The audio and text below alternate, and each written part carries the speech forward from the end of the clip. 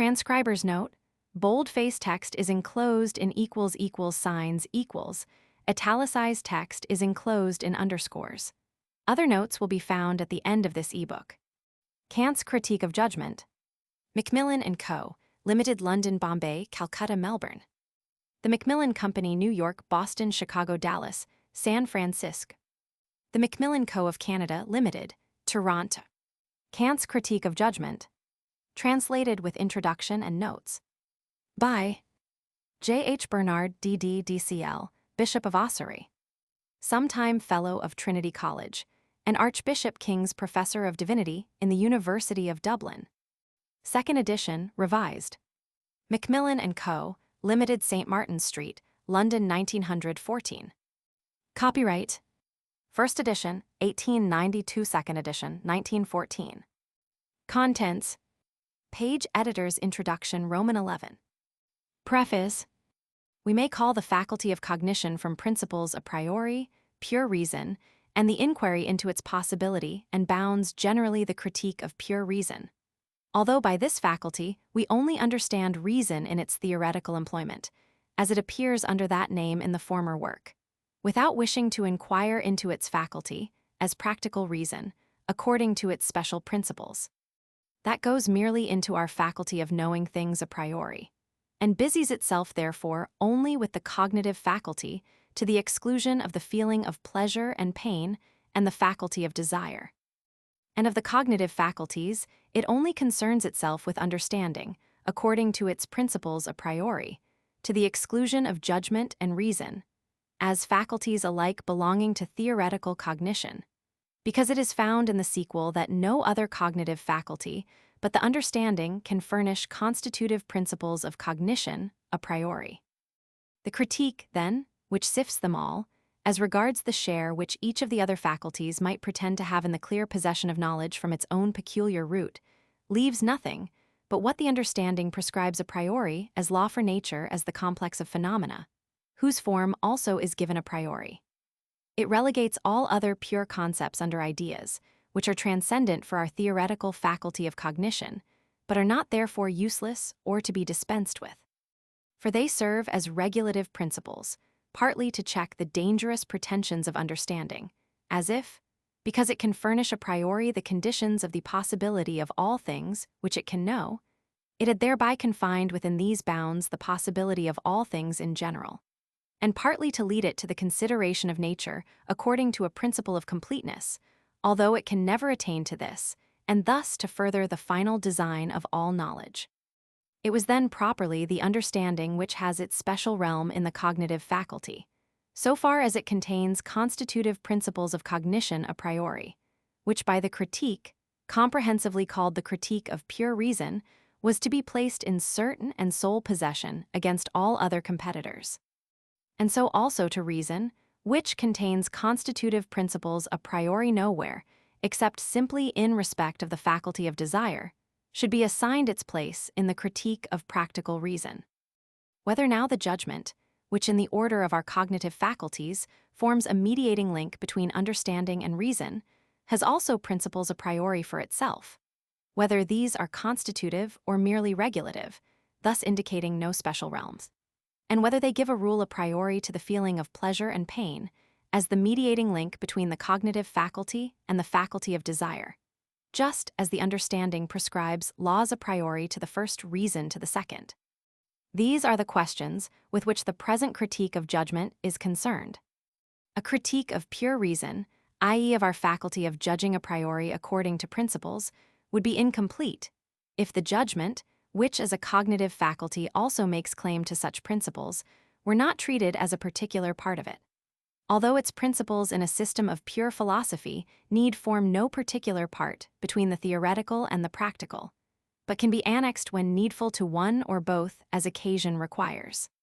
For if such a system is one day to be completed under the general name of metaphysic, which it is possible to achieve quite completely, and which is supremely important for the use of reason in every reference, the soil for the edifice must be explored by criticism as deep down as the foundation of the faculty of principles independent of experience, in order that it may sink in no part, for this would inevitably bring about the downfall of the whole. We can easily infer from the nature of the judgment, whose right use is so necessarily and so universally requisite, that by the name of sound understanding nothing else but this faculty is meant, that it must be attended with great difficulties to find a principle peculiar to it. Some such it must contain a priori in itself, for otherwise it would not be set apart by the commonest criticism as a special cognitive faculty. This principle must not be derived a priori from concepts, for these belong to the understanding, and judgment is only concerned with their application. It must, therefore, furnish of itself a concept, through which, properly speaking, no thing is cognized, but which only serves as a rule, though not an objective one to which it can adapt its judgment. Because for this latter another faculty of judgment would be requisite, in order to be able to distinguish whether is or is not the case for the rule. This perplexity about a principle, whether it is subjective or objective, presents itself mainly in those judgments that we call aesthetical, which concern the beautiful and the sublime of nature or of art. And, nevertheless, the critical investigation of a principle of judgment in these is the most important part in a critique of this faculty. For although they do not by themselves contribute to the knowledge of things, yet they belong to the cognitive faculty alone, and point to an immediate reference of this faculty to the feeling of pleasure or pain according to some principle a priori.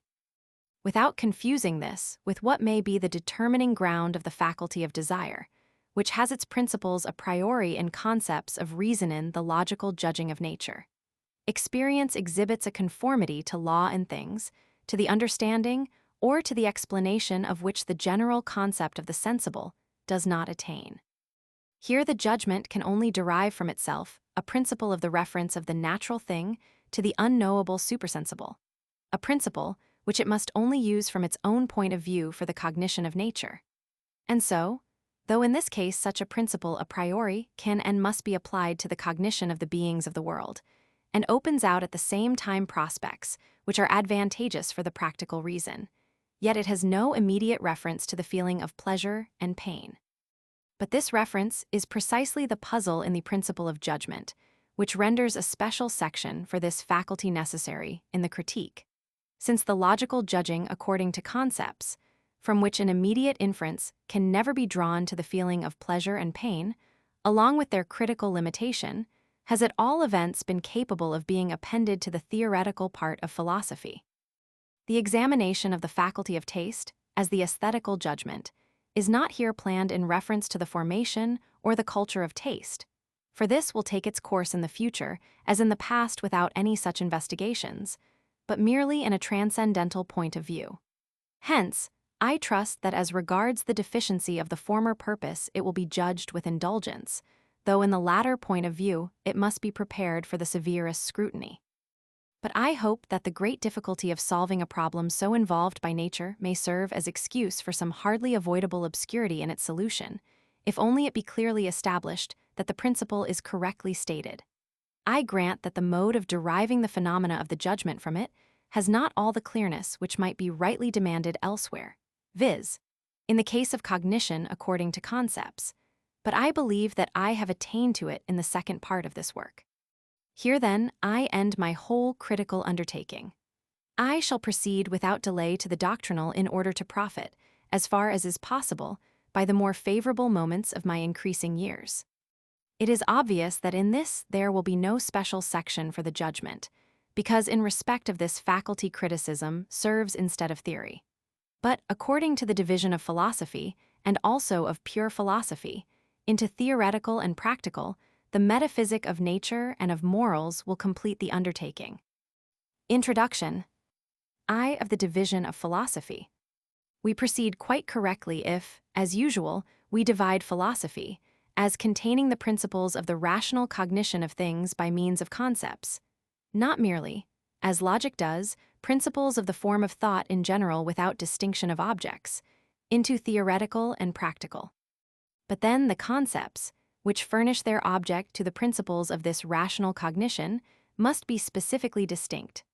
Otherwise, they would not justify a division, which always presupposes a contrast between the principles of the rational cognition belonging to the different parts of a science. Now there are only two kinds of concepts, and these admit as many distinct principles of the possibility of their objects, viz., natural concepts and the concept of freedom. The former render possible theoretical cognition according to principles a priori. The latter, in respect of this theoretical cognition, only supplies in itself a negative principle, that of mere contrast. But on the other hand, it furnishes fundamental propositions which extend the sphere of the determination of the will and are therefore called practical. Thus, philosophy is correctly divided into two parts, quite distinct in their principles: the theoretical part, or natural philosophy, and the practical part, or moral philosophy. For that is the name given to the practical legislation of reason in accordance with the concept of freedom. But up to the present, a gross misuse of these expressions has prevailed, both in the division of the different principles and consequently also of philosophy itself. For what is practical according to natural concepts has been identified with the practical according to the concept of freedom. And so, with the like titles, theoretical and practical philosophy, a division has been made, by which in fact nothing has been divided, for both parts might in such case have principles of the same kind. The will, regarded as the faculty of desire, is, in this view, one of the many natural causes in the world, viz., that cause which acts in accordance with concepts. All that is represented as possible or necessary by means of a will is called practically possible or necessary, as distinguished from the physical possibility or necessity of an effect, whose cause is not determined to causality by concepts, but in lifeless matter by mechanism and in animals by instinct. Here, in respect of the practical, it is left undetermined whether the concept which gives the rule to the causality of the will is a natural concept or a concept of freedom. But the last distinction is essential. For if the concept which determines the causality is a natural concept, then the principles are technically practical, whereas, if it is a concept of freedom, they are morally practical. And as the division of a rational science depends on the distinction between objects whose cognition needs distinct principles, the former will belong to theoretical philosophy, doctrine of nature, but the latter alone will constitute the second part, viz., practical philosophy, doctrine of morals. All technically practical rules, i.e., the rules of art and skill generally, or of prudence regarded as skill in exercising an influence over men and their wills, so far as their principles rest on concepts, must be reckoned only as corollaries to theoretical philosophy. For they concern only the possibility of things according to natural concepts, to which belong not only the means which are to be met with in nature, but also the will itself, as a faculty of desire and consequently a natural faculty, so far as it can be determined conformably to these rules by natural motives. However, practical rules of this kind are not called laws, like physical laws, but only precepts, because the will does not stand merely under the natural concept, but also under the concept of freedom, in relation to which its principles are called laws. These, with their consequences, alone constitute the second or practical part of philosophy. The solution of the problems of pure geometry does not belong to a particular part of the science. Mensuration does not deserve the name of practical, in contrast to pure geometry, as a second part of geometry in general. And just as little ought the mechanical or chemical art of experiment or observation to be reckoned as a practical part of the doctrine of nature. Just as little, in fine, ought housekeeping, farming, statesmanship, the art of conversation, the prescribing of diet, the universal doctrine of happiness itself, or the curbing of the inclinations and checking of the affections for the sake of happiness, to be reckoned as practical philosophy, or taken to constitute the second part of philosophy in general. For all these contain only rules of skill, and are consequently only technically practical, for bringing about an effect that is possible according to the natural concepts of causes and effects, which, since they belong to theoretical philosophy, are subject to those precepts as mere corollaries from it, viz., natural science, and can therefore claim no place in a special philosophy called practical. On the other hand, the morally practical precepts, which are altogether based on the concept of freedom to the complete exclusion of the natural determining grounds of the will, constitute a quite special class. These, like the rules which nature obeys, are called simply laws, but they do not, like them, rest on sensuous conditions but on a supersensible principle. And accordingly they require for themselves a quite different part of philosophy, called practical, corresponding to its theoretical part. We hence see that a complex of practical precepts given by philosophy does not constitute a distinct part of philosophy, as opposed to the theoretical part, because these precepts are practical. For they might be that, even if their principles were derived altogether from the theoretical cognition of nature, as technically practical rules. A distinct branch of philosophy is constituted only if their principle, as it is not borrowed from the natural concept, which is always sensuously conditioned, rests on the supersensible, which alone makes the concept of freedom cognizable by formal laws. These precepts are then morally practical, i.e., not merely precepts or rules in this or that aspect, but without any preceding reference to purposes and designs, are laws. Roman 2, of the realm of philosophy in general. So far as our concepts have a priori application, so far extends the use of our cognitive faculty according to principles, and with it philosophy. But the complex of all objects, to which those concepts are referred, in order to bring about a knowledge of them where it is possible, may be subdivided according to the adequacy or inadequacy of our faculty to this design. Concepts, so far as they are referred to objects, independently of the possibility or impossibility of the cognition of these objects, have their field which is determined merely according to the relation that their object has to our cognitive faculty in general. The part of this field in which knowledge is possible for us is a ground or territory, territorium, for these concepts, and the requisite cognitive faculty. The part of this territory, where they are legislative, is the realm, didio, of these concepts and of the corresponding cognitive faculties. Empirical concepts have, therefore, their territory in nature, as the complex of all objects of sense, but no realm, only a dwelling place, domicilium. For though they are produced in conformity to law, they are not legislative, but the rules based on them are empirical and consequently contingent. Our whole cognitive faculty has two realms, that of natural concepts and that of the concept of freedom, for through both it is legislative a priori.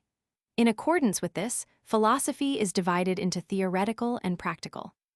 But the territory to which its realm extends, and in which its legislation is exercised, is always only the complex of objects of all possible experience, so long as they are taken for nothing more than mere phenomena.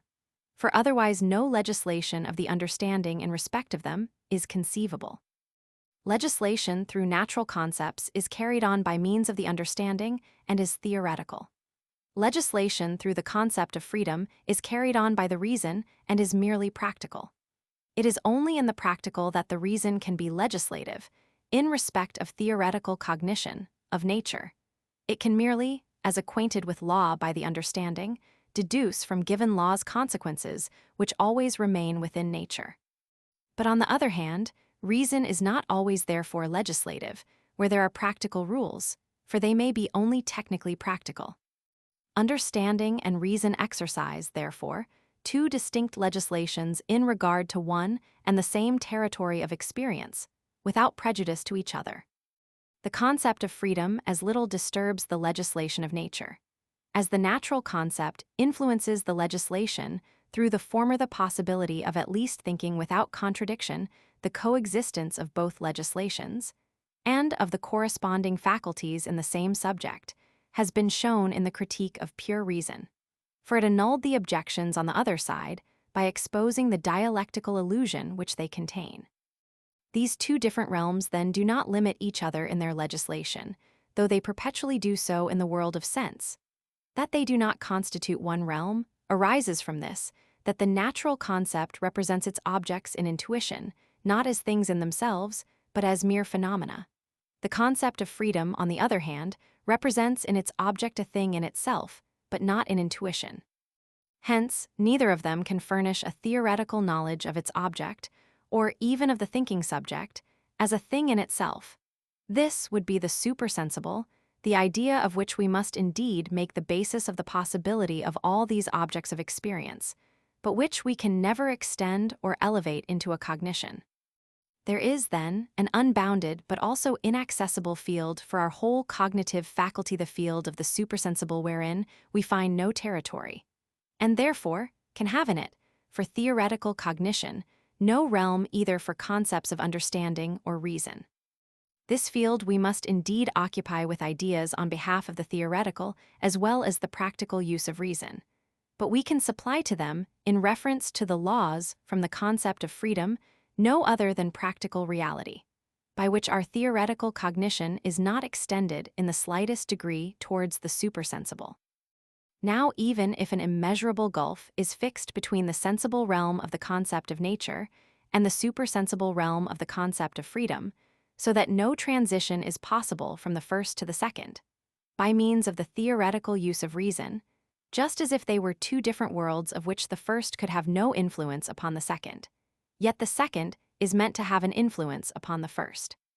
The concept of freedom is meant to actualize in the world of sense the purpose proposed by its laws, and consequently nature must be so thought that the conformity to law of its form at least harmonizes with the possibility of the purposes to be effected in it according to laws of freedom. There must, therefore, be a ground of the unity of the supersensible, which lies at the basis of nature, with that which the concept of freedom practically contains. And the concept of this ground, although it does not attain either theoretically or practically to a knowledge of the same, and hence has no peculiar realm, nevertheless makes possible the transition from the mode of thought according to the principles of the one to that according to the principles of the other. Roman 3. Of the critique of judgment as a means of combining the two parts of philosophy into a whole. The critique of the cognitive faculties, as regards what they can furnish a priori, has properly speaking no realm in respect of objects, because it is not a doctrine, but only has to investigate whether and how, in accordance with the state of these faculties, a doctrine is possible by their means. Its field extends to all their pretensions, in order to confine them within their legitimate bounds. But what cannot enter into the division of philosophy may yet enter, as a chief part, into the critique of the pure faculty of cognition in general, viz., if it contains principles which are available neither for theoretical nor for practical use. The natural concepts, which contain the ground of all theoretical knowledge a priori, rest on the legislation of the understanding. The concept of freedom, which contains the ground of all sensuously unconditioned practical precepts a priori, rests on the legislation of the reason. Both faculties, therefore, besides being capable of application as regards their logical form to principles of whatever origin, have also as regards their content, their special legislations above which there is no other a priori. And hence the division of philosophy into theoretical and practical is justified. But in the family of the higher cognitive faculties, there is a middle term between the understanding and the reason. This is the judgment, of which we have cause for supposing according to analogy that it may contain in itself, if not a special legislation, yet a special principle of its own to be sought according to laws, though merely subjective a priori. This principle, even if it have no field of objects as its realm, yet may have somewhere a territory with a certain character, for which no other principle can be valid. But besides, to judge by analogy, there is a new ground for bringing the judgment into connection with another arrangement of our representative faculties, which seems to be of even greater importance than that of its relationship with the family of the cognitive faculties. For all faculties or capacities of the soul can be reduced to three, which cannot be any further derived from one common ground: the faculty of knowledge, the feeling of pleasure and pain, and the faculty of desire.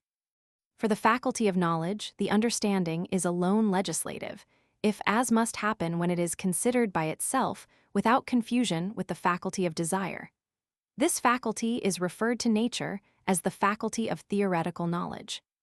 For in respect of nature, as phenomenon, it is alone possible for us to give laws by means of natural concepts a priori, i.e., by pure concepts of understanding for the faculty of desire.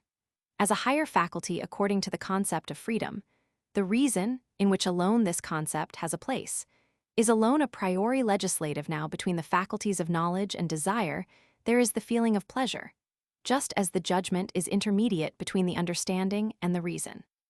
We may therefore suppose provisionally that the judgment likewise contains in itself an a priori principle.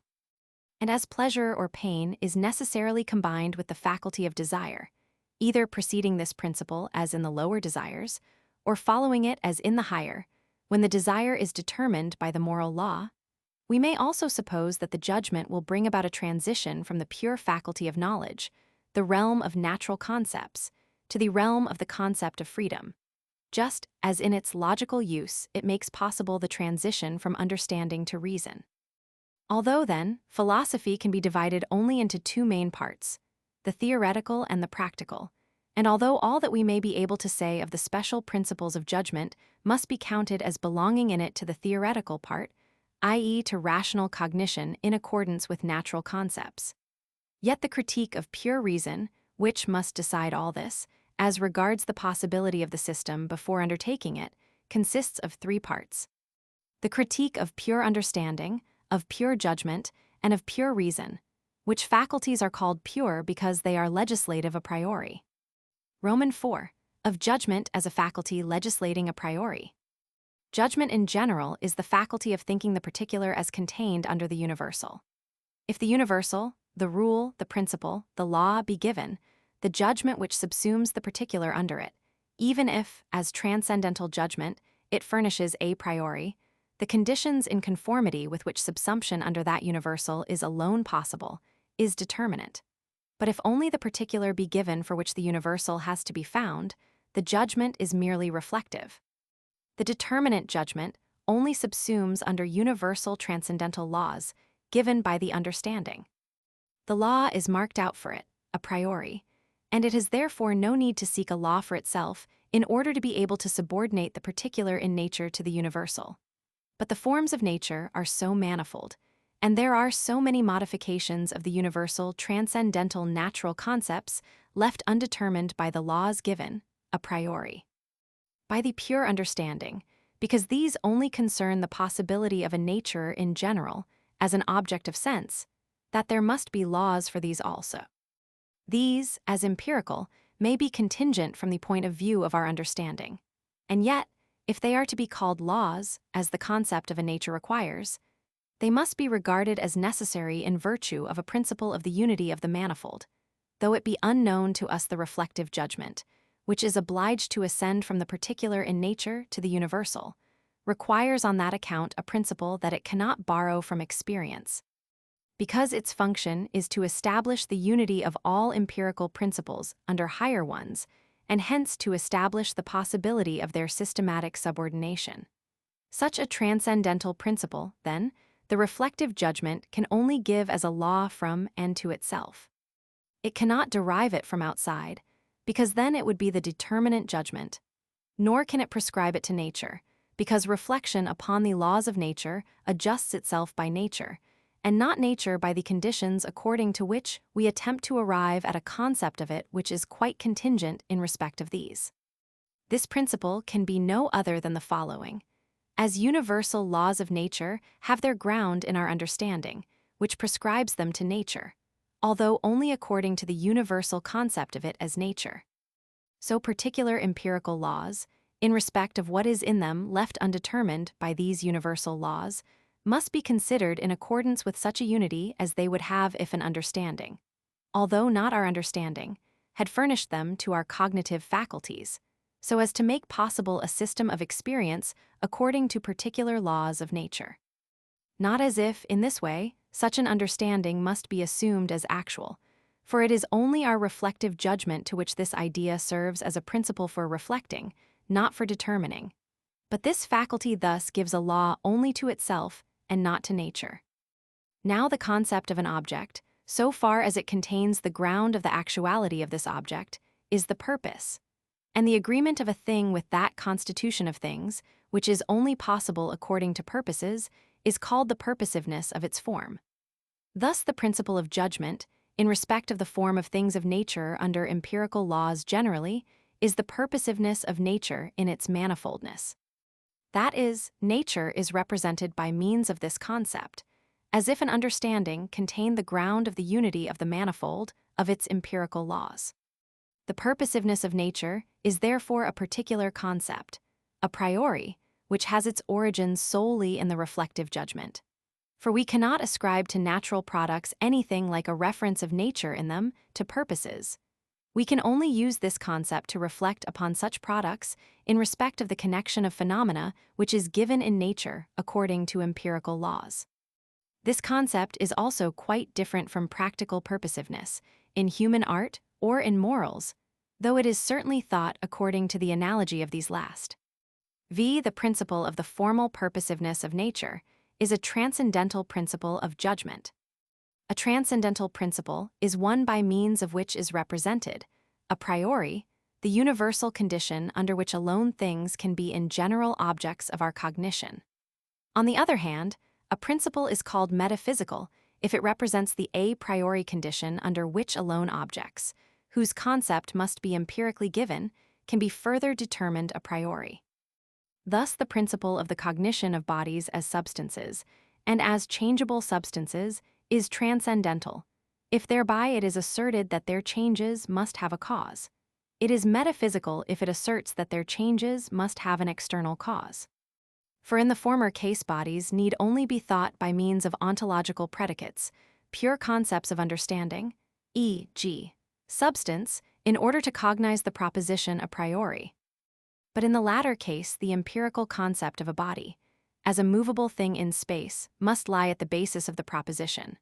Although once this basis has been laid down, it may be seen completely a priori that this latter predicate motion only by external causes belongs to body. Thus, as I shall presently show, the principle of the purposiveness of nature, in the manifoldness of its empirical laws, is a transcendental principle. For the concept of objects, so far as they are thought as standing under this principle, is only the pure concept of objects of possible empirical cognition in general and contains nothing empirical. On the other hand, the principle of practical purposiveness, which must be thought in the idea of the determination of a free will, is a metaphysical principle, because the concept of a faculty of desire as a will must be given empirically, i.e., does not belong to transcendental predicates. Both principles are, however, not empirical, but a priori, because for the combination of the predicate with the empirical concept of the subject of their judgments, no further experience is needed, but it can be apprehended completely a priori. That the concept of a purposiveness of nature belongs to transcendental principles can be sufficiently seen from the maxims of the judgment, which lie at the basis of the investigation of nature a priori, and yet do not go further than the possibility of experience, and consequently of the cognition of nature, not indeed nature in general, but nature as determined through a variety of particular laws. These maxims present themselves in the course of this science often enough, though in a scattered way, as sentences of metaphysical wisdom, whose necessity we cannot demonstrate from concepts. Nature takes the shortest way, lex parsimoniae. At the same time, it makes no leaps, either in the course of its changes or in the juxtaposition of specifically different forms, lex continui in natura. Its great variety in empirical laws is yet unity under a few principles, principia praeter necessitatem non sunt multiplicanda, etc. If we propose to set forth the origin of these fundamental propositions and try to do so by the psychological method, we violate their sense. For they do not tell us what happens, i.e., by what rule our cognitive powers actually operate, and how we judge, but how we ought to judge. And this logical objective necessity does not emerge if the principles are merely empirical. Hence that purposiveness of nature for our cognitive faculties and their use, which is plainly apparent from them, is a transcendental principle of judgments, and needs therefore also a transcendental deduction, by means of which the ground for so judging must be sought in the sources of cognition a priori. We find in the grounds of the possibility of an experience in the very first place something necessary, viz., the universal laws without which nature in general, as an object of sense, cannot be thought, and these rest upon the categories applied to the formal conditions of all intuition possible for us, so far as it is also given a priori. Now under these laws the judgment is determinate, for it has nothing to do but to subsume under given laws. For example, the understanding says that every change has its cause, universal law of nature. The transcendental judgment has nothing further to do than to supply a priori the condition of subsumption under the concept of the understanding placed before it, i.e., the succession in time of the determinations of one and the same thing. For nature in general, as an object of possible experience, that law is cognized as absolutely necessary, but now the objects of empirical cognition are determined in many other ways than by that formal time condition, or, at least as far as we can judge a priori, are determinable. Hence, specifically different natures can be causes in an infinite variety of ways, as well as in virtue of what they have in common as belonging to nature in general. And each of these modes must, in accordance with the concept of a cause in general, have its rule, which is a law and therefore brings necessity with it, although we do not at all comprehend this necessity, in virtue of the constitution and the limitations of our cognitive faculties.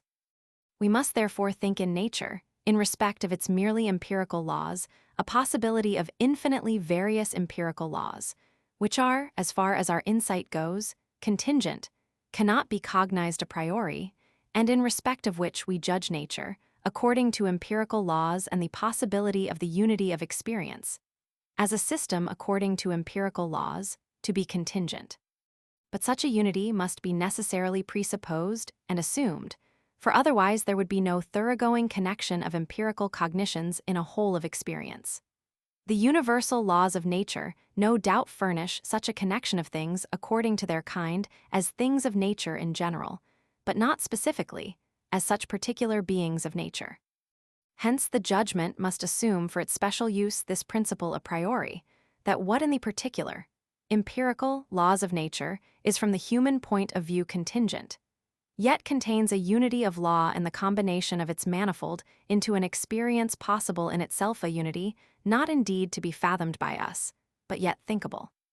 Consequently, as the unity of law in a combination, which we cognize as contingent in itself, although in conformity with a necessary design, a need of understanding, is represented as the purposiveness of objects, here of nature.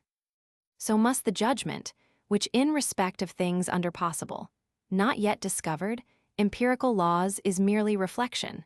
Think of nature in respect of the latter according to a principle of purposiveness for our cognitive faculty, which then is expressed in the above maxims of the judgment.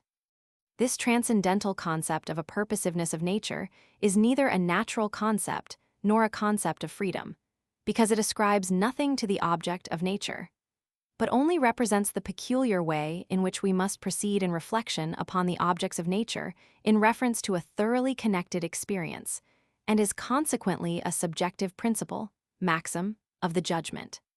Hence, as if it were a lucky chance favoring our design, we are rejoiced, properly speaking, relieved of a want, if we meet with such systematic unity under merely empirical laws, although we must necessarily assume that there is such a unity without our comprehending it or being able to prove it. In order to convince ourselves of the correctness of this deduction of the concept before us, and the necessity of assuming it as a transcendental principle of cognition, just consider the magnitude of the problem. The problem, which lies a priori in our understanding, is to make a connected experience out of given perceptions of a nature containing at all events an infinite variety of empirical laws. The understanding is, no doubt, in possession a priori of universal laws of nature, without which nature could not be an object of experience. But it needs in addition a certain order of nature in its particular rules, which can only be empirically known and which are, as regards the understanding, contingent. These rules, without which we could not proceed from the universal analogy of a possible experience in general to the particular, must be thought by it as laws, i.e., as necessary. For otherwise they would not constitute an order of nature, although their necessity can never be cognized or comprehended by it. Although, therefore, the understanding can determine nothing a priori in respect of objects, it must, in order to trace out these empirical so-called laws, place at the basis of all reflection upon objects an a priori principle, viz., that a cognizable order of nature is possible in accordance with these laws. The following propositions express some such principle. There is in nature a subordination of genera and species comprehensible by us. Each one approximates to some other according to a common principle, so that a transition from one to another, and so on to a higher genus, may be possible. Though it seems at the outset unavoidable for our understanding to assume different kinds of causality for the specific differences of natural operations, yet these different kinds may stand under a small number of principles, with the investigation of which we have to busy ourselves. This harmony of nature with our cognitive faculty is presupposed a priori by the judgment, on behalf of its reflection upon nature in accordance with its empirical laws, whilst the understanding at the same time cognizes it objectively as contingent, and it is only the judgment that ascribes it to nature as a transcendental purposiveness, in relation to the cognitive faculty of the subject.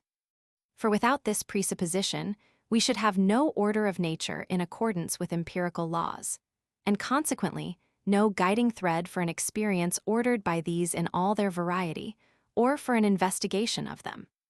For it might easily be thought that, in spite of all the uniformity of natural things according to the universal laws, without which we should not have the form of an empirical cognition in general, the specific variety of the empirical laws of nature, including their effects, might yet be so great that it would be impossible for our understanding to detect in nature a comprehensible order, to divide its products into genera and species, so as to use the principles which explain and make intelligible one for the explanation and comprehension of another, or out of such confused material, strictly we should say, so infinitely various and not to be measured by our faculty of comprehension, to make a connected experience.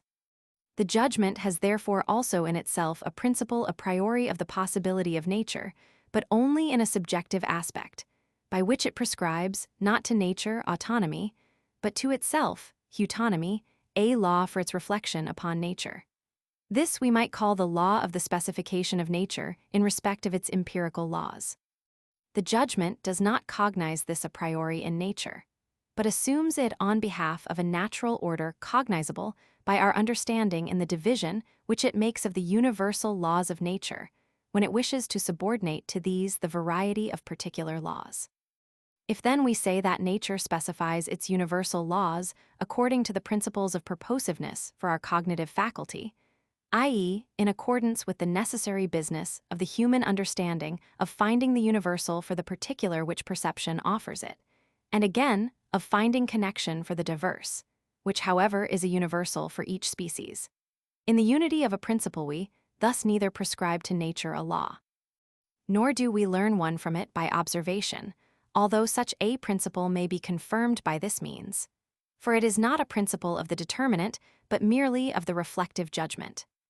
We only require that, be nature disposed as it may as regards its universal laws, investigation into its empirical laws may be carried on in accordance with that principle, and the maxims founded thereon, because it is only so far as that holds that we can make any progress with the use of our understanding in experience or gain knowledge. Romans 6. Of the combination of the feeling of pleasure with the concept of the purposiveness of nature. The thought harmony of nature in the variety of its particular laws with our need of finding universality of principles for it, must be judged as contingent in respect of our insight, but yet at the same time as indispensable for the needs of our understanding, and consequently as a purposiveness by which nature is harmonized with our design, which, however, has only knowledge for its aim. The universal laws of the understanding, which are at the same time laws of nature, are just as necessary, although arising from spontaneity, as the material laws of motion.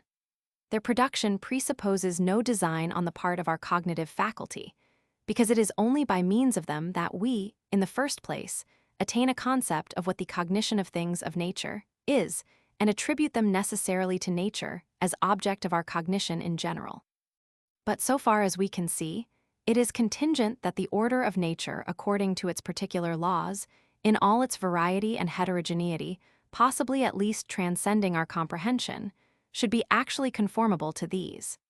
The discovery of this is the business of the understanding which is designedly borne towards a necessary purpose, viz., the bringing of unity of principles into nature, which purpose then the judgment must ascribe to nature, because the understanding cannot here prescribe any law to it. The attainment of that design is bound up with the feeling of pleasure, and since the condition of this attainment is a representation a priori, as here a principle for the reflective judgment in general.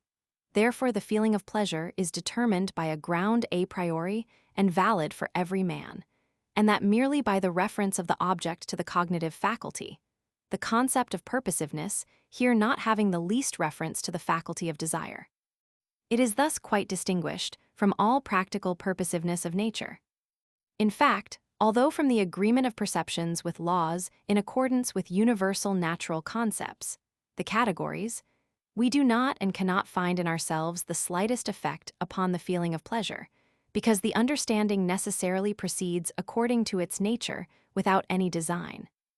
Yet, on the other hand, the discovery that two or more empirical heterogeneous laws of nature may be combined under one principle comprehending them both is the ground of a very marked pleasure, often even of an admiration, which does not cease, though we may be already quite familiar with the objects of it. We no longer find, it is true, any marked pleasure in the comprehensibility of nature and in the unity of its divisions into genera and species, whereby are possible all empirical concepts, through which we cognize it according to its particular laws. But this pleasure has certainly been present at one time, and it is only because the commonest experience would be impossible without it that it is gradually confounded with mere cognition and no longer arrests particular attention. There is then something in our judgments upon nature which makes us attentive to its purposiveness for our understanding and endeavor to bring, where possible, its dissimilar laws under higher ones, though still always empirical, and thus, if successful, makes us feel pleasure in that harmony of these with our cognitive faculty, which harmony we regard as merely contingent. On the other hand, a representation of nature would altogether displease, by which it should be foretold to us that in the smallest investigation beyond the commonest experience we should meet with a heterogeneity of its laws, which would make the union of its particular laws under universal empirical laws impossible for our understanding. For this would contradict the principle of the subjectively purposive specification of nature in its genera, and also of our reflective judgment in respect of such principle. This presupposition of the judgment is, however, at the same time so indeterminate as to how far that ideal purposiveness of nature for our cognitive faculty should be extended, that if we were told that a deeper or wider knowledge of nature derived from observation must lead at last to a variety of laws, which no human understanding could reduce to a principle, we should at once acquiesce. But still, we more gladly listen to one who offers hope that the more we know nature internally, and can compare it with external members now unknown to us, the more simple shall we find it in its principles, and that the further our experience reaches the more uniform shall we find it amid the apparent heterogeneity of its empirical laws. For it is a mandate of our judgment to proceed according to the principle of the harmony of nature with our cognitive faculty so far as that reaches, without deciding, because it is not the determinate judgment which gives us this rule, whether or not it is bounded anywhere. For although in respect of the rational use of our cognitive faculty we can determine such bounds, this is not possible in the empirical field. Romans 7, of the aesthetical representation of the purposiveness of nature. That which in the representation of an object is merely subjective, i.e., which decides its reference to the subject, not to the object, is its aesthetical character. But that which serves or can be used for the determination of the object, for cognition, is its logical validity. In the cognition of an object of sense, both references present themselves.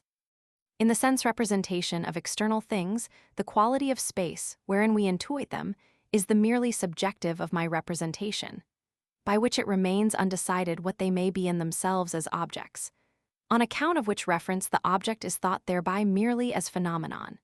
But space, notwithstanding its merely subjective quality, is at the same time an ingredient in the cognition of things as phenomena. Sensation, again, i.e., external sensation, expresses the merely subjective of our representations of external things, but it is also the proper material, real of them, by which something existing is given, just as space is the mere form a priori of the possibility of their intuition. Nevertheless, however, sensation is also employed in the cognition of external objects. But the subjective in a representation which cannot be an ingredient of cognition is the pleasure or pain which is bound up with it, For through it I cognize nothing in the object of the representation, although it may be the effect of some cognition. Now the purposiveness of a thing, so far as it is represented in perception, is no characteristic of the object itself, for such cannot be perceived, although it may be inferred from a cognition of things. The purposiveness, therefore, which precedes the cognition of an object, and which, even without our wishing to use the representation of it for cognition, is, at the same time, immediately bound up with it, is that subjective which cannot be an ingredient in cognition. Hence the object is only called purposive when its representation is immediately combined with the feeling of pleasure, and this very representation is an aesthetical representation of purposiveness. The only question is whether there is, in general, such a representation of purposiveness. If pleasure is bound up with the mere apprehension, apprehensio, of the form of an object of intuition, without reference to a concept for a definite cognition, then the representation is thereby not referred to the object, but simply to the subject. And the pleasure can express nothing else than its harmony with the cognitive faculties which come into play in the reflective judgment, and so far as they are in play, and hence can only express a subjective formal purposiveness of the object.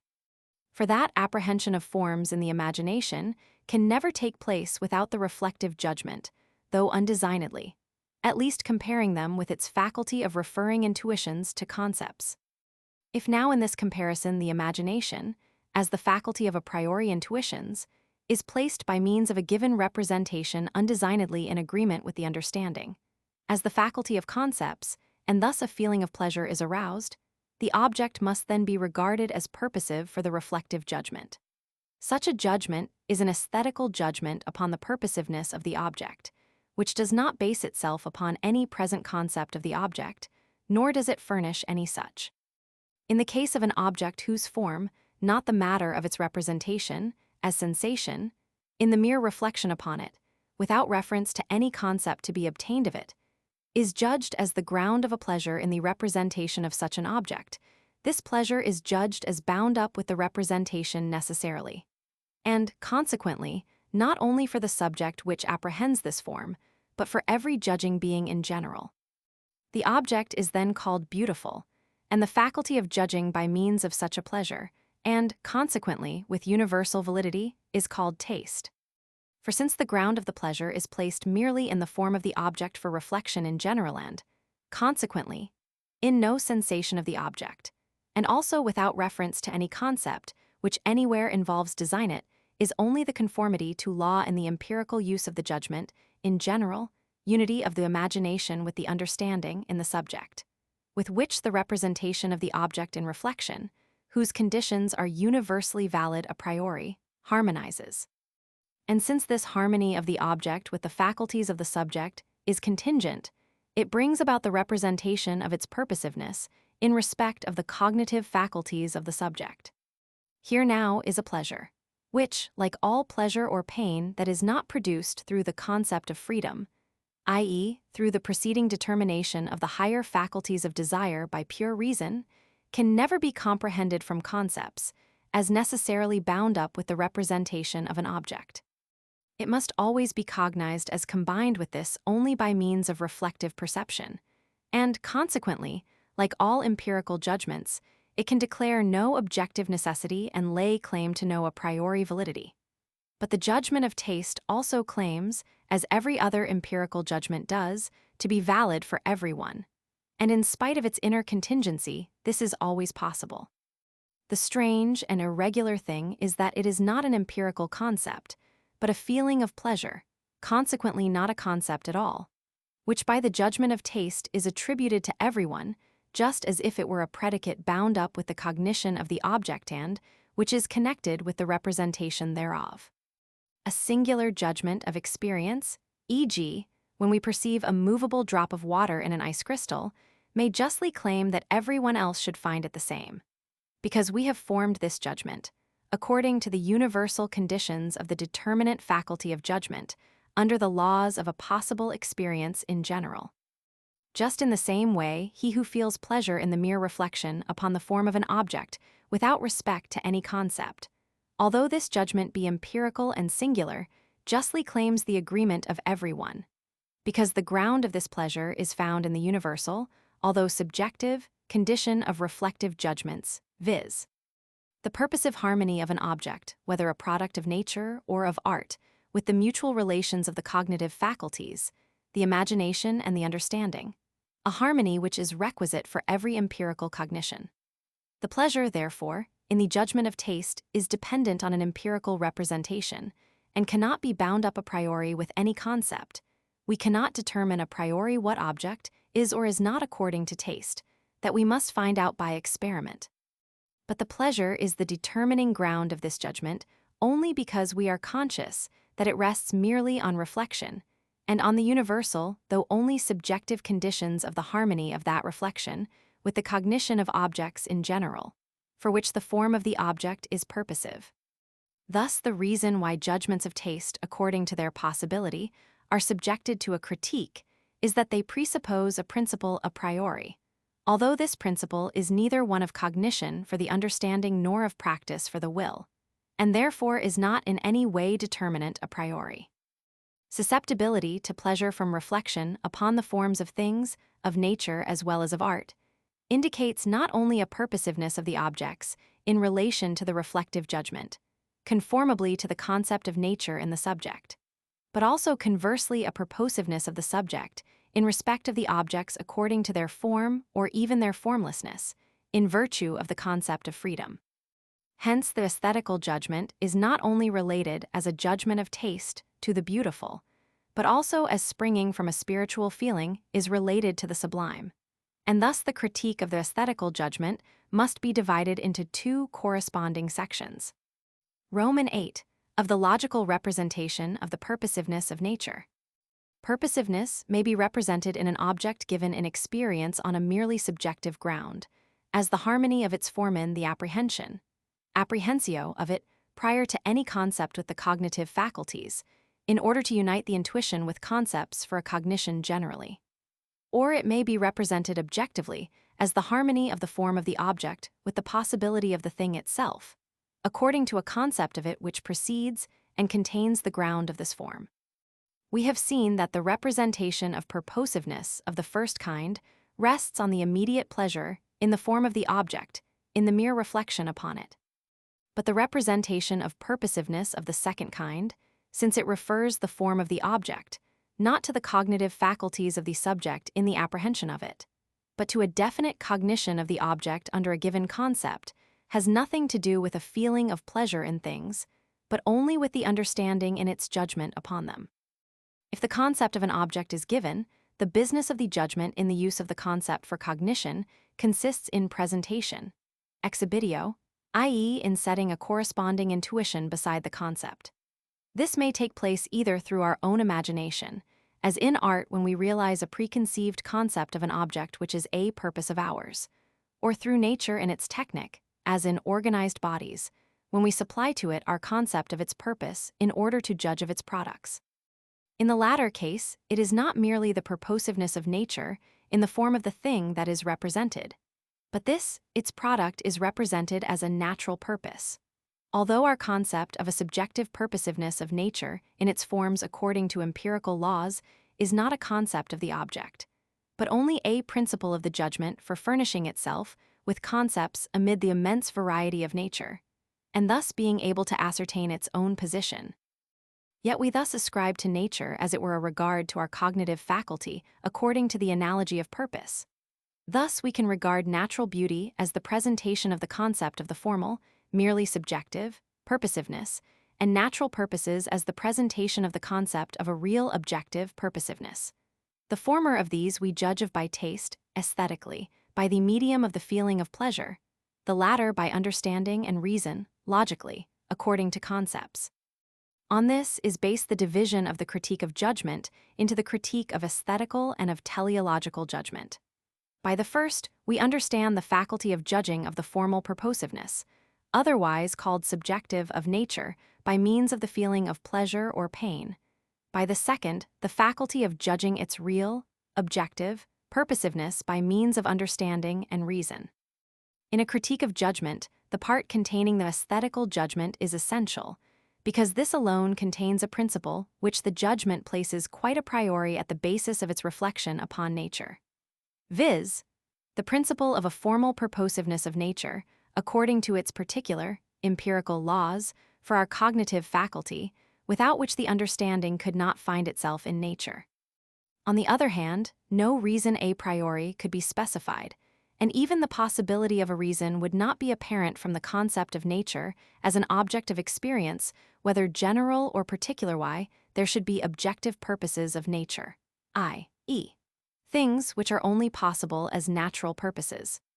But the judgment, without containing such a principle a priori in itself, in given cases of certain products, in order to make use of the concept of purposes on behalf of reason, would only contain the rule according to which that transcendental principle has already prepared the understanding to apply to nature the concept of a purpose, at least as regards its form. But the transcendental principle, which represents a purposiveness of nature, in subjective reference to our cognitive faculty, in the form of a thing as a principle by which we judge of nature, leaves it quite undetermined where and in what cases I have to judge of a product according to a principle of purposiveness, and not rather according to universal natural laws. It leaves it to the aesthetical judgment to decide by taste the harmony of this product, of its form, with our cognitive faculty, so far as this decision rests not on any agreement with concepts, but on feeling. On the other hand, the judgment teleologically employed furnishes conditions determinately under which something, e.g., an organized body, is to be judged according to the idea of a purpose of nature. But it can adduce no fundamental proposition from the concept of nature as an object of experience authorizing it to ascribe to nature a priori a reference to purposes, or even indeterminately to assume this of such products in actual experience. The reason of this is that we must have many particular experiences and consider them under the unity of their principle, in order to be able to cognize, even empirically, objective purposiveness in a certain object. The aesthetical judgment is therefore a special faculty for judging of things according to a rule, but not according to concepts. The teleological judgment is not a special faculty, but only the reflective judgment in general, so far as it proceeds, as it always does in theoretical cognition, according to concepts, but in respect of certain objects of nature according to special principles, viz., of a merely reflective judgment, and not of a judgment that determines objects. Thus, as regards its application, it belongs to the theoretical part of philosophy, and on account of its special principles which are not determinate, as they must be in doctrine, it must constitute a special part of the critique. On the other hand, the aesthetical judgment contributes nothing towards the knowledge of its objects, and thus must be reckoned as belonging to the criticism of the judging subject and its cognitive faculties, only so far as they are susceptible of a priori principles, of whatever other use, theoretical or practical, they may be. This is the propedeutic of all philosophy. Roman 9. Of the connection of the legislation of understanding with that of reason by means of the judgment. The understanding legislates a priori for nature as an object of sense for a theoretical knowledge of it in a possible experience. Reason legislates a priori for freedom and its peculiar casuality, as the supersensible in the subject, for an unconditioned practical knowledge. The realm of the natural concept under the one legislation, and that of the concept of freedom under the other, are entirely removed from all mutual influence, which they might have on one another, each according to its fundamental laws, by the great gulf that separates the supersensible from phenomena. The concept of freedom determines nothing in respect of the theoretical cognition of nature, and the natural concept determines nothing in respect of the practical laws of freedom. So far, then, it is not possible to throw a bridge from the one realm to the other. But although the determining grounds of causality according to the concept of freedom, and the practical rules which it contains, are not resident in nature, and the sensible cannot determine the supersensible in the subject, yet this is possible conversely, not, to be sure, in respect of the cognition of nature, but as regards the effects of the supersensible upon the sensible. This, in fact, is involved in the concept of a causality through freedom, the effect of which is to take place in the world according to its formal laws. The word cause, of course, when used of the supersensible, only signifies the ground, which determines the causality of natural things to an effect in accordance with their proper natural laws, although harmoniously with the formal principle of the laws of reason. Although the possibility of this cannot be comprehended, yet the objection of a contradiction alleged to be found in it can be sufficiently answered. The effect in accordance with the concept of freedom is the final purpose which, or its phenomenon in the world of sense, ought to exist. And the condition of the possibility of this is presupposed in nature, in the nature of the subject as a sensible being, that is, as man. The judgment presupposes this a priori and without reference to the practical, and thus furnishes the mediating concept between the concepts of nature and that of freedom. It makes possible the transition from the conformity to law in accordance with the former to the final purpose in accordance with the latter, and this by the concept of a purposiveness of nature. For thus is cognized the possibility of the final purpose, which alone can be actualized in nature in harmony with its laws. The understanding by the possibility of its a priori laws for nature gives a proof that nature is only cognized by us as phenomenon, and implies at the same time that it has a supersensible substrate, though it leaves this quite undetermined. The judgment by its a priori principle for the judging of nature according to its possible particular laws makes the supersensible substrate, both in us and without us, determinable by means of the intellectual faculty. But the reason by its practical a priori law determines it, and thus the judgment makes possible the transition from the realm of the concept of nature to that of the concept of freedom. As regards the faculties of the soul in general, in their higher aspect, as containing an autonomy, the understanding is that which contains the constitutive principles a priori for the cognitive faculty, the theoretical cognition of nature. For the feeling of pleasure and pain, there is the judgment, independently of concepts and sensations which relate to the determination of the faculty of desire and can thus be immediately practical. For the faculty of desire, there is the reason which is practical without the mediation of any pleasure whatever. It determines for the faculty of desire, as a superior faculty, the final purpose which carries with it the pure intellectual satisfaction in the object. The concept, formed by judgment of a purposiveness of nature, belongs to natural concepts, but only as a regulative principle of the cognitive faculty.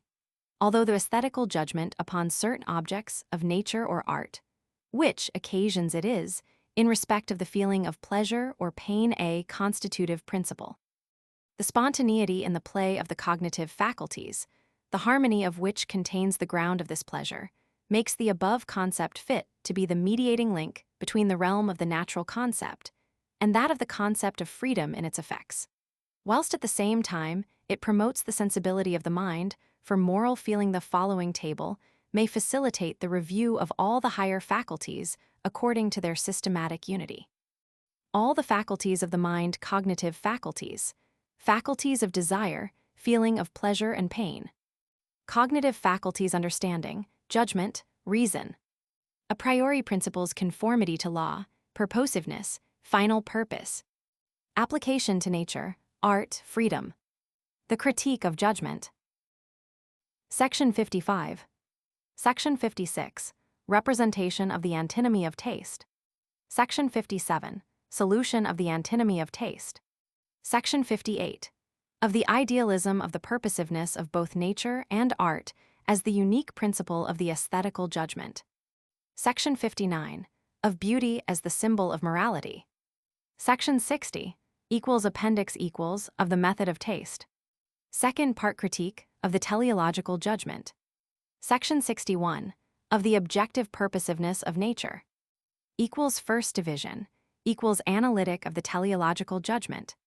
Section 62. Of the objective purposiveness, which is merely formal as distinguished from that which is material. Section 63.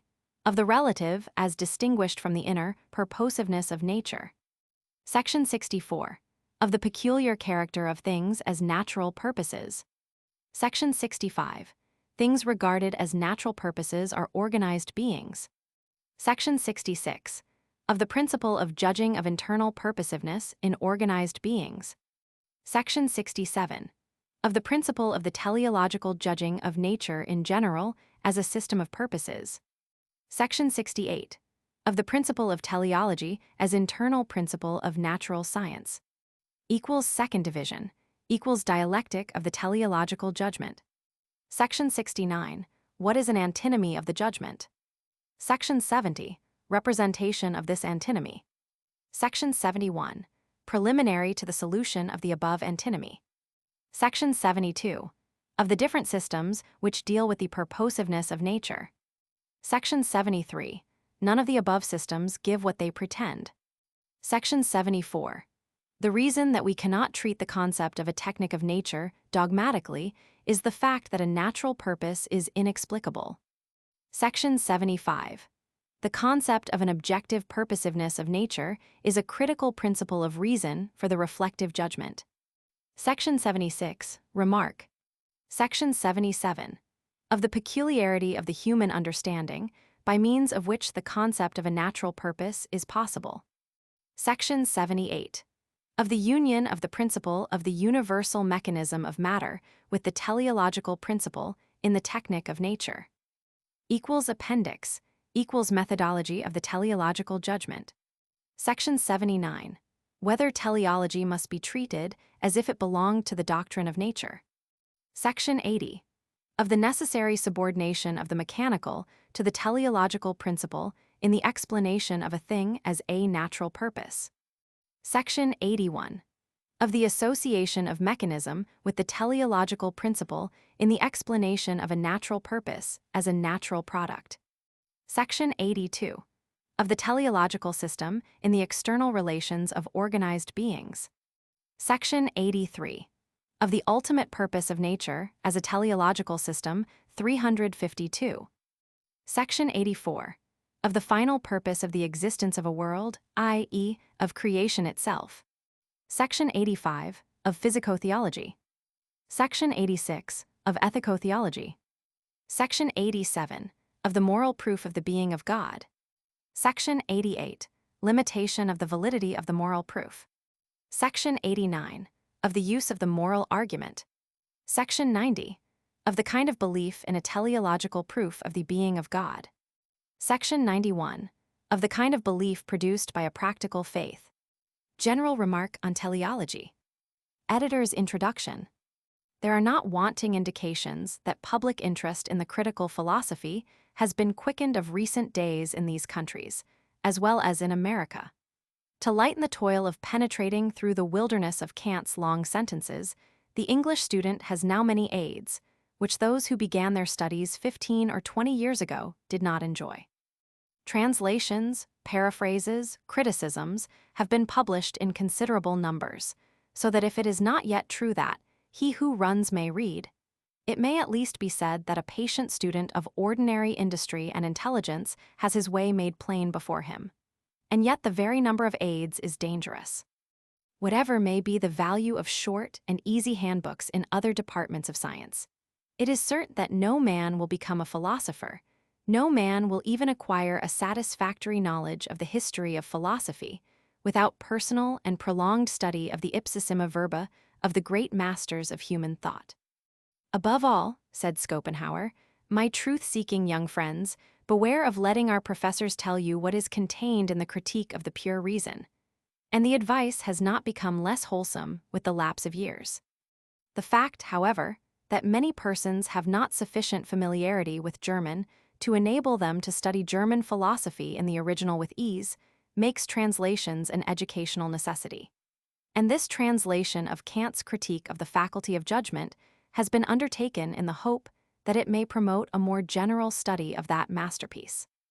If any reader wishes to follow Schopenhauer's advice, he has only to omit the whole of this prefatory matter and proceed at once to the author's laborious introduction. It is somewhat surprising that the critique of judgment has never yet been made accessible to the English reader. Dr. Watson has indeed translated a few selected passages, so also has Dr. Caird in his valuable account of the Kantian philosophy, and I have found their renderings of considerable service. But the space devoted by both writers to the critique of judgment is very small in comparison with that given to the critiques of pure and practical reason. And yet the work is not an unimportant one. Kant himself regarded it as the coping stone of his critical edifice. It even formed the point of departure for his successors, Fichte, Schelling, and Hegel, in the construction of their respective systems. Possibly the reason of its comparative neglect lies in its repulsive style. Kant was never careful of style, and in his later years he became more and more enthralled by those technicalities and refined distinctions which deter so many from the critical philosophy even in its earlier sections. These symmetrical architectonic amusements, as Schopenhauer called them, encumber every page of Kant's later writings, and they are a constant source of embarrassment to his unhappy translator. For, as every translator knows, no single word in one language exactly covers any single word in another. And yet if Kant's distinctions are to be preserved, it is necessary to select with more or less arbitrariness English equivalents for German technical terms and retain them all through. Instances of this will be given later on. I only remark here on the fact that Kant's besetting sin of over-technicality is especially conspicuous in this treatise. Another old fault of Kant apparent after reading even a few pages is that repetitions are very frequent of the same thought in but slightly varied language. Arguments are repeated over and over again until they become quite wearisome. And then, when the reader's attention has flagged and he is glancing cursorily down the page, some important new point is introduced without emphasis, as if the author were really anxious to keep his meaning to himself at all hazards. A book written in such fashion rarely attracts a wide circle of readers. And yet, not only did Goethe think highly of it, but it received a large measure of attention in France as well as in Germany on its first appearance. Originally published at Berlin in 1790, a second edition was called for in 1793, and a French translation was made by Imhoff in 1796. Other French versions are those by Carratry and Wayland in 1823 and by Barney in 1846. This last I have had before me while performing my task, but I have not found it of much service. The older French translations I have not seen. The existence of these French versions, when taken in connection with the absence, until very recently, of any systematic account of the critique of judgment in English, may be perhaps explained by the lively interest that was taken on the continent in the philosophy of art in the early part of the century. Whereas scientific studies on this subject received little attention in England during the same period. The student of the critique of pure reason will remember how closely, in his transcendental logic, Kant follows the lines of the ordinary logic of the schools. He finds his whole plan ready-made for him, as it were, and he proceeds to work out the metaphysical principles which underlie the process of syllogistic reasoning.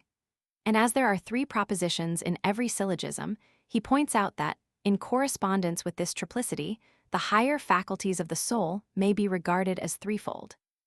The understanding, or the faculty of concepts, gives us our major premise, as it supplies us in the first instance with a general notion. By means of the judgment, we see that a particular case comes under the general rule, and by the reason we draw our conclusion. These, as 3 distinct movements in the process of reasoning, are regarded by Kant as indicating 3 distinct faculties, with which the analytic of concepts, the analytic of principles, and the dialectic are respectively concerned. The full significance of this important classification does not seem, however, to have occurred to Kant at the time, as we may see from the order in which he wrote his great books. The first problem which arrests the attention of all modern philosophers is, of course, the problem of knowledge, its conditions, and its proper objects. And in the critique of pure reason, this is discussed, and the conclusion is reached that nature as phenomenon is the only object of which we can hope to acquire any exact knowledge. But it is apparent that there are other problems which merit consideration. A complete philosophy includes practice as well as theory. It has to do not only with logic, but with life. And thus the critique of practical reason was written, in which is unfolded the doctrine of man's freedom, standing in sharp contrast with the necessity of natural law. Here, then, it seems at first sight as if we had covered the whole field of human activity. For we have investigated the sources of knowledge, and at the same time have pointed out the conditions of practical life, and have seen that the laws of freedom are just as true in their own sphere as are the laws of nature. But as we reflect on our mental states, we find that here no proper account has been given of the phenomena of feeling, which play so large a part in experience. And this Kant saw before he had proceeded very far with the critique of practical reason. And in consequence, he adopted a threefold classification of the higher mental faculties based on that given by previous psychologists. Knowledge, feeling, desire, these are the three ultimate modes of consciousness, of which the second has not yet been described. And when we compare this with the former triple division which we took up from the Aristotelian logic, we see that the parallelism is significant. Understanding is par excellence the faculty of knowledge, and reason the faculty of desire. These points are developed in Kant's first two critiques. And this suggests that the judgment corresponds to the feeling of pleasure and pain. It occupies a position intermediate between understanding and reason, just as, roughly speaking, the feeling of pleasure is intermediate between our perception of an object and our desire to possess it. And so the critique of judgment completes the whole undertaking of criticism. Its endeavor is to show that there are a priori principles at the basis of judgment, just as there are in the case of understanding and of reason. That these principles, like the principles of reason, are not constitutive, but only regulative of experience, i.e., that they do not teach us anything positive about the characteristics of objects, but only indicate the conditions under which we find it necessary to view them. And lastly, that we are thus furnished with an a priori philosophy of pleasure. The fundamental principle underlying the procedure of the judgment is seen to be that of the purposiveness of nature. Nature is everywhere adapted to ends or purposes, and thus constitutes a kappa letter 1f79 sigma mu omicron sigma, a well-ordered whole. By this means, nature is regarded by us as if its particular empirical laws were not isolated and disparate, but connected and in relation, deriving their unity in seeming diversity from an intelligence which is at the source of nature.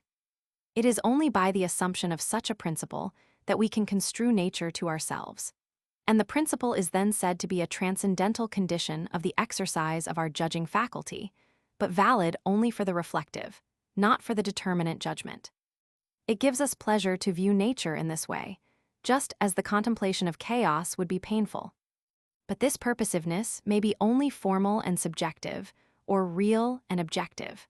In some cases, the purposiveness resides in the felt harmony and accordance of the form of the object with the cognitive faculties. In others, the form of the object is judged to harmonize with the purpose in view in its existence. That is to say, in the one case we judge the form of the object to be purposive, as in the case of a flower, but could not explain any purpose served by it. In the other case, we have a definite notion of what it is adapted for. In the former case, the aesthetical judgment is brought to bear, in the latter the teleological, and it thus appears that the critique of judgment has two main divisions. It treats first of the philosophy of taste, the beautiful and the sublime in nature, and secondly, of the teleology of nature's working. It is a curious literary parallel that St. Augustine hints, Confessions, Roman 4:15, that he had written a book, De Pulchro et Apto, in which these apparently distinct topics were combined. Pulchrum esse, quod per se ipsum, aptum autem, quod ad aliquid accommodatum deserit. A beautiful object has no purpose external to itself and the observer, but a useful object serves further ends. Both, however, may be brought under the higher category of things that are reckoned purposive by the judgment. We have here then, in the first place, a basis for an a priori philosophy of taste, and Kant works out its details with great elaboration. He borrowed little from the writings of his predecessors, but struck out, as was ever his plan, a line of his own. He quotes with approval from Burke's treatise on the sublime and beautiful, which was accessible to him in a German translation, but is careful to remark that it is as psychology, not as philosophy, that Burke's work has value. He may have read in addition Hutcheson's Inquiry, which had also been translated into German, and he was complete master of Hume's opinions. Of other writers on beauty, he only names Batieu and Lessing. Batieu was a French writer of repute who had attempted a twofold arrangement of the arts as they may be brought under space, and under time respectively, a mode of classification which would naturally appeal to Kant. He does not seem, however, to have read the ancient textbook on the subject, Aristotle's Poetics, the principles of which Lessing declared to be as certain as Euclid. Following the guiding thread of the categories, he declares that the aesthetical judgment about beauty is according to quality disinterested, a point which had been laid down by such different writers as Hutcheson and Moses Mendelssohn. As to quantity, the judgment about beauty gives universal satisfaction, although it is based on no definite concept. The universality is only subjective, but still it is there. The maxim trahit sua quemque voluptas does not apply to the pleasure afforded by a pure judgment about beauty. As to relation, the characteristic of the object called beautiful is that it betrays a purposiveness without definite purpose. The pleasure is a priori, independent on the one hand of the charms of sense or the emotions of mere feeling, as Winckelmann had already declared, and on the other hand is a pleasure quite distinct from that taken which we feel when viewing perfection, with which Wolff and Baumgarten had identified it.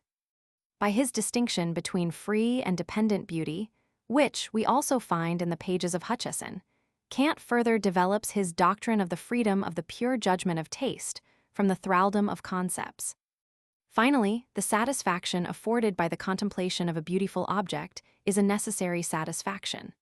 This necessity is not, to be sure, theoretical like the necessity attaching to the law of causality, nor is it a practical necessity, as is the need to assume the moral law as the guiding principle of conduct.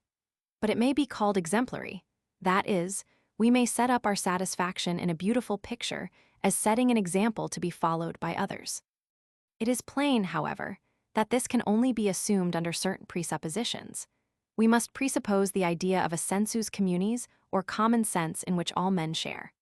As knowledge admits of being communicated to others, so also does the feeling for beauty. For the relation between the cognitive faculties requisite for taste is also requisite for intelligence or sound understanding, and as we always presuppose the latter to be the same in others as in ourselves, so may we presuppose the former. The analysis of the sublime, which follows that of the beautiful, is interesting and profound. Indeed, Schopenhauer regarded it as the best part of the critique of the aesthetical judgment. The general characteristics of our judgments about the sublime are similar to those already laid down in the case of the beautiful, but there are marked differences in the two cases. If the pleasure taken in beauty arises from a feeling of the purposiveness of the object in its relation to the subject, that in sublimity rather expresses a purposiveness of the subject in respect of the object. Nothing in nature is sublime, and the sublimity really resides in the mind and there alone. Indeed, as true beauty is found, properly speaking, only in beauty of form, the idea of sublimity is excited rather by those objects which are formless and exhibit a violation of purpose. A distinction not needed in the case of the beautiful becomes necessary when we proceed to further analyze the sublime. For in aesthetical judgments about the beautiful, the mind is in restful contemplation, but in the case of the sublime, a mental movement is excited. pp. 105 and 120. This movement, as it is pleasing, must involve a purposiveness in the harmony of the mental powers, and the purposiveness may be either in reference to the faculty of cognition or to that of desire. In the former case, the sublime is called the mathematically sublime of mere magnitude, the absolutely great. In the latter, it is the sublime of power, the dynamically sublime. Gioberti, an Italian writer on the philosophy of taste, has pushed this distinction so far as to find in it an explanation of the relation between beauty and sublimity. The dynamical sublime, he says, creates the beautiful, the mathematical sublime contains it, a remark with which probably Kant would have no quarrel. In both cases, however, we find that the feeling of the sublime awakens in us a feeling of the supersensible destination of man. The very capacity of conceiving the sublime, he tells us, indicates a mental faculty that far surpasses every standard of sense. And to explain the necessity belonging to our judgments about the sublime, Kant points out that as we find ourselves compelled to postulate a sensus communis to account for the agreement of men in their appreciation of beautiful objects, so the principle underlying their consent in judging of the sublime is the presupposition of the moral feeling in man. The feeling of the sublimity of our own moral destination is the necessary prerequisite for forming such judgments. The connection between beauty and goodness, involved to a Greek in the double sense of the word kappa alpha lambda letter 1f79 nu, is developed by Kant with keen insight. To feel interest in the beauty of nature, he regards as a mark of a moral disposition, though he will not admit that the same inference may be drawn as to the character of the art connoisseur. Section 42. But it is specially with reference to the connection between the capacity for appreciating the sublime and the moral feeling that the originality of Kant's treatment becomes apparent. The objects of nature, he continues, which we call sublime, inspire us with a feeling of pain rather than of pleasure. As Lucretius has it, "Mi quidem divina voluptas percipit ac horror." But this horror must not inspire actual fear, as no extraneous charm must mingle with the satisfaction felt in a beautiful object, if the judgment about beauty is to remain pure. So in the case of the sublime, we must not be afraid of the object, which yet in certain aspects is fearful. This conception of the feelings of sublimity excited by the loneliness of an alpine peak or the grandeur of an earthquake is now a familiar one, but it was not so in Kant's day. Switzerland had not then become the recreation ground of Europe, and though natural beauty was a familiar topic with poets and painters, it was not generally recognized that taste has also to do with the sublime.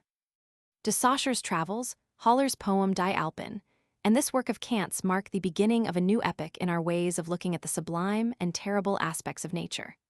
And it is not a little remarkable that the man who could write thus feelingly about the emotions inspired by grand and savage scenery had never seen a mountain in his life. The power and the insight of his observations here are in marked contrast to the poverty of some of his remarks about the characteristics of beauty. For instance, he puts forward the curious doctrine that color in a picture is only an extraneous charm and does not really add to the beauty of the form delineated, nay, rather distracts the mind from it. His criticisms on this point, if sound, would make Flaxman a truer artist than Titian or Paolo Veronese. But indeed, his discussion of painting or music is not very appreciative. He was, to the end, a creature of pure reason. Upon the analysis he gives of the arts, little need be said here. Fine art is regarded as the art of genius, that innate mental disposition through which nature gives the rule to art. Section 46. Art differs from science in the absence of definite concepts in the mind of the artist. It thus happens that the great artist can rarely communicate his methods. Indeed, he cannot explain them even to himself.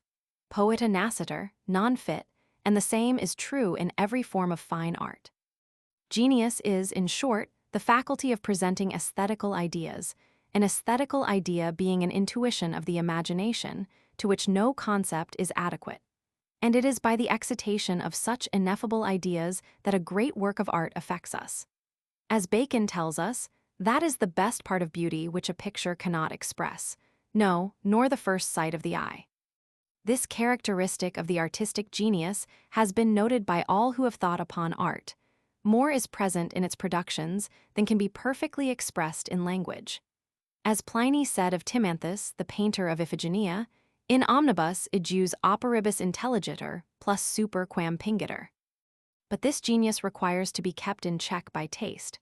Quite in the spirit of the sigma omega, phi rho omicron sigma, letter 1f7b, new eta of the best Greek art, Kant remarks that if in a work of art some feature must be sacrificed, it is better to lose something of genius than to violate the canons of taste. It is in this self-mastery that the sanity of true genius expresses itself. The main question with which the critique of judgment is concerned is, of course, the question as to the purposiveness, the Zweckmäßigkeit, exhibited by nature. That nature appears to be full of purpose is mere matter of fact. It displays purposiveness in respect of our faculties of cognition, in those of its phenomena which we designate beautiful. And also in its organic products, we observe methods of operation which we can only explain by describing them as processes in which means are used to accomplish certain ends, as processes that are purposive. In our observation of natural phenomena, as Kuno Fischer puts it, we judge their forms aesthetically and their life teleologically. As regards the first kind of Zweckmäßigkeit, that which is own Zweck, the purposiveness of a beautiful object, which does not seem to be directed to any external end, there are two ways in which we may account for it. We may either say that it was actually designed to be beautiful by the supreme force behind nature, or we may say that purposiveness is not really resident in nature, but that our perception of it is due to the subjective needs of our judging faculty. We have to contemplate beautiful objects as if they were purposive, but they may not be so in reality. And this latter idealistic doctrine is what Kant falls back upon. He appeals in support of it to the phenomena of crystallization, pp. 243 SQQ, in which many very beautiful forms seem to be produced by merely mechanical processes. The beauty of a rock crystal is apparently produced without any forethought on the part of nature, and he urges that we are not justified in asserting dogmatically that any laws distinct from those of mechanism are needed to account for beauty in other cases. Mechanism can do so much, may it not do all? And he brings forward as a consideration which ought to settle the question, the fact that in judging of beauty, we invariably seek its gauge in ourselves a priori. We do not learn from nature, but from ourselves what we are to find beautiful. Mr. Kennedy, in his Donnellan lectures, has here pointed out several weak spots in Kant's armor. In the first place, the fact that we seek the gauge of beauty in our own mind may be shown from his own definition to be a necessary result of the very nature of beauty. For Kant tells us that the aesthetical judgment about beauty always involves a reference of the representation to the subject, and this applies equally to judgments about the beautiful in art and the beautiful in nature. But no one could maintain that from this definition it follows that we are not compelled to postulate design in the mind of the artist who paints a beautiful picture. And thus is the fact that we always seek the gauge of beauty in ourselves does not do away with the belief in a designing mind when we are contemplating works of art. It cannot be said to exclude the belief in a master hand which molded the forms of nature. As Cicero has it, nature is non artificiosa solum, sed plain artifex. But the cogency of this reasoning, for the details of which I must refer the reader to Mr. Kennedy's pages, becomes more apparent when we reflect on that second form of purposiveness, viz., adaptation to definite ends with which we meet in the phenomena of organic life. If we watch, e.g., the growth of a tree, we perceive that its various parts are not isolated and unconnected, but that on the contrary they are only possible by reference to the idea of the whole. Each limb affects every other and is reciprocally affected by it. In short, in such a product of nature every part not only exists by means of the other parts, but is thought as existing for the sake of the others and the whole, p. 277. The operations of nature in organized bodies seem to be of an entirely different character from mere mechanical processes. We cannot construe them to ourselves except under the hypothesis that nature in them is working towards a designed end. The distinction between nature's technic or purposive operation and nature's mechanism is fundamental for the explanation of natural law. The language of biology eloquently shows the impossibility of eliminating at least the idea of purpose from our investigations into the phenomena of life, growth, and reproduction. And Kant dismisses with scant respect that cheap and easy philosophy which would fain deny the distinctiveness of nature's purposive operation. A doctrine like that of Epicurus, in which every natural phenomenon is regarded as the result of the blind drifting of atoms in accordance with purely mechanical laws, really explains nothing, and least of all explains that illusion in our teleological judgments which leads us to assume purpose where really there is none. It has been urged by Kirchmann and others that this distinction between technic and mechanism, on which Kant lays so much stress, has been disproved by the progress of modern science. The doctrines, usually associated with the name of Darwin, of natural selection and survival of the fittest, quite sufficiently explain, it is said, on mechanical principles the semblance of purpose with which nature mocks us. The presence of order is not due to any purpose behind the natural operation, but to the inevitable disappearance of the disorderly. It would be absurd, of course, to claim for Kant that he anticipated the Darwinian doctrines of development. And yet passages are not wanting in his writings in which he takes a view of the continuity of species with which modern science would have little fault to find. Nature organizes itself and its organized products in every species, no doubt after one general pattern, but yet with suitable deviations, which self-preservation demands according to circumstances. p. 279. The analogy of forms, which with all their differences seem to have been produced according to a common original type, strengthens our suspicions of an actual relationship between them in their production from a common parent. through the gradual approximation of one animal genus to another from those in which the principle of purposes seems to be best authenticated, i.e., from man, down to the polyp, and again from this down to mosses and lichens, and finally to crude matter. And so the whole technique of nature, which is so incomprehensible to us in organized beings that we believe ourselves compelled to think a different principle for it, seems to be derived from matter and its powers according to mechanical laws, like those by which it works in the formation of crystals. P. 337. Such a theory he calls a daring venture of reason, and its coincidences with modern science are real and striking. But he is careful to add that such a theory, even if established, would not eliminate purpose from the universe. It would indeed suggest that certain special processes having the semblance of purpose may be elucidated on mechanical principles. But on the whole purposive operation on the part of Mother Nature, it would still be needful to assume. P. 338. No finite reason can hope to understand the production of even a blade of grass by mere mechanical causes. P. 326. It is absurd to hope that another Newton will arise in the future who shall make comprehensible by us the production of a blade of grass according to natural laws which no design has ordered. P. 312. Crude materialism thus affording no explanation of the purposiveness in nature, we go on to ask what other theories are logically possible. We may dismiss at once the doctrine of hylozoism, according to which the purposes in nature are explained in reference to a world soul, which is the inner principle of the material universe and constitutes its life. For such a doctrine is self-contradictory, inasmuch as lifelessness, inertia, is the essential characteristic of matter, and to talk of living matter is absurd. P. 304. A much more plausible system is that of Spinoza, who aimed at establishing the ideality of the principle of natural purposes. He regarded the world whole as a complex of manifold determinations inhering in a single simple substance, and thus reduced our concepts of the purposive in nature to our own consciousness of existing in an all-embracing being. But on reflection, we see that this does not so much explain as explain away the purposiveness of nature. It gives us an unity of inherence in one substance, but not an unity of causal dependence on one substance. P. 303.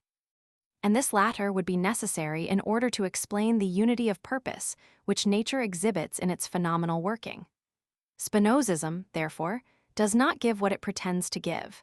It puts us off with a vague and unfruitful unity of ground, when what we seek is a unity that shall itself contain the causes of the differences manifest in nature.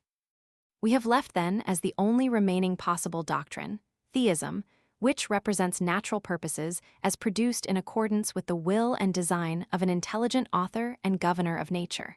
This theory is, in the first place, superior to all other grounds of explanation. P. 305. For it gives a full solution of the problem before us and enables us to maintain the reality of the Zweckmäßigkeit of nature. Teleology finds the consummation of its investigations only in theology. P. 311.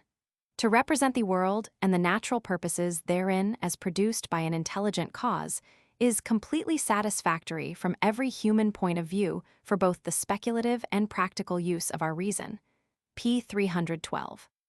Thus, the contemplation of natural purposes, i.e., the common argument from design, enables us to reach a highest understanding as cause of the world, in accordance with the principles of the reflective judgment i.e., in accordance with the constitution of our human faculty of cognition. P. 416. It is in this qualifying clause that Kant's negative attitude in respect of theism betrays itself. He regards it as a necessary assumption for the guidance of scientific investigation, no less than for the practical needs of morals, but he does not admit that we can claim for it objective validity. In the language of the critique of pure reason, the idea of God furnishes a regulative, not a constitutive principle of reason. Or, as he prefers to put it in the present work, it is valid only for the reflective, not for the determinate judgment. We are not justified, Kant maintains, in asserting dogmatically that God exists. There is only permitted to us the limited formula. We cannot otherwise conceive the purposiveness which must lie at the basis of our cognition of the internal possibility of many natural things, than by representing it and the world in general as produced by an intelligent cause, i.e., a God. p. 312. We ask then, whence arises this impossibility of objective statement? It is in the true Kantian spirit to assert that no synthetical proposition can be made with reference to what lies above and behind the world of sense. But there is a difficulty in carrying out this principle into details. Kant's refusal to infer a designing hand behind the apparent order of nature is based, he tells us, on the fact that the concept of a natural purpose is one that cannot be justified to the speculative reason. For all we know, it may only indicate our way of looking at things, and may point to no corresponding objective reality. That we are forced by the limited nature of our faculties to view nature as working towards ends, as purposive, does not prove that it is really so. We cannot justify such pretended insight into what is behind the veil. It is to be observed, however, that precisely similar arguments might be urged against our affirmation of purpose, design, will, as the spring of the actions of other human beings. For let us consider why it is that, mind being assumed as the basis of our own individual consciousness, we go on to attribute minds of like character to other men. We see that the external behavior of other men is similar to our own, and that the most reasonable way of accounting for such behavior is to suppose that they have minds like ourselves, that they are possessed of an active and spontaneously energizing faculty, which is the seat of their personality. But it is instructive to observe that neither on Kantian principles nor on any other can we demonstrate this. To cross the chasm which separates one man's personality from another's requires a venture of faith just as emphatically as any theological formula. I can by no means prove to the determinate judgment that the complex of sensations which I constantly experience, and which I call the Prime Minister, is anything more than a well-ordered machine. It is improbable that this is the case, highly improbable. But the falsity of such an hypothesis cannot be proved in the same way that we would prove the falsity of the assertion that 2 and 2 make 5. But then, though the hypothesis cannot be thus ruled out of court by demonstration of its absurdity, it is not the simplest hypothesis, nor is it that one which best accounts for the facts. The assumption, on the other hand, that the men whom I meet every day have minds like my own, perfectly accounts for all the facts and is a very simple assumption. It merely extends by induction the sphere of a force which I already know to exist. Or in other words, crude materialism not giving me an intelligent account of my own individual consciousness, I recognize mind, nu omicron letter 1 Fe6 sigma, as a vera causa, as something which really does produce effects in the field of experience, and which therefore I may legitimately put forward as the cause of those actions of other men, which externally so much resemble my own. But as has been said before, this argument, though entirely convincing to any sane person, is not demonstrative. In Kantian language and on Kantian principles, the reasoning here used would seem to be valid only for the reflective and not for the determinate judgment. If the principle of design or conscious adaptation of means to ends be not a constitutive principle of experience, but only a regulative principle introduced to account for the facts, what right have we to put it forward dogmatically as affording an explanation of the actions of other human beings? It cannot be said that Kant's attempted answer to such a defense of the design argument is quite conclusive. In section 90 of the Methodology, p. 399, he pleads that though it is perfectly legitimate to argue by analogy from our own minds to the minds of other men, nay further, although we may conclude from those actions of the lower animals which display plan, that they are not, as Descartes alleged, mere machines, yet it is not legitimate to conclude from the apparent presence of design in the operations of nature that a conscious mind directs those operations. For he argues that in comparing the actions of men and the lower animals, or in comparing the actions of one man with those of another, we are not pressing our analogy beyond the limits of experience. Men and beasts alike are finite living beings, subject to the limitations of finite existence, and hence the law which governs the one series of operations may be regarded by analogy as sufficiently explaining the other series. But the power at the basis of nature is utterly above definition or comprehension, and we are going beyond our legitimate province if we venture to ascribe to it a mode of operation with which we are only conversant in the case of beings subject to the conditions of space and time. He urges, in short, that when speaking about man and his mind, we thoroughly understand what we are talking about. But in speaking of the mind of deity, we are dealing with something of which we have no experience, and of which, therefore, we have no right to predicate anything. But it is apparent that, as has been pointed out, even when we infer the existence of another finite mind from certain observed operations, we are making an inference about something which is as mysterious an X as anything can be. Mind is not a thing that is subject to the laws and conditions of the world of sense. It is in the world, but not of the world. And so to infer the existence of the mind of any individual, except myself, is a quite different kind of inference from that by which, for example, we infer the presence of an electromagnet in a given field. The action of the latter we understand to a large extent, but we do not understand the action of mind, which yet we know from daily experience of ourselves does produce effects in the phenomenal world, often permanent and important effects. Briefly, the action of mind upon matter, to use the ordinary phraseology for the sake of clearness, is, we may assume for our present purpose, an established fact. Hence the causality of mind is a vera causa.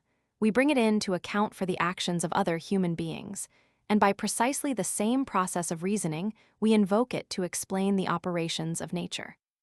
And it is altogether beside the point to urge, as Kant does incessantly, that in the latter case the intelligence inferred is infinite, in the former only finite.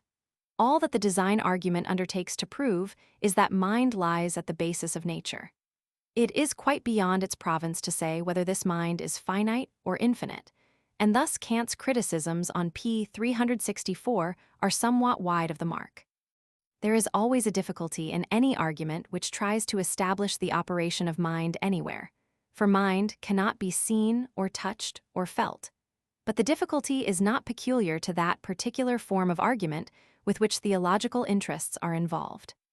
The real plausibility of this objection arises from a vague idea, often present to us, when we speak of infinite wisdom or infinite intelligence, namely that the epithet infinite in some way alters the meaning of the attributes to which it is applied. But the truth is that the word infinite, when applied to wisdom or knowledge or any other intellectual or moral quality, can only properly have reference to the number of acts of wisdom or knowledge that we suppose to have been performed. The only sense in which we have any right to speak of infinite wisdom is that it is that which performs an infinite number of wise acts.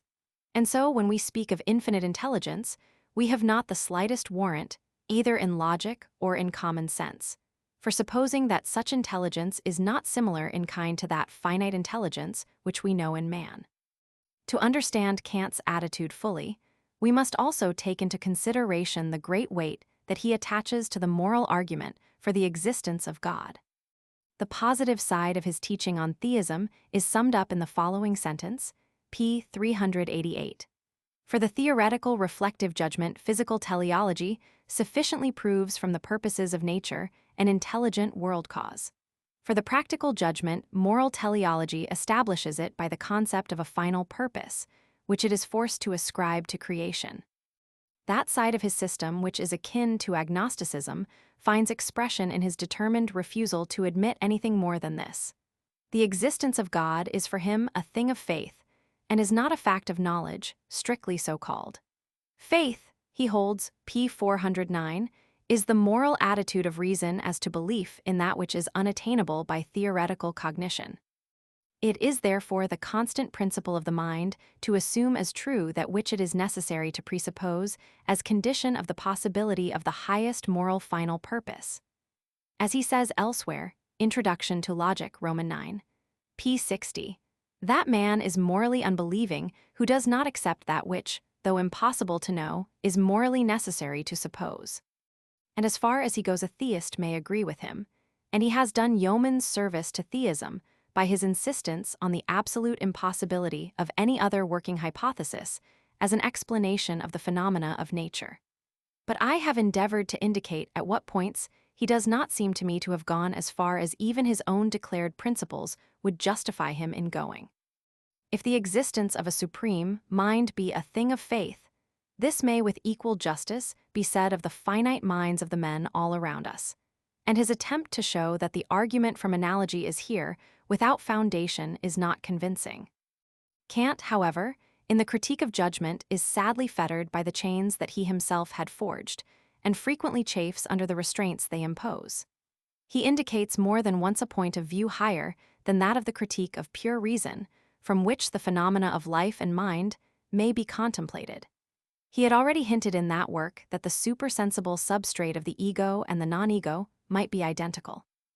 Both kinds of objects differ from each other, not internally, but only so far as the one appears external to the other. Possibly, what is at the basis of phenomenal matter as a thing in itself may not be so heterogeneous after all as we imagine. This hypothesis, which remains a bare undeveloped possibility in the earlier work, is put forward as a positive doctrine in the Critique of Judgment. There must, says Kant, be a ground of the unity of the supersensible, which lies at the basis of nature, with that which the concept of freedom practically contains. Introduction, p. 13. That is to say, he maintains that to explain the phenomena of organic life and the purposiveness of nature, we must hold that the world of sense is not disparate from and opposed to the world of thought, but that nature is the development of freedom. The connection of nature and freedom is suggested by, nay, is involved in, the notion of natural adaptation. And although we can arrive at no knowledge of the supersensible substrate of both, yet such a common ground there must be. This principle is the starting point of the systems which followed that of Kant, and the philosophy of later idealism is little more than a development of the principle in its consequences. He approaches the same doctrine by a different path in the Critique of the Teleological Judgment, section 77, where he argues that the distinction between the mechanical and the teleological working of nature, upon which so much stress has been justly laid, depends for its validity upon the peculiar character of our understanding. When we give what may be called a mechanical elucidation of any natural phenomenon, we begin with its parts, and from what we know of them, we explain the whole. But in the case of certain objects, e.g. organized bodies, this cannot be done. In their case, we can only account for the parts by a reference to the whole. Now, were it possible for us to perceive a whole before its parts and derive the latter from the former, then an organism would be capable of being understood and would be an object of knowledge in the strictest sense. But our understanding is not able to do this, and its inadequacy for such a task leads us to conceive the possibility of an understanding, not discursive like ours, but intuitive, for which knowledge of the whole would precede that of the parts. It is at least possible to consider the material world as mere phenomenon, and to think as its substrate something like a thing in itself, which is not phenomenon, and to attach to this a corresponding intellectual intuition. Thus there would be, although incognizable by us, a supersensible real ground for nature, to which we ourselves belong, p. 325.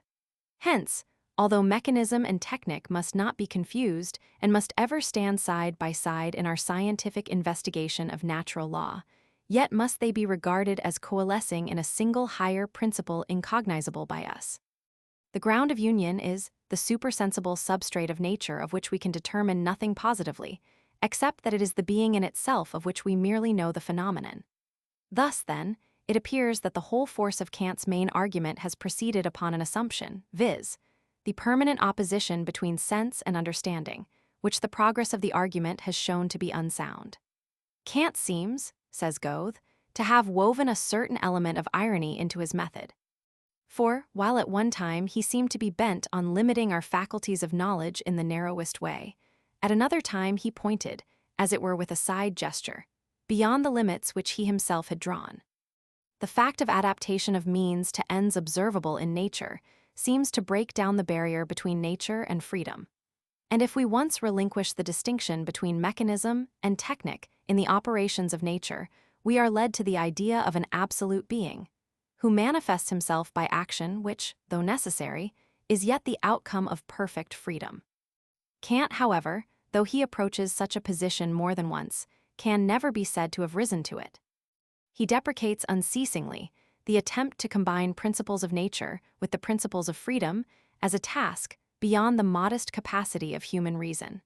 And while strenuously insisting on the practical force of the moral argument for the being of God, which is found in the witness of man's conscience, will not admit that it can in any way be regarded as strengthening the theoretical arguments adduced by teleology.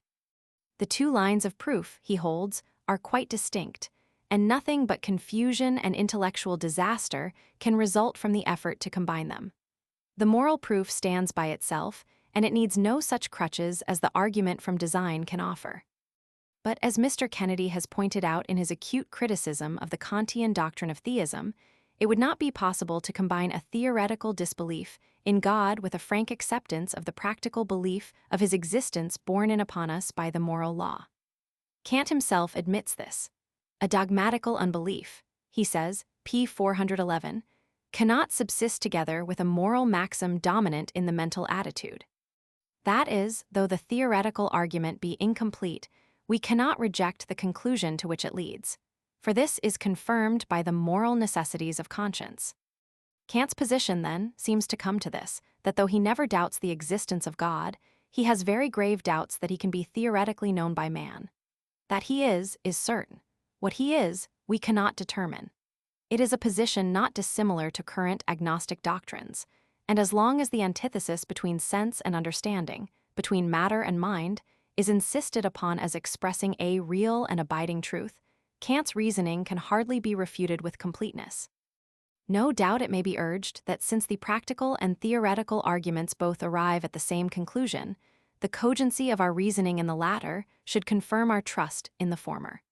But true conclusions may sometimes seem to follow from quite insufficient premises, and Kant is thus justified in demanding that each argument shall be submitted to independent tests.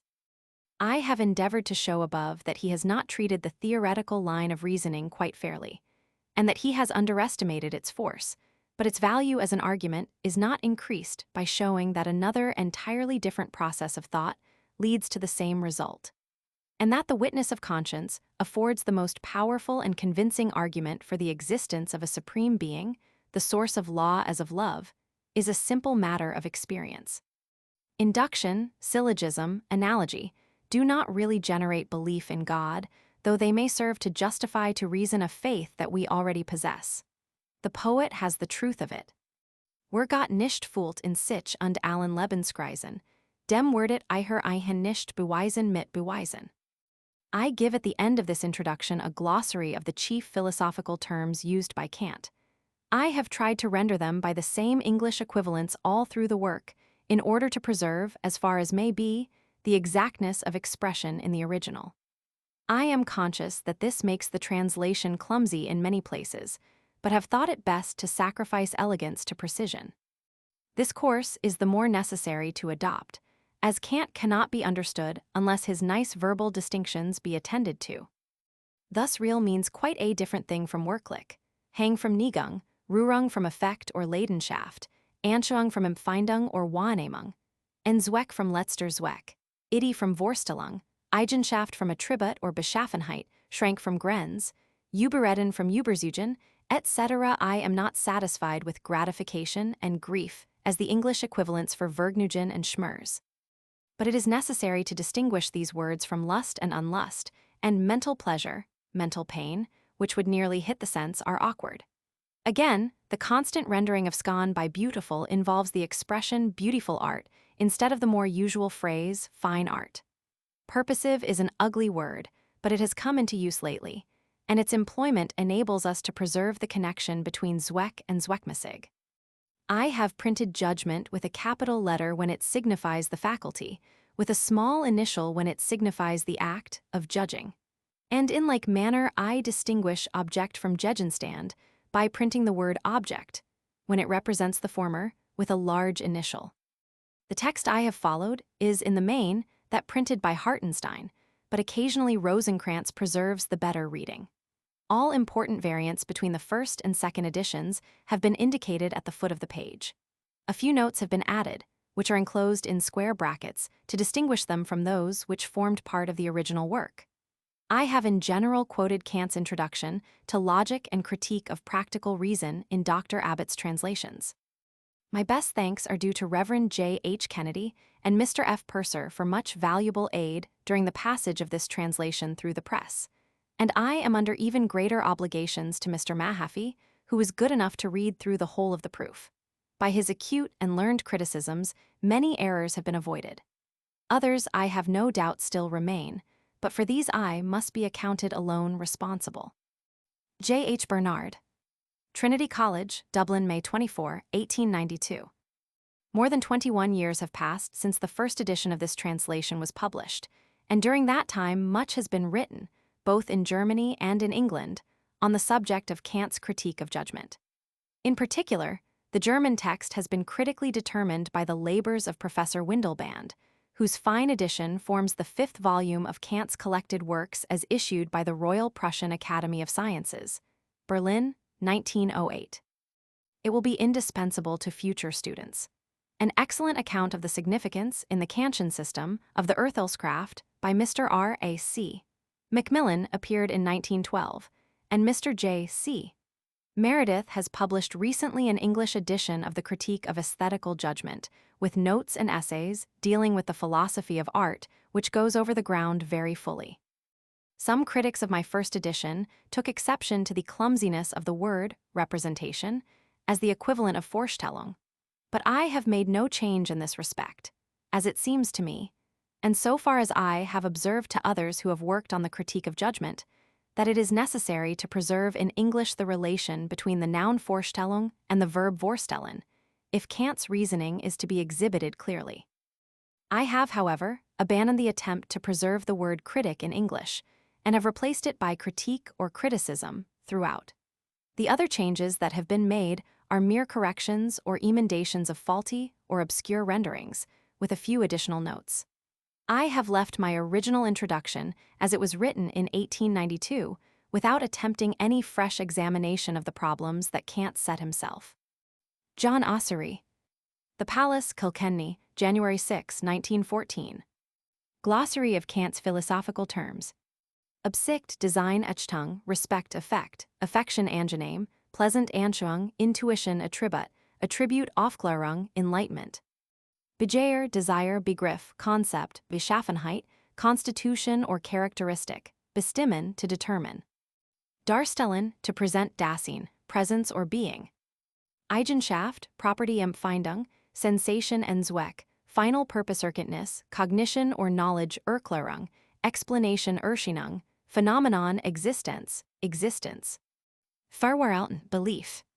Gebiet, Realm, Gefühl, Feeling, Gegenstand, Objekt, Geist, Spirit, Genussen, Enjoyment, Geschicklichkeit, Skill, Geschmack, Taste, Gesitzmäßigkeit, Conformity to Law, Gewalt, Dominion or Authority, Glob, Faith, Grenz, Bound, Grundsatz, Fundamental Proposition or Principle. Hang, Propension. Idee, Idea. Leidenschaft, Passion, Letzter Zweck, Ultimate Purpose, Lust, Pleasure. Meinen, Opinion. Neigung, Inclination. Object, Prinzip, Principle. Real, Realreich, Kingdom, Ries, Charm, Rührung, Emotion. Schein, Illusion, Schmerz, Grief, Scan, Beautiful, Schrank, Limit, Schwärmerei, Fanaticism, Seal, Soul. Überreden, to persuade, Überschwänglich, Transcendent, Überzeugen, to convince, Unlust, Pain, Urteil, Judgment, Urteilskraft, Judgment. Verbindung, combination, Vergnügen, gratification, Verknüpfung, connection, Vermigen, faculty, Vernunft, reason, Vernunftelle, sophistry or subtlety, Verstand, understanding, Vorstellung, representation. Wahrnehmung, perception, Wesen, being, Willkür, elective will, Wirklich, actual Wohlgefallen, satisfaction. Zufriedenheit, contentment, Zweck, Purpose, Zweckmäßig, purposive Zweckverbindung, purposive combination, etc. Part 1. Critique of the Aesthetical Judgment. First Division. Analytic of the Aesthetical Judgment. First Book. Analytic of the Beautiful. First Moment. Of the Judgment of Taste according to Quality. Section 1. The judgment of taste is aesthetical. In order to decide whether anything is beautiful or not, we refer the representation, not by the understanding to the object for cognition, but by the imagination, perhaps in conjunction with the understanding to the subject, and its feeling of pleasure or pain. The judgment of taste is therefore not a judgment of cognition, and is consequently not logical but aesthetical, by which we understand that whose determining ground can be no other than subjective. Every reference of representations, even that of sensations, may be objective, and then it signifies the real in an empirical representation. Save only the reference to the feeling of pleasure and pain, by which nothing in the object is signified, but through which there is a feeling in the subject, as it is affected by the representation. To apprehend a regular, purposive building by means of one's cognitive faculty, whether in a clear or a confused way of representation, is something quite different from being conscious of this representation as connected with the sensation of satisfaction. Here the representation is altogether referred to the subject, and to its feeling of life, under the name of the feeling of pleasure or pain. This establishes a quite separate faculty of distinction and of judgment, adding nothing to cognition, but only comparing the given representation in the subject with the whole faculty of representations, of which the mind is conscious in the feeling of its state. Given representations in a judgment can be empirical, consequently, aesthetical. But the judgment which is formed by means of them is logical, provided they are referred in the judgment to the object. Conversely, if the given representations are rational, but are referred in a judgment simply to the subject, to its feeling, the judgment is so far always aesthetical. Section 2. The satisfaction which determines the judgment of taste is disinterested. The satisfaction which we combine with the representation of the existence of an object is called interest. Such satisfaction always has reference to the faculty of desire, either as its determining ground or as necessarily connected with its determining ground. Now, when the question is if a thing is beautiful, we do not want to know whether anything depends or can depend on the existence of the thing either for myself or for anyone else, but how we judge it by mere observation, intuition, or reflection. If anyone asks me if I find that palace beautiful which I see before me, I may answer, I do not like things of that kind which are made merely to be stared at. Or I can answer like that Iroquois sachem who was pleased in Paris by nothing more than by the cookshops.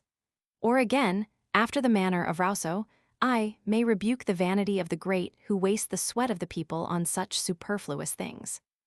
In fine, I could easily convince myself that if I found myself on an uninhabited island without the hope of ever again coming among men, and could conjure up just such a splendid building by my mere wish, I should not even give myself the trouble if I had a sufficiently comfortable hut. This may all be admitted and approved, but we are not now talking of this.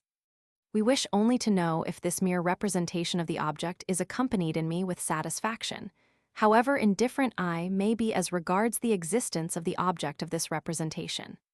We easily see that in saying it is beautiful, and in showing that I have taste, I am concerned, not with that in which I depend on the existence of the object, but with that which I make out of this representation in myself. Every one must admit that a judgment about beauty, in which the least interest mingles, is very partial and is not a pure judgment of taste.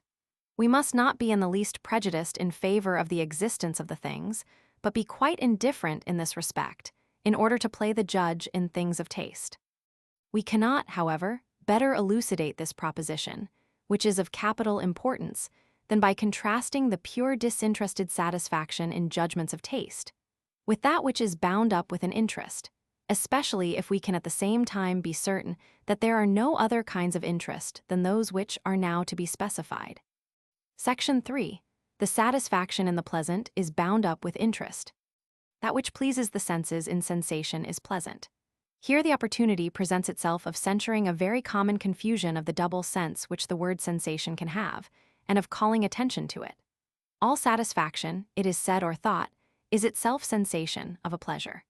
Consequently, everything that pleases is pleasant because it pleases, and according to its different degrees or its relations to other pleasant sensations, it is agreeable, lovely, delightful, enjoyable, etc.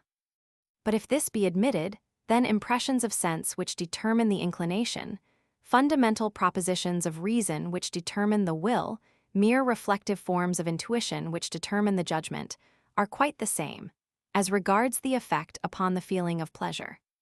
For this would be pleasantness in the sensation of one's state. And since in the end, all the operations of our faculties must issue in the practical and unite in it as their goal, We could suppose no other way of estimating things and their worth than that which consists in the gratification that they promise. It is of no consequence at all how this is attained, and since then the choice of means alone could make a difference, men could indeed blame one another for stupidity and indiscretion, but never for baseness and wickedness. For all, each according to his own way of seeing things, seek one goal, that is, gratification. If a determination of the feeling of pleasure or pain is called sensation, this expression signifies something quite different from what I mean when I call the representation of a thing, by sense, as a receptivity belonging to the cognitive faculty sensation. For in the latter case, the representation is referred to the object, in the former simply to the subject, and is available for no cognition whatever, not even for that by which the subject cognizes itself.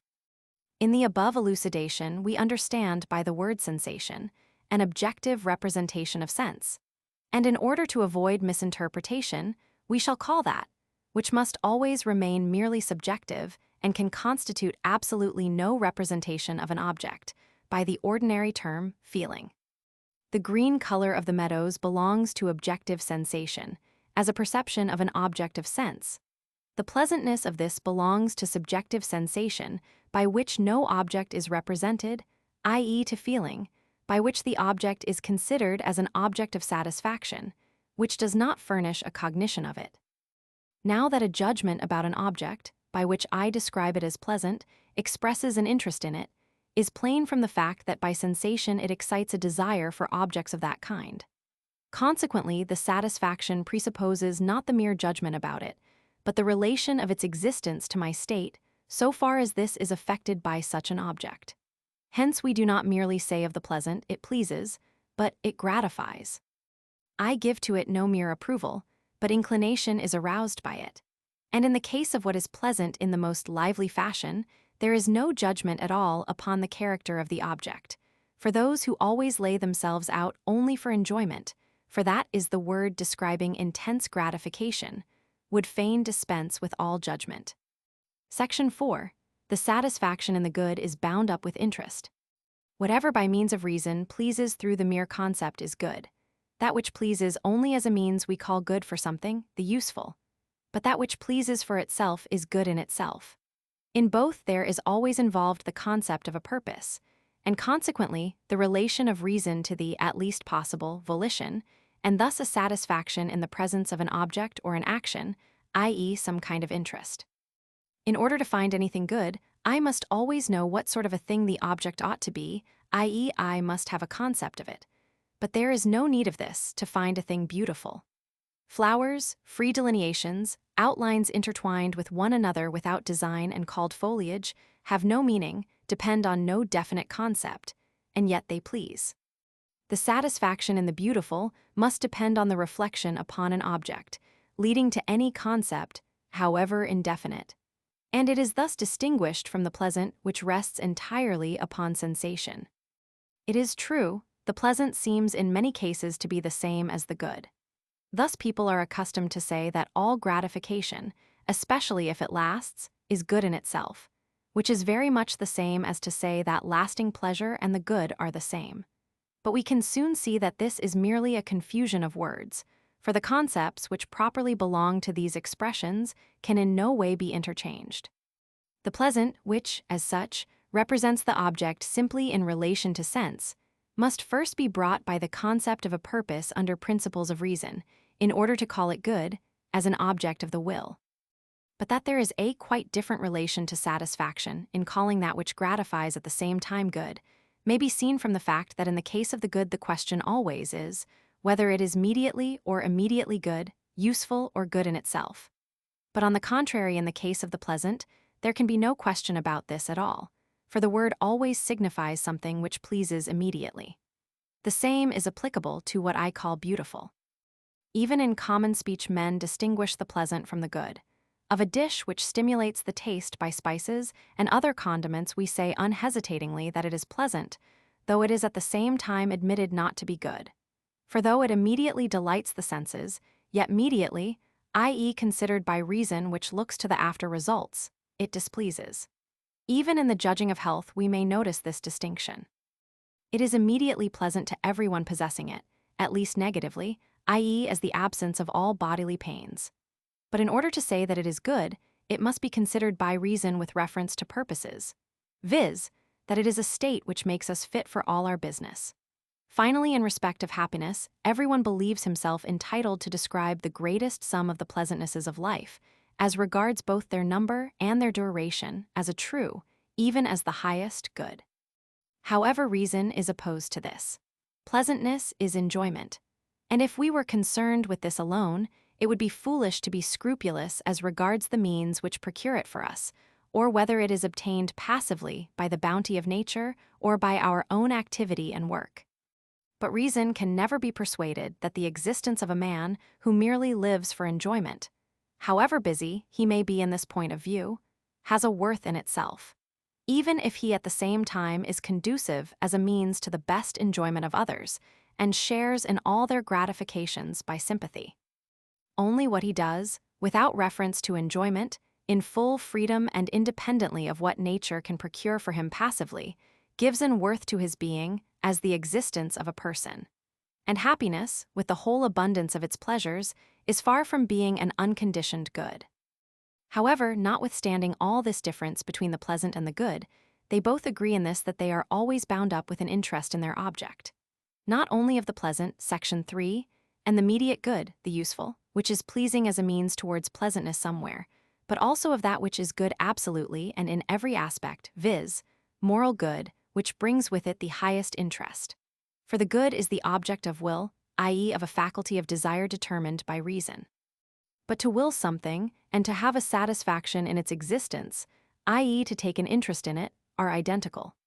Section 5. Comparison of the three specifically different kinds of satisfaction.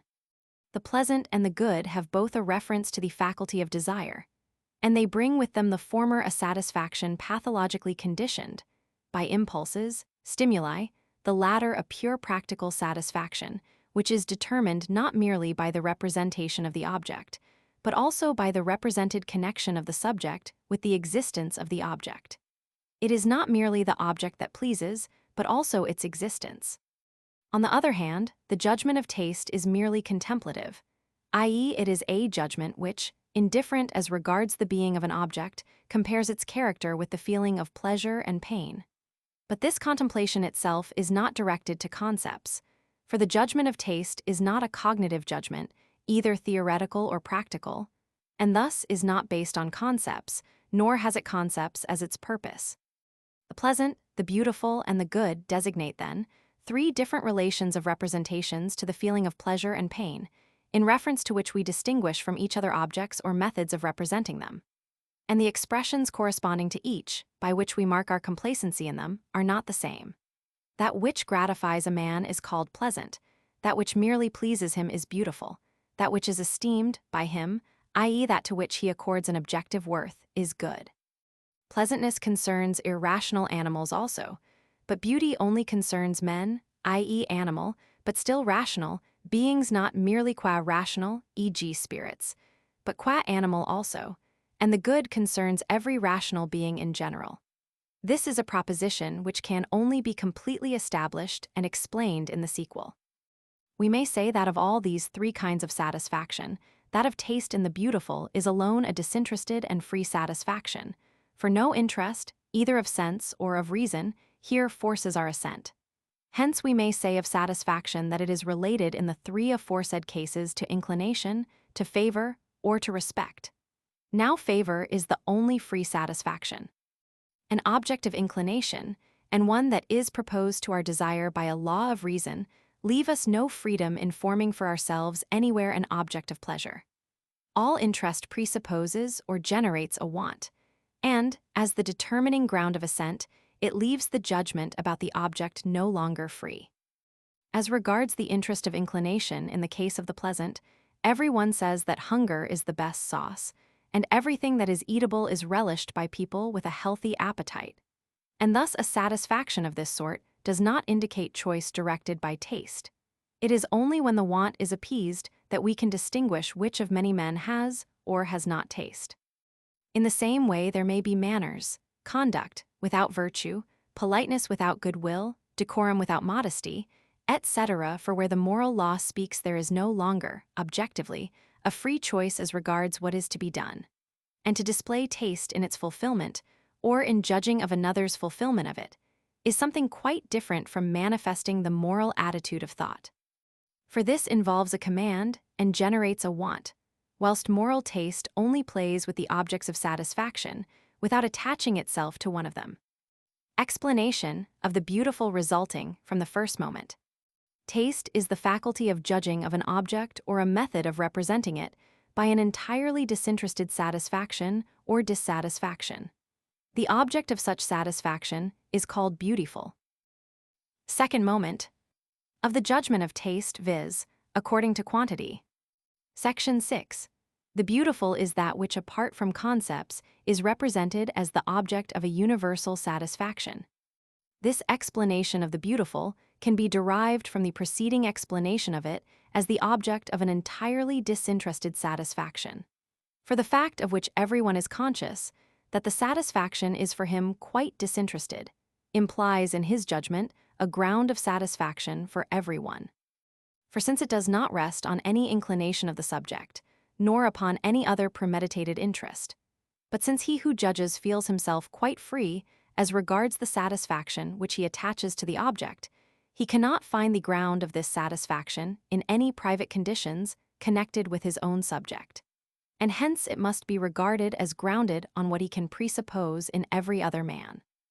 Consequently, he must believe that he has reason for attributing a similar satisfaction to everyone. He will therefore speak of the beautiful, as if beauty were a characteristic of the object, and the judgment logical, constituting a cognition of the object by means of concepts of it. Although it is only aesthetical and involves merely a reference of the representation of the object to the subject. For it has this similarity to a logical judgment that we can presuppose its validity for everyone. But this universality cannot arise from concepts, for from concepts there is no transition to the feeling of pleasure or pain, except in pure practical laws, which bring an interest with them such as is not bound up with the pure judgment of taste. Consequently, the judgment of taste, accompanied with the consciousness of separation from all interest, must claim validity for everyone without this universality depending on objects. That is, there must be bound up with it a title to subjective universality. Section 7. Comparison of the beautiful with the pleasant and the good by means of the above characteristic.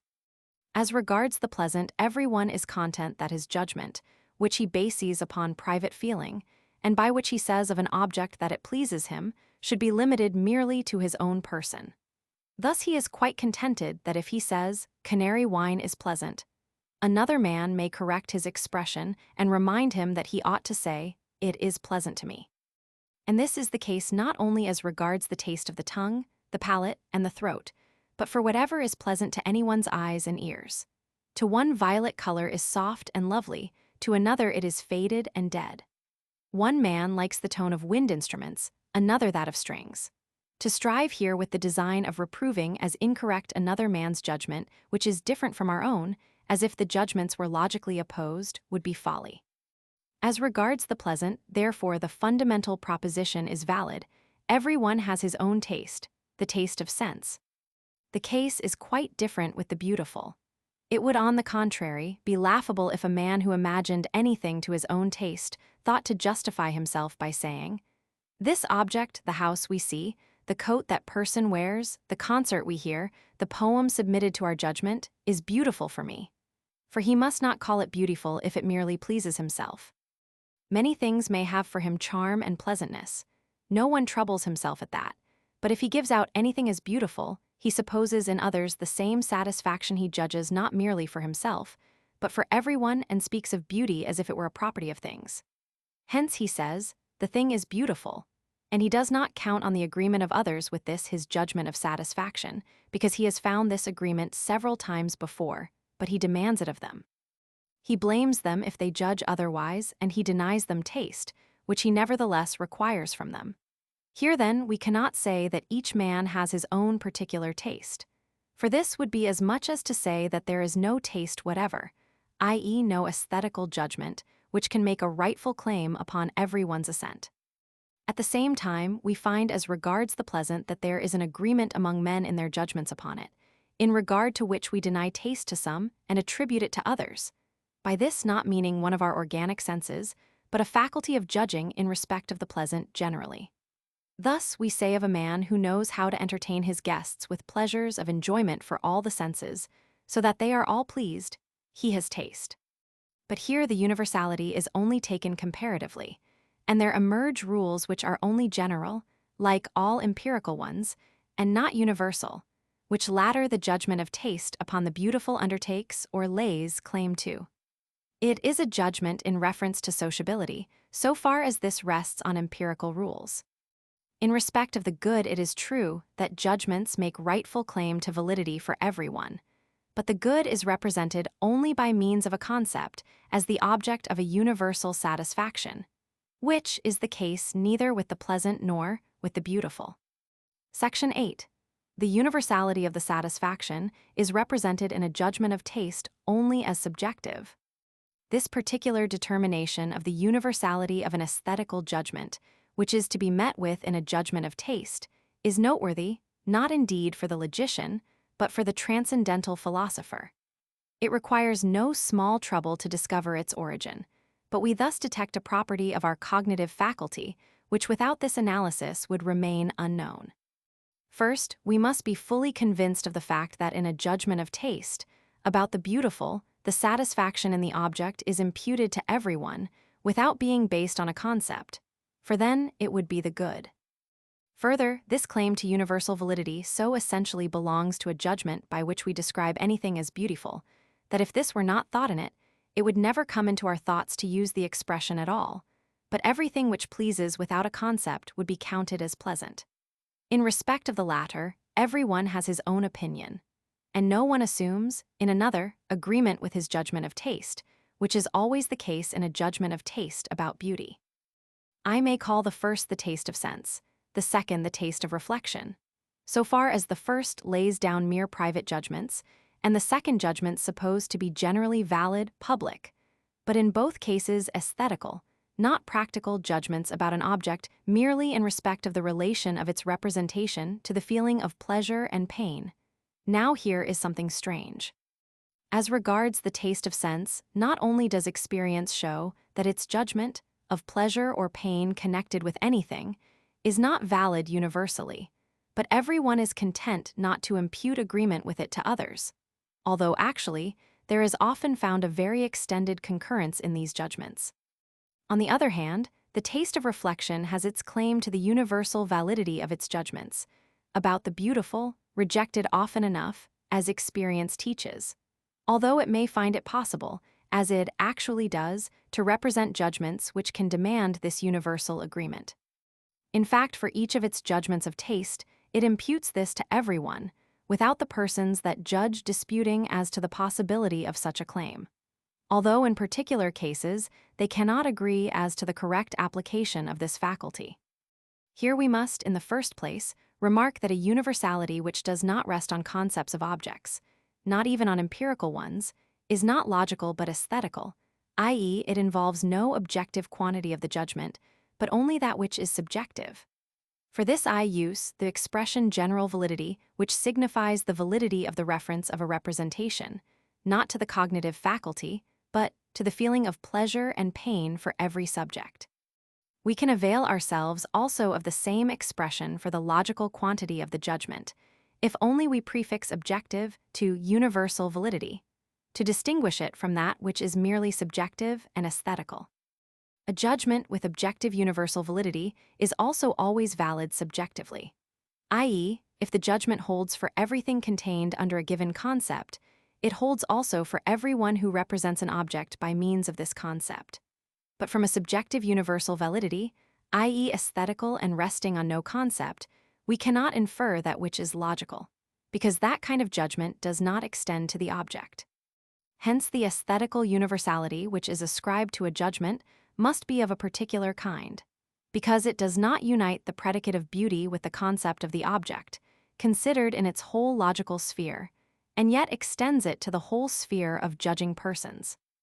In respect of logical quantity, all judgments of taste are singular judgments, For because I must refer the object immediately to my feeling of pleasure and pain, and that not by means of concepts, they cannot have the quantity of objective, generally valid judgments.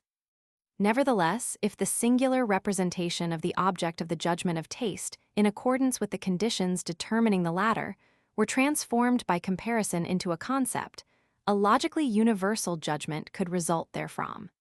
E.g., I describe by a judgment of taste the rose, that I see, as beautiful. But the judgment which results from the comparison of several singular judgments, roses in general are beautiful, is no longer described simply as aesthetical, but as a logical judgment based on an aesthetical one.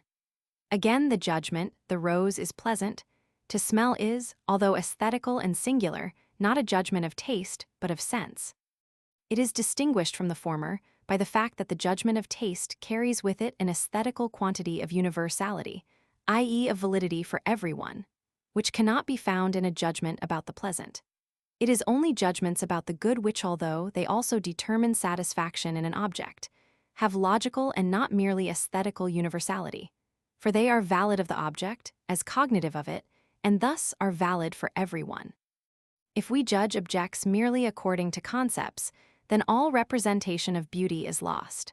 Thus, there can be no rule according to which anyone is to be forced to recognize anything as beautiful. We cannot press by the aid of any reasons or fundamental propositions our judgment that a coat, a house, or a flower is beautiful. We wish to submit the object to our own eyes, as if the satisfaction in it depended on sensation. And yet, if we then call the object beautiful, we believe that we speak with a universal voice, and we claim the assent of everyone, although on the contrary, all private sensation can only decide for the observer himself and his satisfaction. We may see now that in the judgment of taste, nothing is postulated, but such a universal voice, in respect of the satisfaction without the intervention of concepts, and thus the possibility of an aesthetical judgment that can, at the same time, be regarded as valid for everyone. The judgment of taste itself does not postulate the agreement of everyone, for that can only be done by a logically universal judgment because it can adduce reasons. It only imputes this agreement to everyone as a case of the rule in respect of which it expects, not confirmation by concepts, but assent from others. The universal voice is, therefore, only an idea. We do not yet inquire upon what it rests. It may be uncertain whether or not the man, who believes that he is laying down a judgment of taste, is, as a matter of fact, judging in conformity with that idea, but that he refers his judgment thereto, and, consequently, that it is intended to be a judgment of taste, he announces by the expression beauty. He can be quite certain of this for himself, by the mere consciousness of the separation of everything belonging to the pleasant and the good from the satisfaction which is left. And this is all for which he promises himself the agreement of every one a claim which would be justifiable under these conditions, provided only he did not often make mistakes, and thus lay down an erroneous judgment of taste. Section 9. Investigation of the question whether in the judgment of taste the feeling of pleasure precedes or follows the judging of the object. The solution of this question is the key to the critique of taste, and so is worthy of all attention. If the pleasure in the given object precedes, and it is only its universal communicability that is to be acknowledged in the judgment of taste about the representation of the object, there would be a contradiction. For such pleasure would be nothing different from the mere pleasantness in the sensation, and so, in accordance with its nature, could have only private validity, because it is immediately dependent on the representation through which the object is given. Hence, it is the universal capability of communication of the mental state in the given representation which, as the subjective condition of the judgment of taste, must be fundamental, and must have the pleasure in the object as its consequent. But nothing can be universally communicated except cognition and representation, so far as it belongs to cognition. For it is only thus that this latter can be objective, and only through this has it a universal point of reference, with which the representative power of everyone is compelled to harmonize. If the determining ground of our judgment, as to this universal communicability of the representation, is to be merely subjective, i.e., is conceived independently of any concept of the object, it can be nothing else than the state of mind, which is to be met with in the relation of our representative powers to each other, so far as they refer a given representation to cognition in general. The cognitive powers, which are involved by this representation, are here in free play, because no definite concept limits them to a particular rule of cognition. Hence, the state of mind in this representation must be a feeling of the free play of the representative powers in a given representation with reference to a cognition in general. Now, a representation by which an object is given, that is to become a cognition in general, requires imagination, for the gathering together the manifold of intuition, and understanding, for the unity of the concept uniting the representations. This state of free play of the cognitive faculties in a representation by which an object is given must be universally communicable, because cognition, as the determination of the object with which given representations, in whatever subject, are to agree, is the only kind of representation which is valid for everyone. The subjective universal communicability of the mode of representation in a judgment of taste, since it is to be possible without presupposing a definite concept, can refer to nothing else than the state of mind in the free play of the imagination and the understanding, so far as they agree with each other, as is requisite for cognition in general. We are conscious that this subjective relation, suitable for cognition in general, must be valid for everyone, and thus must be universally communicable, just as if it were a definite cognition, resting always on that relation as its subjective condition. This merely subjective, aesthetical, judging of the object, or of the representation by which it is given, precedes the pleasure in it, and is the ground of this pleasure in the harmony of the cognitive faculties. But on the universality of the subjective conditions for judging of objects is alone based the universal subjective validity of the satisfaction bound up by us with the representation of the object that we call beautiful. The power of communicating one's state of mind, even though only in respect of the cognitive faculties, carries a pleasure with it, as we can easily show from the natural propension of man towards sociability, empirical and psychological. But this is not enough for our design. The pleasure that we feel is, in a judgment of taste, necessarily imputed by us to everyone else. As if, when we call a thing beautiful, it is to be regarded as a characteristic of the object which is determined in it according to concepts, though beauty, without a reference to the feeling of the subject, is nothing by itself. But we must reserve the examination of this question until we have answered another, viz., if and how aesthetical judgments are possible a priori. We now occupy ourselves with the easier question: in what way we are conscious of a mutual subjective harmony of the cognitive powers with one another in the judgment of taste. Is it aesthetically by mere internal sense and sensation? Or is it intellectually by the consciousness of our designed activity, by which we bring them into play? If the given representation, which occasions the judgment of taste, were a concept uniting understanding and imagination in the judging of the object, into a cognition of the object, the consciousness of this relation would be intellectual, as in the objective schematism of the judgment of which the critique treats. But then the judgment would not be laid down in reference to pleasure and pain, and consequently would not be a judgment of taste. But the judgment of taste, independently of concepts, determines the object in respect of satisfaction and of the predicate of beauty. Therefore, that subjective unity of relation can only make itself known by means of sensation.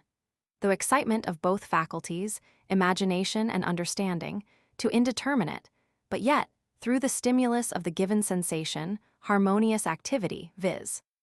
That which belongs to cognition in general, is the sensation whose universal communicability is postulated by the judgment of taste.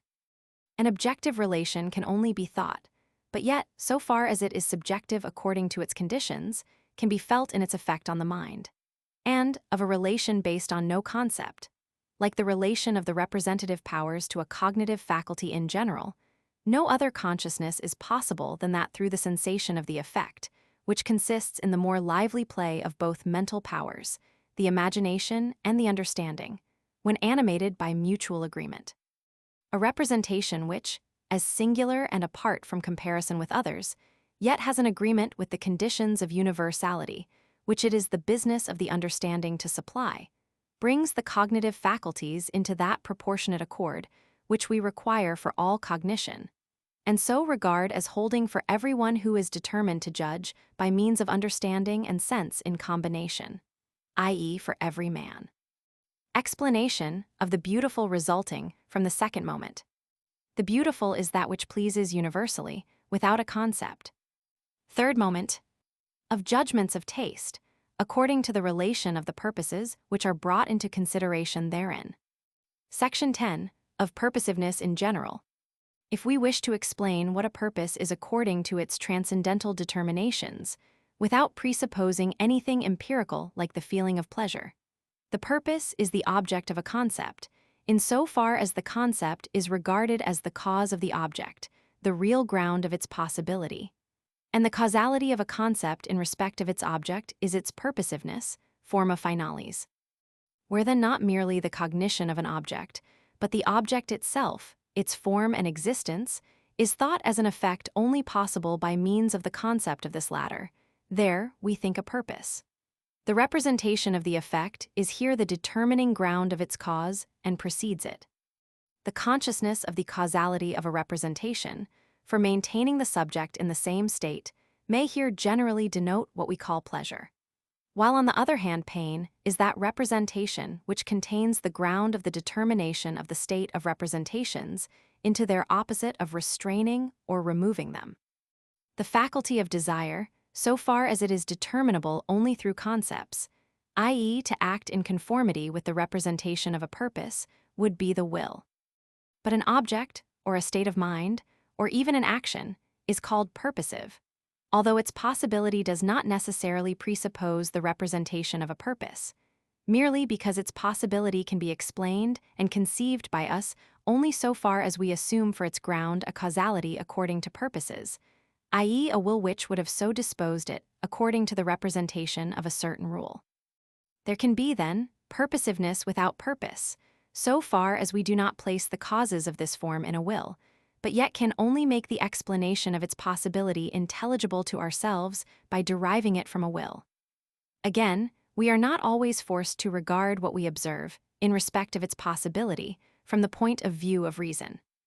Thus, we can at least observe a purposiveness according to form, without basing it on a purpose, as the material of the nexus finalis, and we can notice it in objects, although only by reflection. Section 11. The judgment of taste has nothing at its basis but the form of the purposiveness of an object or of its mode of representation. Every purpose, if it be regarded as a ground of satisfaction, always carries with it an interest as the determining ground of the judgment about the object of pleasure. Therefore, no subjective purpose can lie at the basis of the judgment of taste. But neither can the judgment of taste be determined by any representation of an objective purpose, i.e., of the possibility of the object itself in accordance with principles of purposive combination, and consequently it can be determined by no concept of the good, because it is an aesthetical and not a cognitive judgment. It therefore has to do with no concept of the character and internal or external possibility of the object by means of this or that cause, but merely with the relation of the representative powers to one another, so far as they are determined by a representation. Now this relation in the determination of an object as beautiful is bound up with the feeling of pleasure, which is declared by the judgment of taste to be valid for everyone.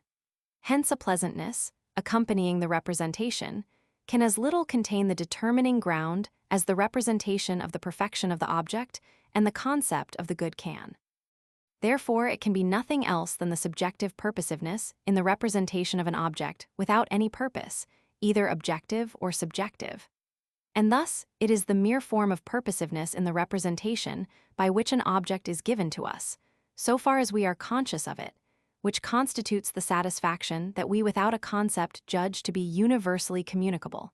And, consequently, this is the determining ground of the judgment of taste. Section 12. The judgment of taste rests on a priori grounds. To establish a priori the connection of the feeling of a pleasure or pain as an effect, with any representation whatever sensation or concept, as its cause, is absolutely impossible. For that would be a causal relation which, with objects of experience, can always only be cognized a posteriori and through the medium of experience itself.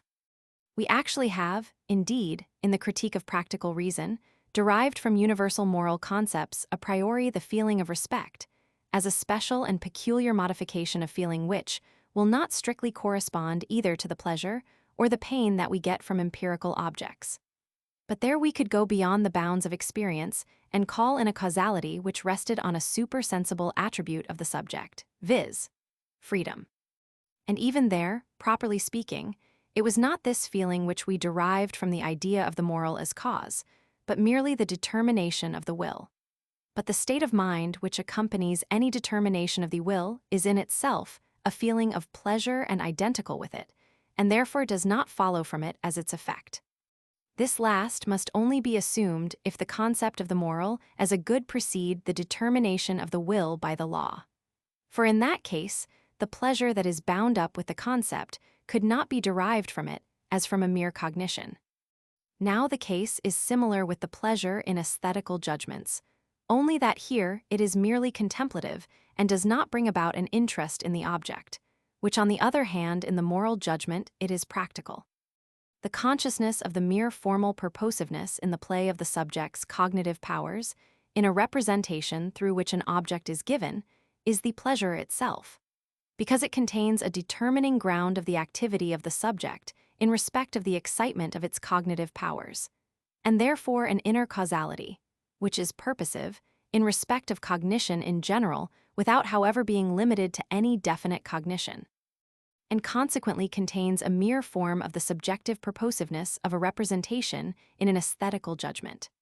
This pleasure is in no way practical, neither like that arising from the pathological ground of pleasantness, nor that from the intellectual ground of the represented good.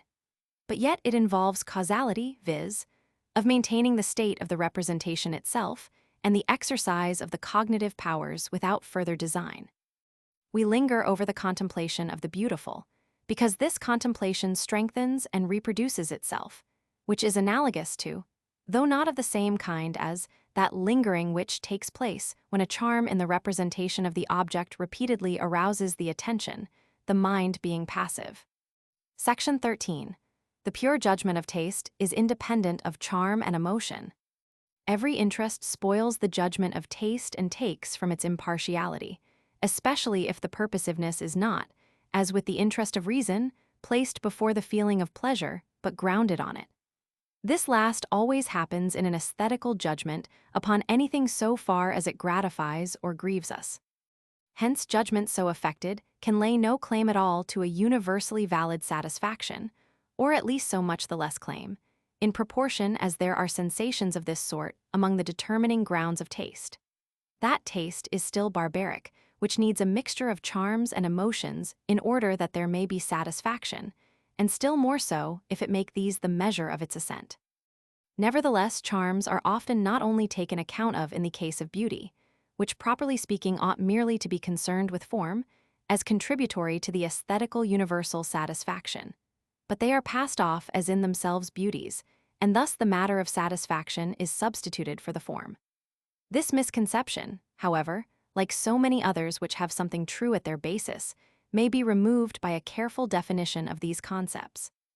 A judgment of taste on which charm and emotion have no influence, although they may be bound up with the satisfaction in the beautiful, which therefore has as its determining ground merely the purposiveness of the form, is a pure judgment of taste.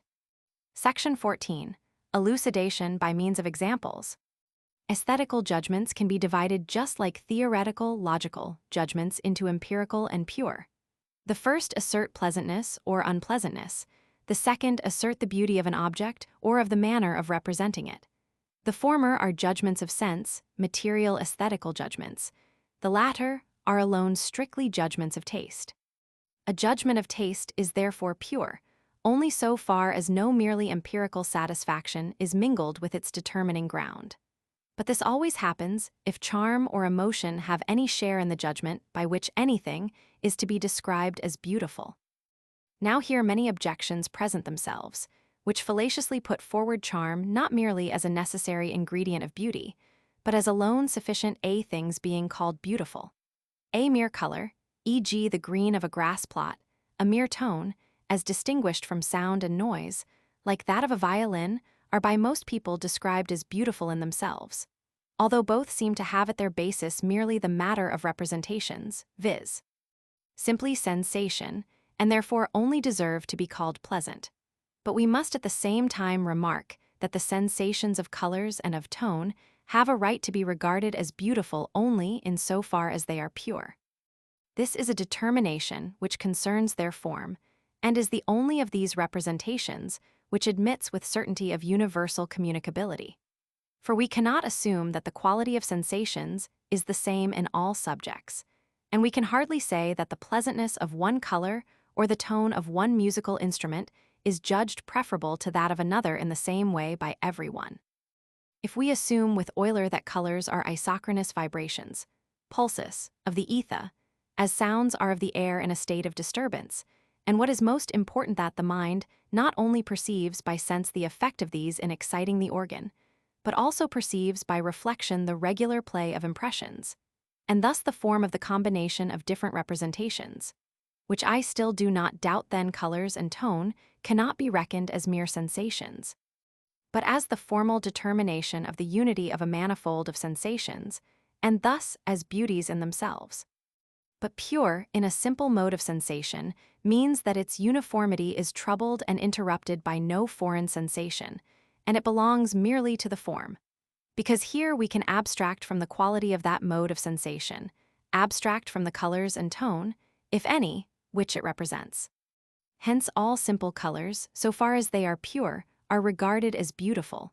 Composite colors have not this advantage, because, as they are not simple, we have no standard for judging whether they should be called pure or not.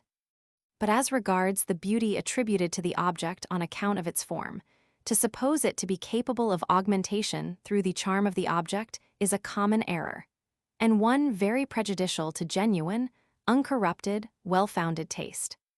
We can doubtless add these charms to beauty, in order to interest the mind by the representation of the object, apart from the bare satisfaction, and thus they may serve as a recommendation of taste and its cultivation, especially when it is yet crude and unexercised.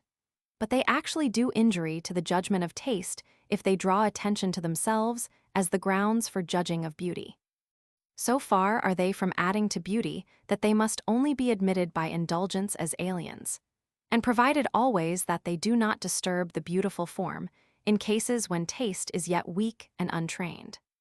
In painting, sculpture, and in all the formative arts in architecture and horticulture, so far as they are beautiful arts, the delineation is the essential thing. And here it is not what gratifies in sensation, but what pleases by means of its form that is fundamental for taste. The colors which light up the sketch belong to the charm. They may indeed enliven the object for sensation, but they cannot make it worthy of contemplation and beautiful. In most cases, they are rather limited by the requirements of the beautiful form, and even where charm is permissible, it is ennobled solely by this. Every form of the objects of sense, both of external sense and also mediately of internal, is either figure or play. In the latter case, it is either play of figures in space, viz., pantomime and dancing, or the mere play of sensations in time. The charm of colors or of the pleasant tones of an instrument may be added, but the delineation in the first case and the composition in the second constitute the proper object of the pure judgment of taste. To say that the purity of colors and of tones, or their variety and contrast, seems to add to beauty, does not mean that they supply a homogeneous addition to our satisfaction in the form because they are pleasant in themselves, but they do so because they make the form more exactly, definitely, and completely intuitable, and besides by their charm excite the representation, whilst they awaken and fix our attention on the object itself. Even what we call ornaments, i.e., those things which do not belong to the complete representation of the object internally as elements but only externally as complements, and which augment the satisfaction of taste, do so only by their form, as for example the frames of pictures, or the draperies of statues, or the colonnades of palaces. But if the ornament does not itself consist in beautiful form, and if it is used as a golden frame is used merely to recommend the painting by its charm, it is then called finery and injures genuine beauty. Emotion, i.e., a sensation in which pleasantness is produced by means of a momentary checking and a consequent more powerful outflow of the vital force, does not belong at all to beauty. But sublimity with which the feeling of emotion is bound up requires a different standard of judgment from that which is at the foundation of taste, and thus a pure judgment of taste has for its determining ground neither charm nor emotion, in a word, no sensation as the material of the aesthetical judgment. Section 15. The judgment of taste is quite independent of the concept of perfection.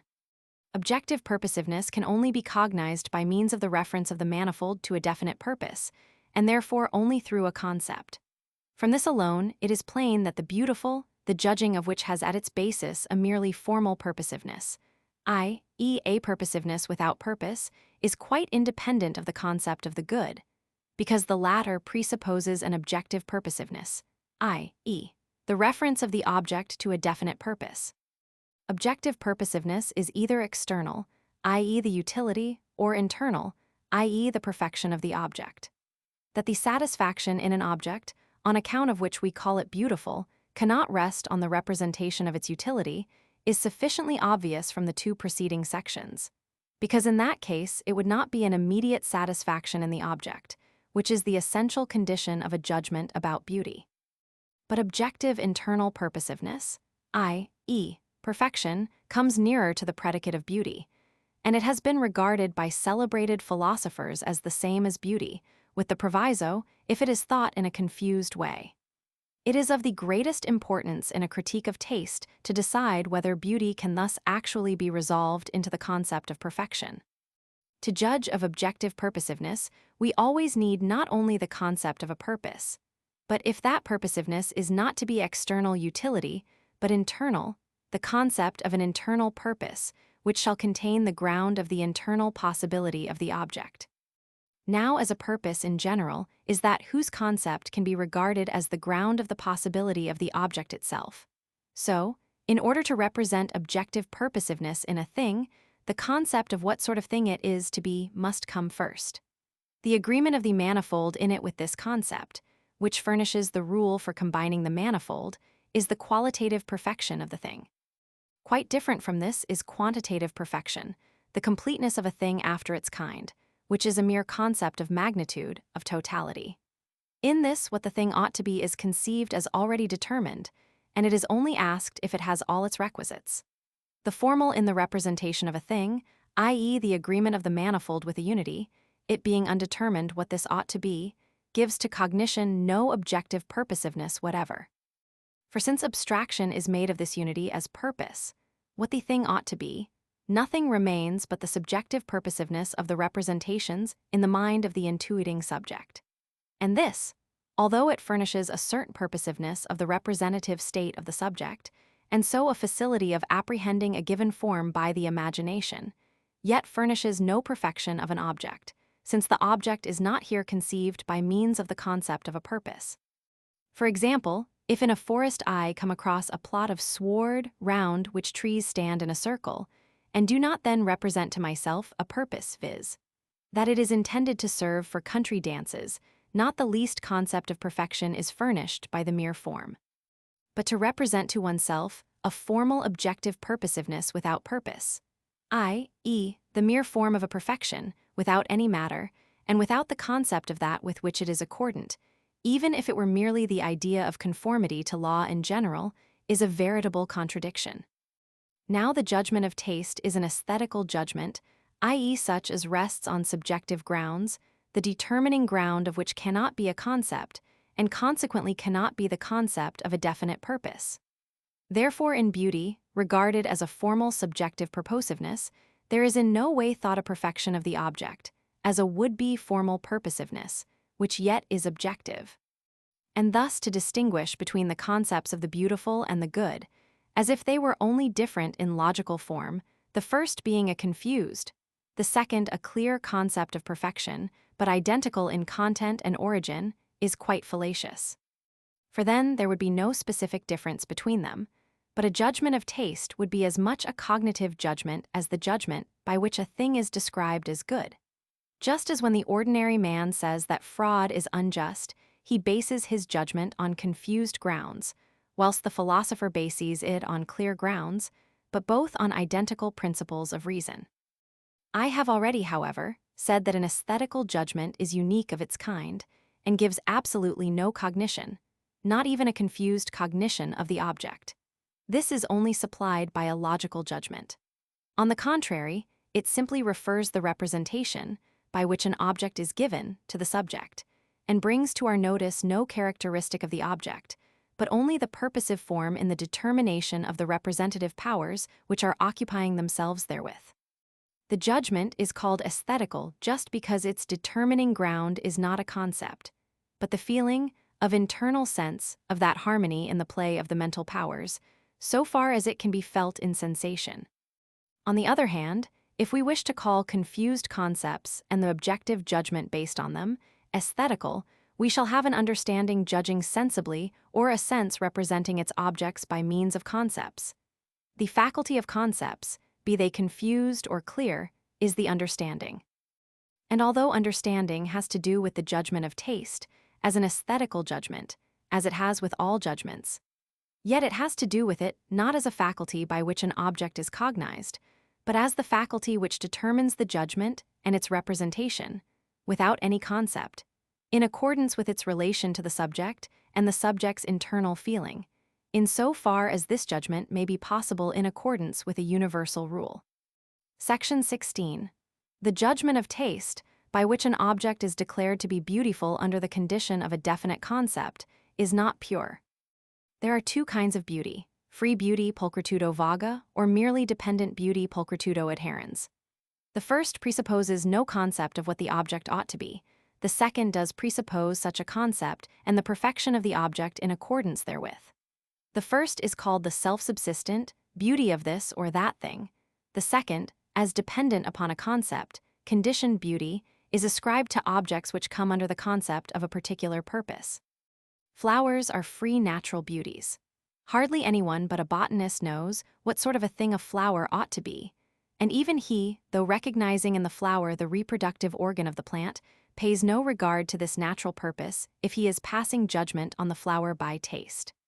There is then at the basis of this judgment no perfection of any kind, no internal purposiveness, to which the collection of the manifold is referred. Many birds, such as the parrot, the hummingbird, the bird of paradise, and many seashells are beauties in themselves, which do not belong to any object determined in respect of its purpose by concepts, but please freely and in themselves. So also delineations à la grecque, foliage for borders or wallpapers, mean nothing in themselves.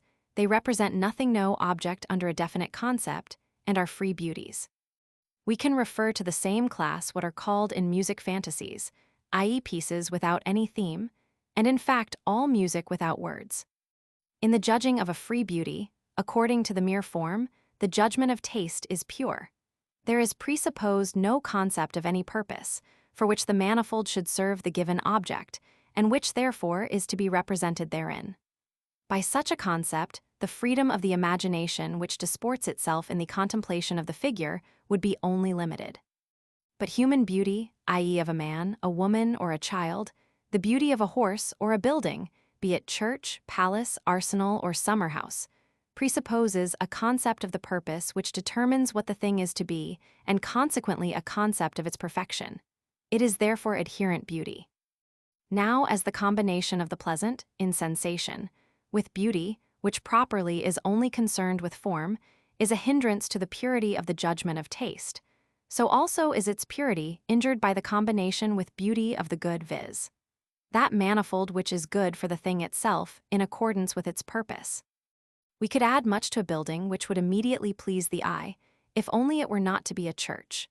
We could adorn a figure with all kinds of spirals and light but regular lines, as the New Zealanders do with their tattooing, if only it were not the figure of a human being. And again, this could have much finer features and a more pleasing and gentle cast of countenance, provided it were not intended to represent a man, much less a warrior. Now the satisfaction in the manifold of a thing, in reference to the internal purpose, which determines its possibility, is a satisfaction grounded on a concept. But the satisfaction in beauty is such as presupposes no concept, but is immediately bound up with the representation through which the object is given, not through which it is thought. If now the judgment of taste in respect of the beauty of a thing is made dependent on the purpose in its manifold, like a judgment of reason, and thus limited, it is no longer a free and pure judgment of taste. It is true that taste gains by this combination of aesthetical with intellectual satisfaction, inasmuch as it becomes fixed, and though it is not universal, yet in respect to certain purposively determined objects, it becomes possible to prescribe rules for it. These, however, are not rules of taste, but merely rules for the unification of taste with reason, i.e., of the beautiful with the good, by which the former becomes available as an instrument of design in respect of the latter. Thus, the tone of mind, which is self-maintaining and of subjective universal validity, is subordinated to the way of thinking which can be maintained only by painful resolve, but is of objective universal validity. Properly speaking, however, perfection gains nothing by beauty or beauty by perfection. But when we compare the representation by which an object is given to us with the object, as regards what it ought to be by means of a concept, we cannot avoid considering along with it the sensation in the subject. And thus, when both states of mind are in harmony, our whole faculty of representative power gains. A judgment of taste, then, in respect of an object with a definite internal purpose, can only be pure if either the person judging has no concept of this purpose, or else abstracts from it in his judgment. Such a person, although forming an accurate judgment of taste in judging of the object as free beauty, would yet by another who considers the beauty in it only as a dependent attribute, who looks to the purpose of the object, be blamed and accused of false taste, although both are right in their own way, the one in reference to what he has before his eyes, the other in reference to what he has in his thought. By means of this distinction, we can settle many disputes about beauty between judges of taste, by showing that the one is speaking of free, the other of dependent, beauty, that the first is making a pure, the second an applied, judgment of taste. Section 17. Of the ideal of beauty. There can be no objective rule of taste which shall determine by means of concepts what is beautiful. For every judgment from this source is aesthetical, i.e., the feeling of the subject, and not a concept of the object, is its determining ground. To seek for a principle of taste which shall furnish, by means of definite concepts, a universal criterion of the beautiful, is fruitless trouble, because what is sought is impossible and self-contradictory. The universal communicability of sensation, satisfaction or dissatisfaction, without the aid of a concept, the agreement, as far as is possible, of all times and peoples as regards this feeling in the representation of certain objects, this is the empirical criterion, although weak and hardly sufficing for probability, of the derivation of a taste, thus confirmed by examples, from the deep-lying grounds of agreement common to all men in judging of the forms under which objects are given to them. Hence, we consider some products of taste as exemplary. Not that taste can be acquired by imitating others, for it must be an original faculty. He who imitates a model shows, no doubt, in so far as he attains to it, skill, but only shows taste in so far as he can judge of this model itself. It follows from hence that the highest model, the archetype of taste, is a mere idea, which every one must produce in himself, and according to which he must judge every object of taste, every example of judgment by taste, and even the taste of every one. Idea properly means a rational concept, and ideal the representation of an individual being, regarded as adequate to an idea. Hence that archetype of taste, which certainly rests on the indeterminate idea that reason has of a maximum, but which cannot be represented by concepts, but only in an individual presentation, is better called the ideal of the beautiful. Although we are not in possession of this, we yet strive to produce it in ourselves. But it can only be an ideal of the imagination, because it rests on a presentation and not on concepts, and the imagination is the faculty of presentation. How do we arrive at such an ideal of beauty? A priori or empirically? Moreover, what species of the beautiful is susceptible of an ideal? First, it is well to remark that the beauty for which an ideal is to be sought cannot be vague beauty, but is fixed by a concept of objective purposiveness, and thus it cannot appertain to the object of a quite pure judgment of taste, but to that of a judgment of taste which is in part intellectual. That is, in whatever grounds of judgment an ideal is to be found, An idea of reason in accordance with definite concepts must lie at its basis, which determines a priori the purpose on which the internal possibility of the object rests. An ideal of beautiful flowers, of a beautiful piece of furniture, of a beautiful view, is inconceivable. But neither can an ideal be represented of a beauty dependent on definite purposes, e.g. of a beautiful dwelling house, a beautiful tree, a beautiful garden, etc., presumably because their purpose is not sufficiently determined and fixed by the concept, and thus the purposiveness is nearly as free as in the case of vague beauty. The only being which has the purpose of its existence in itself is man, who can determine his purposes by reason, or, where he must receive them from external perception, yet can compare them with essential and universal purposes, and can judge their accordance aesthetically. This man is, then, alone of all objects in the world, susceptible of an ideal of beauty, as it is only humanity in his person, as an intelligence, that is susceptible of the ideal of perfection. But there are here two elements. First, there is the aesthetical normal idea, which is an individual intuition of the imagination, representing the standard of our judgment as a thing belonging to a particular animal species. Secondly, there is the rational idea which makes the purposes of humanity, so far as they cannot be sensibly represented, the principle for judging of a figure through which, as their phenomenal effect, those purposes are revealed. The normal idea of the figure of an animal of a particular race must take its elements from experience. But the greatest purposiveness in the construction of the figure, that would be available for the universal standard of aesthetical judgment upon each individual of this species the image, which is as it were designedly at the basis of nature's technic, to which only the whole race, and not any isolated individual, is adequate. This lies merely in the idea of the judging. And this, with its proportions as an aesthetical idea, can be completely presented in concreto in a model, in order to make intelligible in some measure, for who can extract her whole secret from nature? How this comes to pass, we shall attempt a psychological explanation. We must remark that, in a way quite incomprehensible by us, the imagination can not only recall, on occasion, the signs for concepts long past, but can also reproduce the image of the figure of the object, out of an unspeakable number of objects of different kinds, or even of the same kind. Further, if the mind is concerned with comparisons, the imagination can, in all probability, actually though unconsciously let one image glide into another, and thus, by the concurrence of several of the same kind, come by an average, which serves as the common measure of all. Every one has seen 1,000 full-grown men. Now, if you wish to judge of their normal size, estimating it by means of comparison, the imagination, as I think, allows a great number of images, perhaps the whole 1,000, to fall on one another.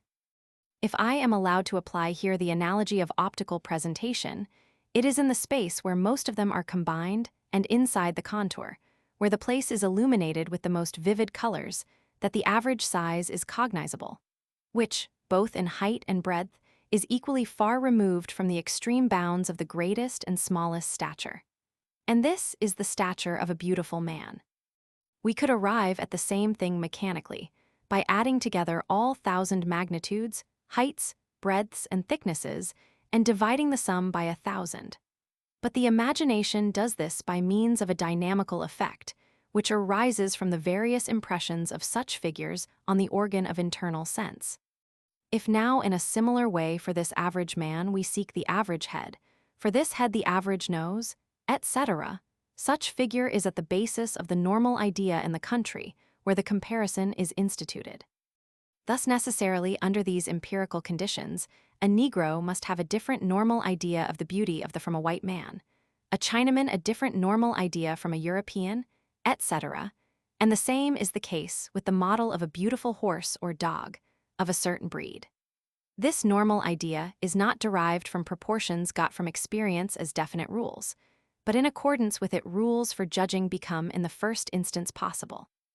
It is the image for the whole race, which floats among all the variously different intuitions of individuals, which nature takes as archetype in her productions of the same species, but which seems not to be fully reached in any individual case.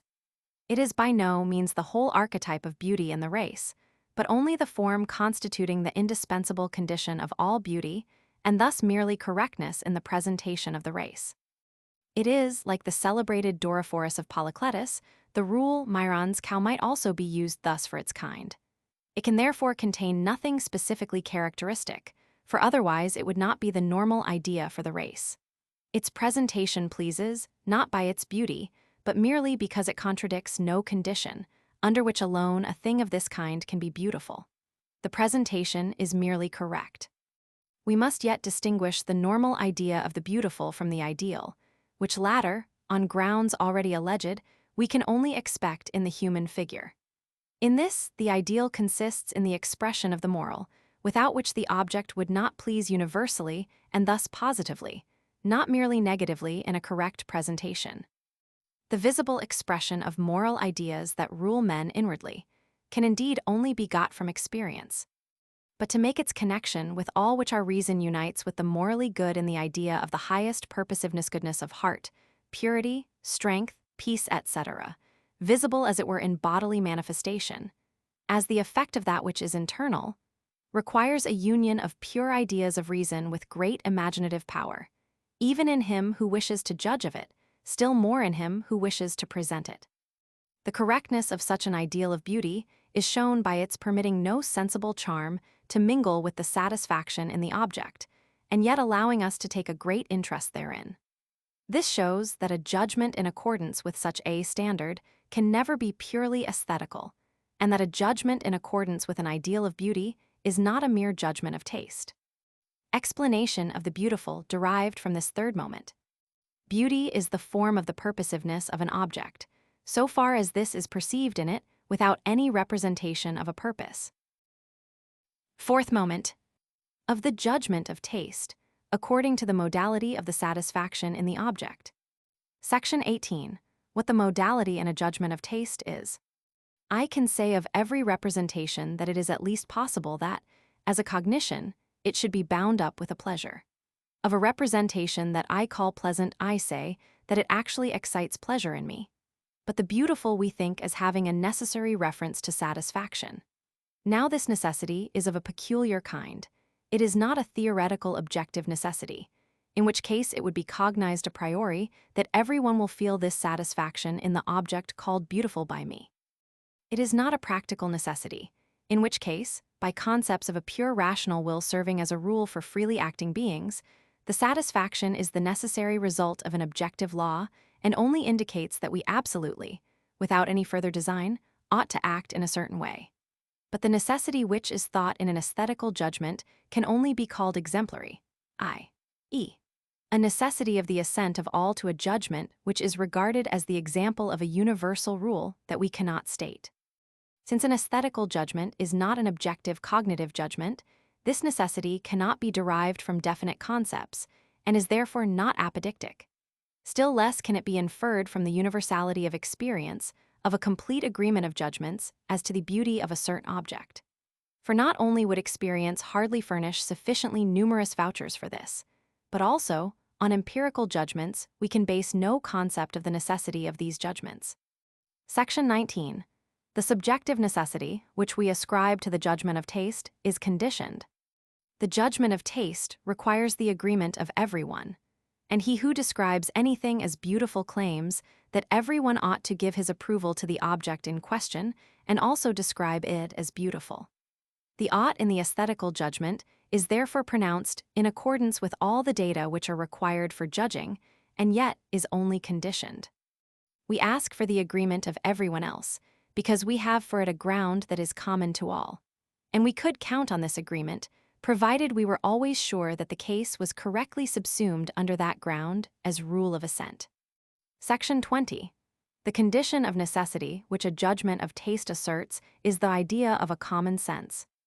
If judgments of taste, like cognitive judgments, had a definite objective principle, then the person who lays them down in accordance with this latter would claim an unconditioned necessity for his judgment.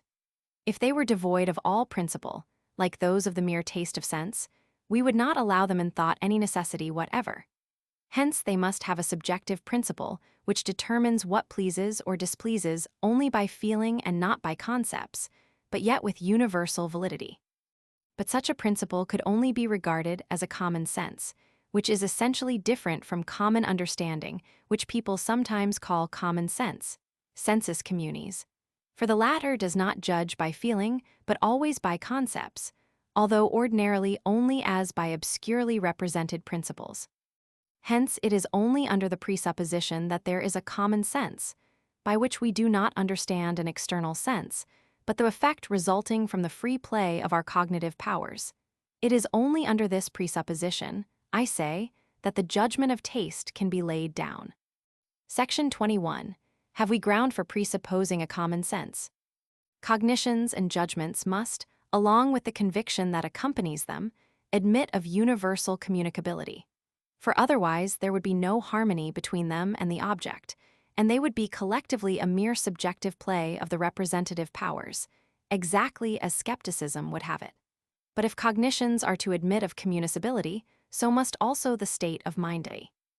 The accordance of the cognitive powers with a cognition generally, and that proportion of them which is suitable for a representation, by which an object is given to us, in order that a cognition may be made out of it admit of universal communicability. For without this, as the subjective condition of cognition, knowledge as an effect could not arise.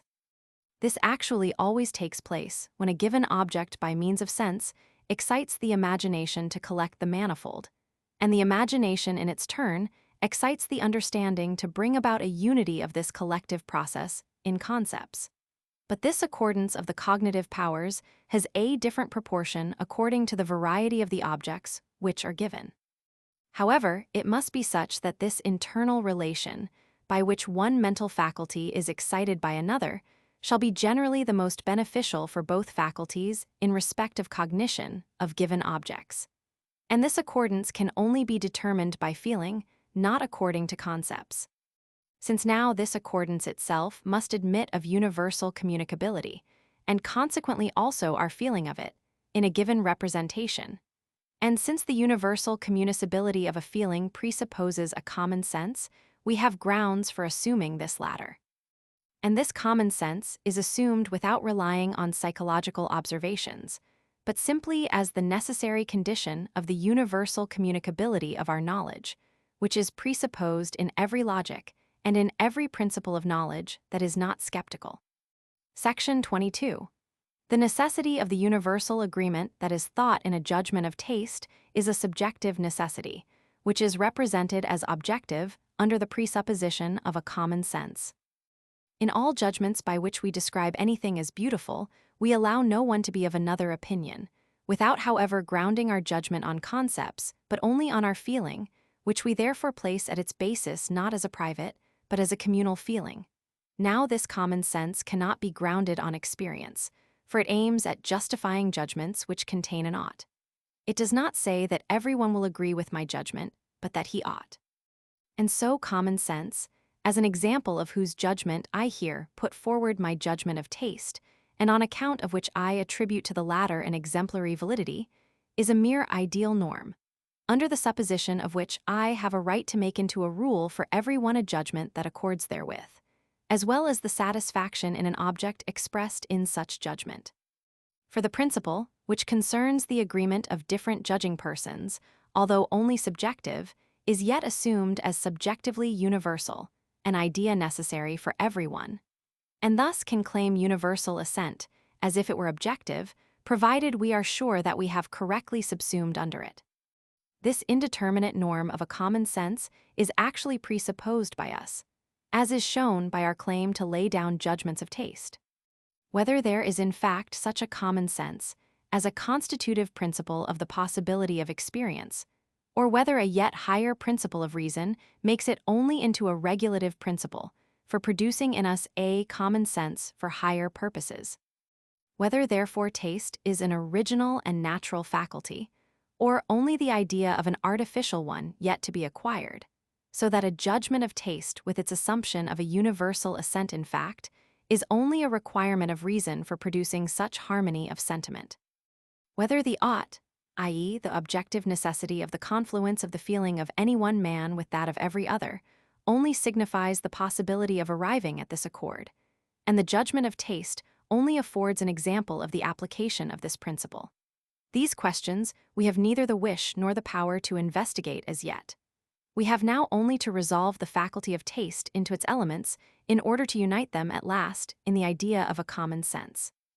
Explanation of the beautiful resulting from the fourth moment.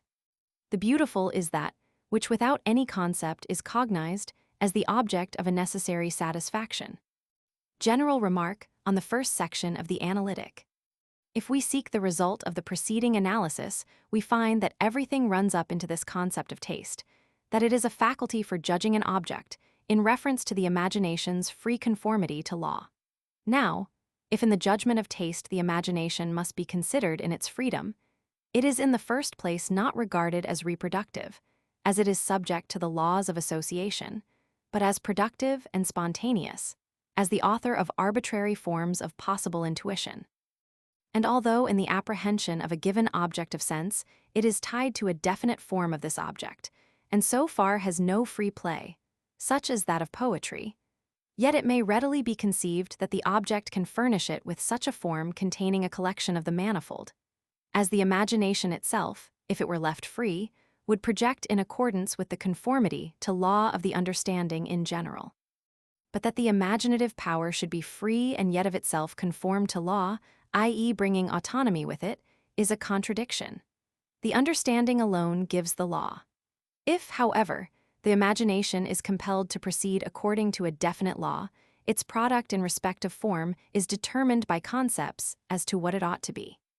But then, as is above shown, the satisfaction is not that in the beautiful, but in the good in perfection, at any rate in mere formal perfection.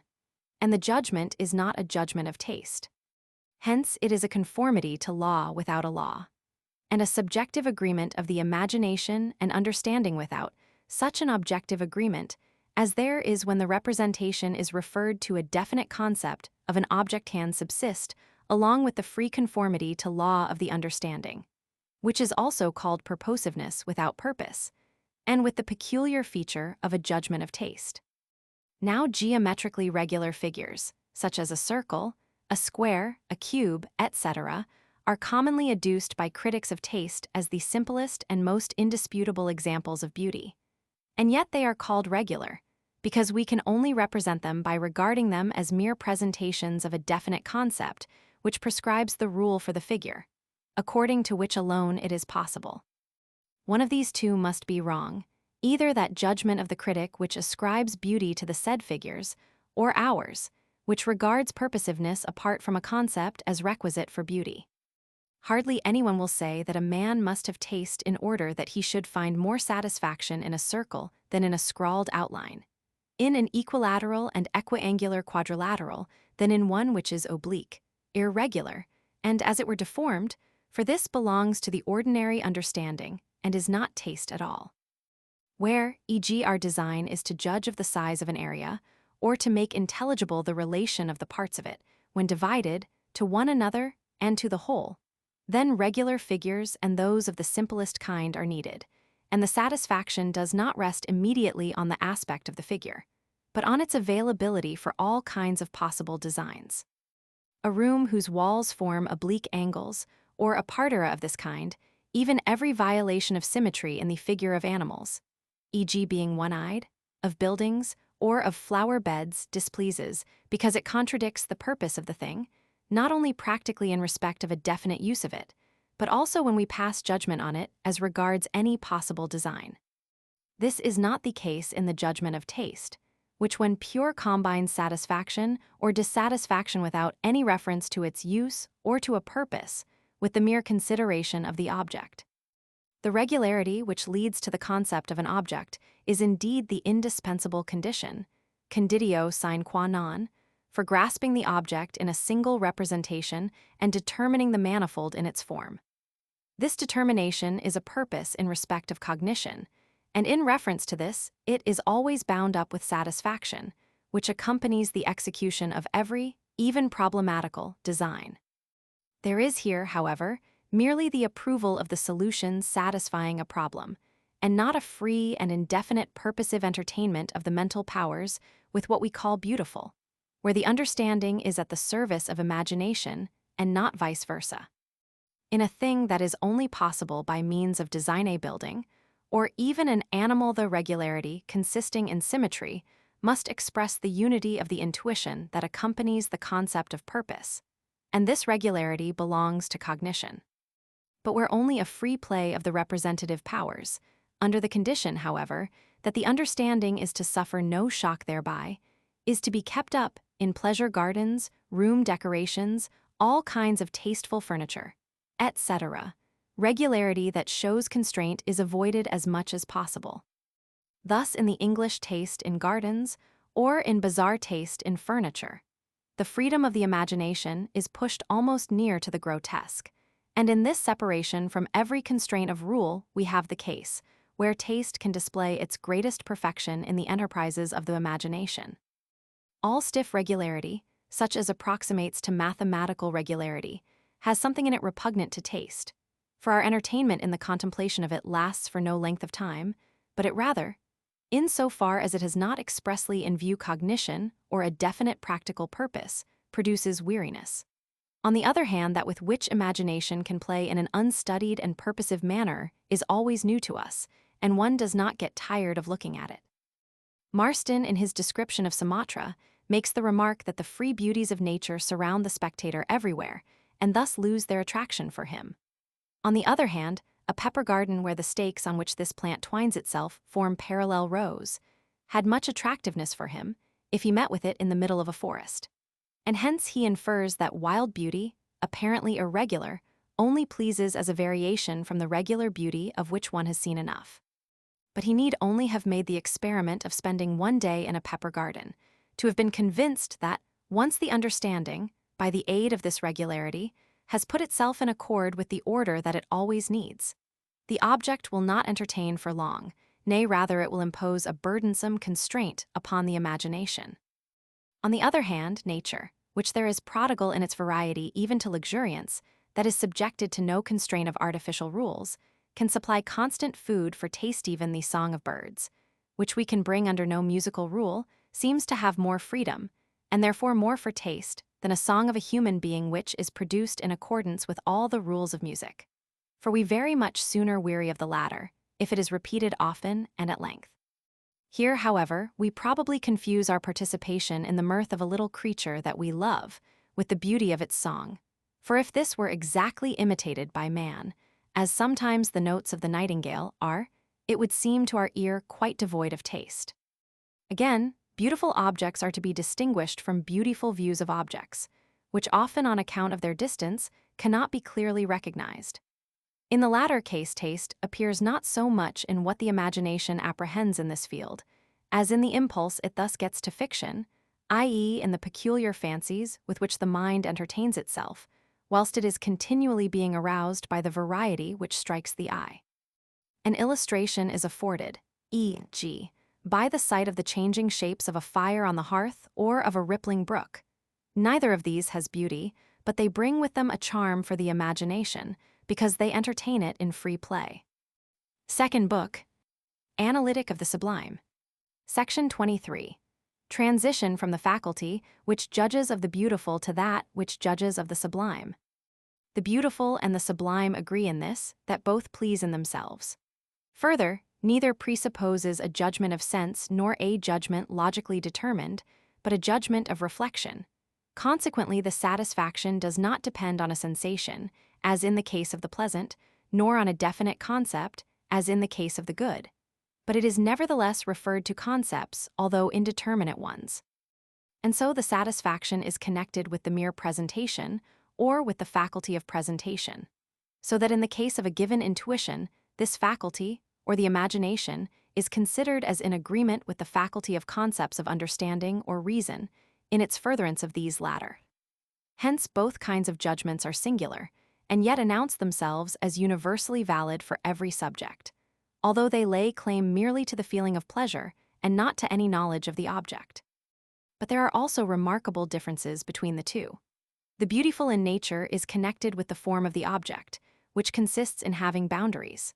The sublime, on the other hand, is to be found in a formless object, so far as in it or by occasion of it boundlessness is represented, and yet its totality is also present to thought. Thus, the beautiful seems to be regarded as the presentation of an indefinite concept of understanding, the sublime as that of a like concept of reason. Therefore, the satisfaction in the one case is bound up with the representation of quality, in the other with that of quantity. And the latter satisfaction is quite different in kind from the former, for this directly brings with it a feeling of the furtherance of life, and thus is compatible with charms and with the play of the imagination. But the other, the feeling of the sublime, is a pleasure that arises only indirectly, viz. It is produced by the feeling of a momentary checking of the vital powers and a consequent stronger outflow of them, so that it seems to be regarded as emotion not play, but earnest in the exercise of the imagination. Hence, it is incompatible with charms. And as the mind is not merely attracted by the object, but is ever being alternately repelled, the satisfaction in the sublime does not so much involve a positive pleasure as admiration or respect, which rather deserves to be called negative pleasure. But the inner and most important distinction between the sublime and beautiful is, certainly, as follows. Here, as we are entitled to do, we only bring under consideration in the first instance the sublime in natural objects, for the sublime of art is always limited by the conditions of agreement with nature. Natural beauty, which is self-subsisting, brings with it a purposiveness in its form, by which the object seems to be, as it were, preadapted to our judgment, and thus constitutes in itself an object of satisfaction. On the other hand, that which excites in us, without any reasoning about it, but in the mere apprehension of it, the feeling of the sublime may appear as regards its form to violate purpose in respect of the judgment, to be unsuited to our presentative faculty, and, as it were, to do violence to the imagination. And yet it is judged to be only the more sublime. Now from this, we may see that in general we express ourselves incorrectly if we call any object of nature sublime, although we can quite correctly call many objects of nature beautiful. For how can that be marked by an expression of approval, which is apprehended in itself as being a violation of purpose? All that we can say is that the object is fit for the presentation of a sublimity which can be found in the mind. For no sensible form can contain the sublime properly so called. This concerns only ideas of the reason, which, although no adequate presentation is possible for them, by this inadequacy that admits of sensible presentation, are aroused and summoned into the mind. Thus the wide ocean, agitated by the storm, cannot be called sublime. Its aspect is horrible, and the mind must be already filled with manifold ideas if it is to be determined by such an intuition to a feeling itself sublime, as it is incited to abandon sensibility and to busy itself with ideas that involve higher purposiveness. Self-subsisting natural beauty discovers to us a technique of nature, which represents it as a system in accordance with laws, the principle of which we do not find in the whole of our faculty of understanding. That principle is the principle of purposiveness, in respect of the use of our judgment in regard to phenomena, that these must not be judged as merely belonging to nature in its purposeless mechanism, but also as belonging to something analogous to art. It therefore actually extends not indeed our cognition of natural objects, but our concept of nature, as mere mechanism, but as art. This leads to profound investigations as to the possibility of such a form. But in what we are accustomed to call sublime, there is nothing at all that leads to particular objective principles and forms of nature corresponding to them. So far from it that for the most part nature excites the ideas of the sublime in its chaos, or in its wildest and most irregular disorder and desolation, provided size and might are perceived.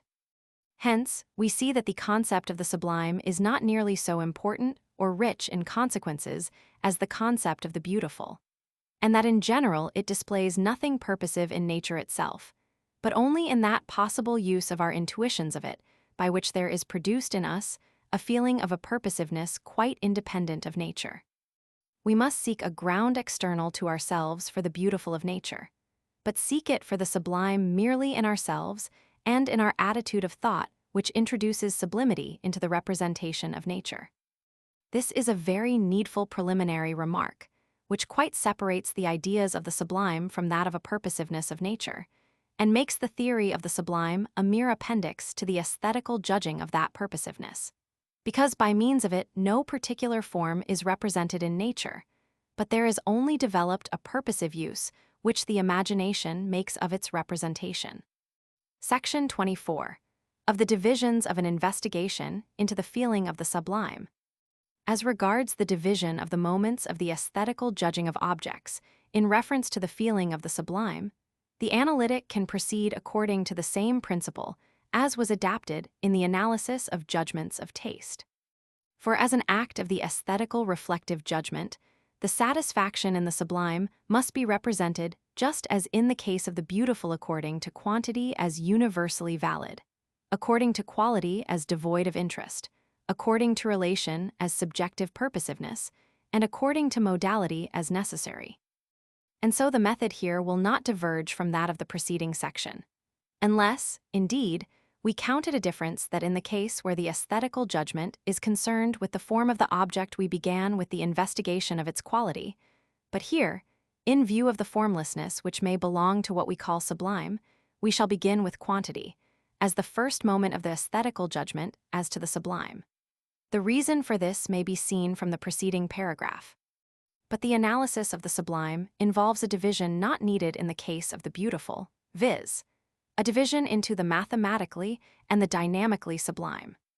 For the feeling of the sublime brings with it as its characteristic feature a movement of the mind bound up with the judging of the object, while in the case of the beautiful taste presupposes and maintains the mind in restful contemplation.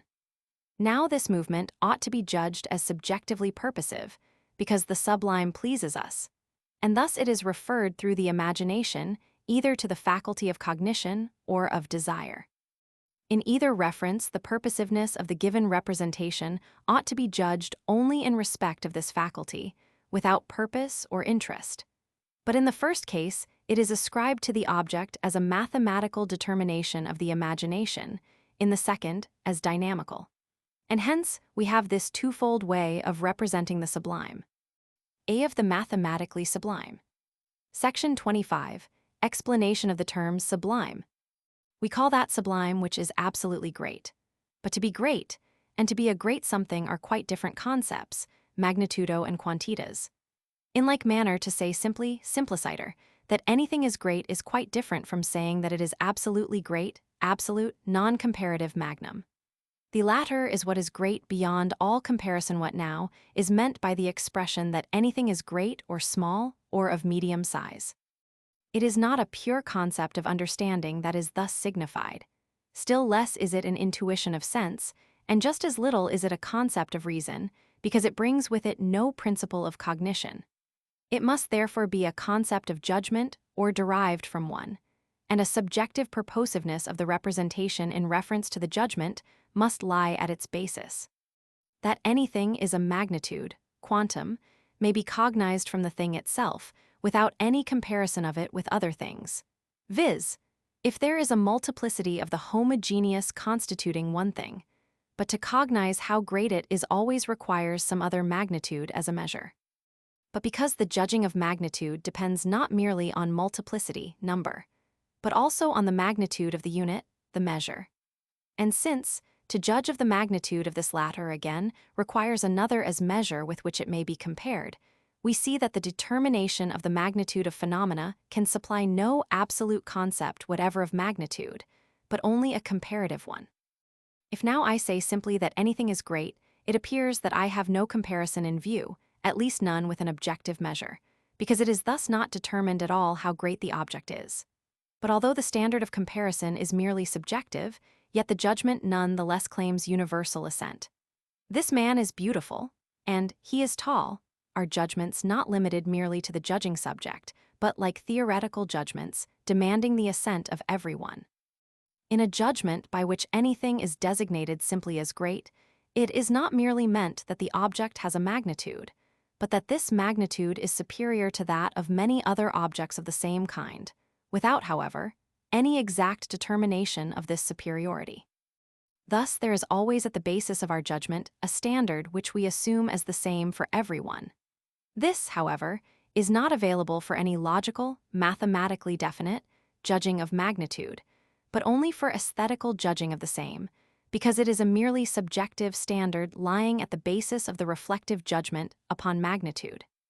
It may be empirical, as e.g. the average size of the men known to us, of animals of a certain kind, trees, houses, mountains, etc., or it may be a standard given a priori, which through the defects of the judging subject is limited by the subjective conditions of presentation in concreto. As, e.g. in the practical sphere, the greatness of a certain virtue, or of the public liberty and justice in a country. Or, in the theoretical sphere, the greatness of the accuracy or the inaccuracy of an observation or measurement that has been made, etc. Here it is remarkable that, although we have no interest whatever in an object, i.e., its existence is indifferent to us, yet its mere size, even if it is considered as formless, may bring a satisfaction with it that is universally communicable, and that consequently involves the consciousness of a subjective purposiveness in the use of our cognitive faculty.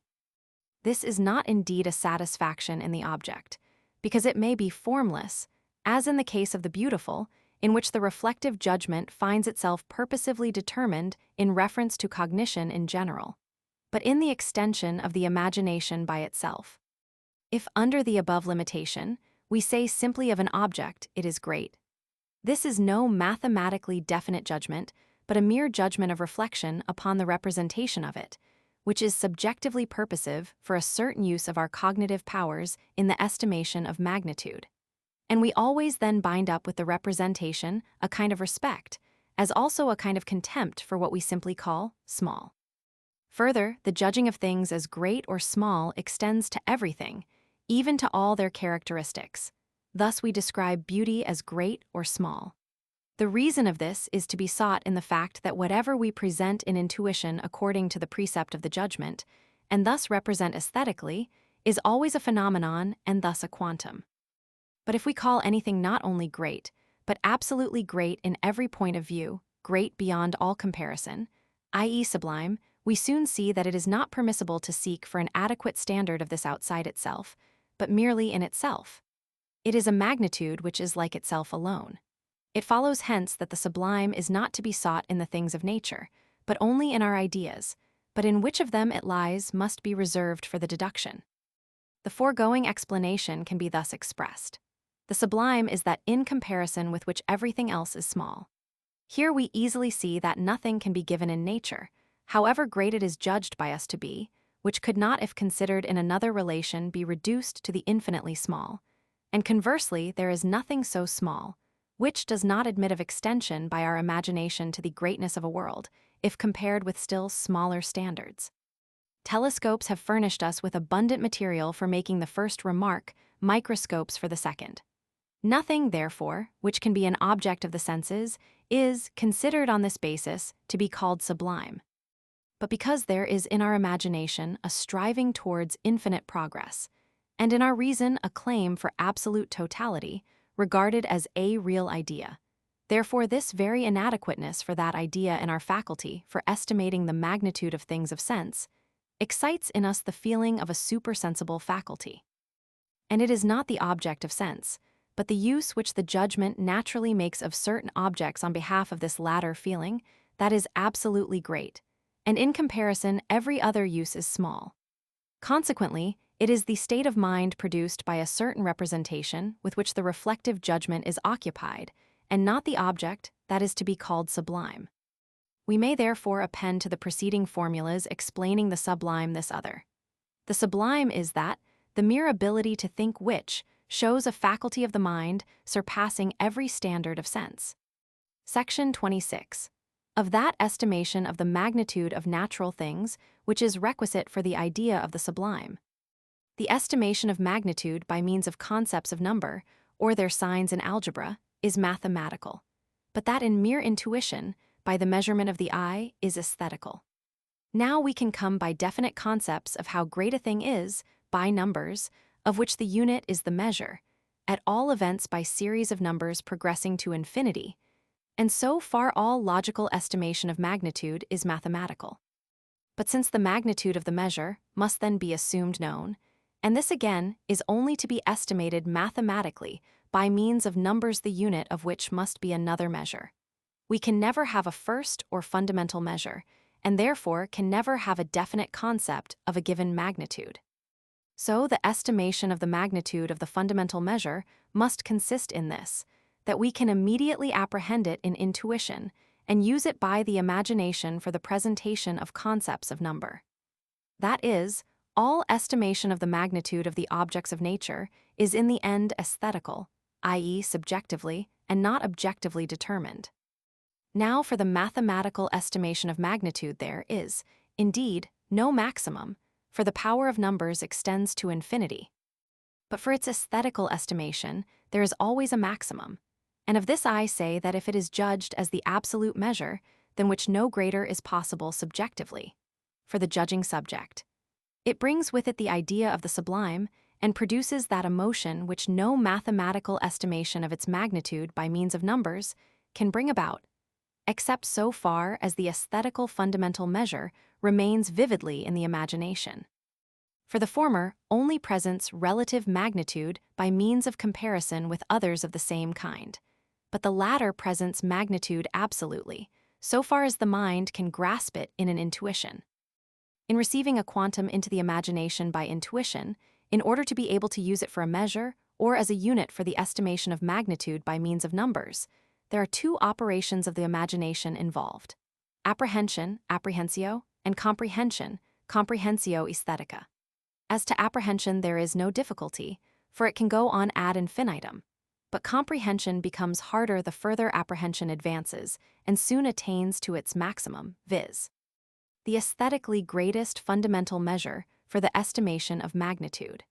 For when apprehension has gone so far that the partial representations of sensuous intuition, at first apprehended, begin to vanish in the imagination, whilst this ever proceeds to the apprehension of others, then it loses as much on the one side as it gains on the other.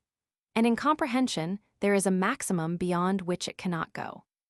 Hence can be explained what Savary remarks in his account of Egypt, viz., that we must keep from going very near the pyramids just as much as we keep from going too far from them, in order to get the full emotional effect from their size. For if we are too far away, the parts to be apprehended, the stones lying one over the other, are only obscurely represented, and the representation of them produces no effect upon the aesthetical judgment of the subject. But if we are very near, the eye requires some time to complete the apprehension of the tiers from the bottom up to the apex, and then the first tiers are always partly forgotten before the imagination has taken in the last. And so the comprehension of them is never complete. The same thing may sufficiently explain the bewilderment, or, as it were, perplexity which, it is said, seizes the spectator on his first entrance into St. Peter's at Rome.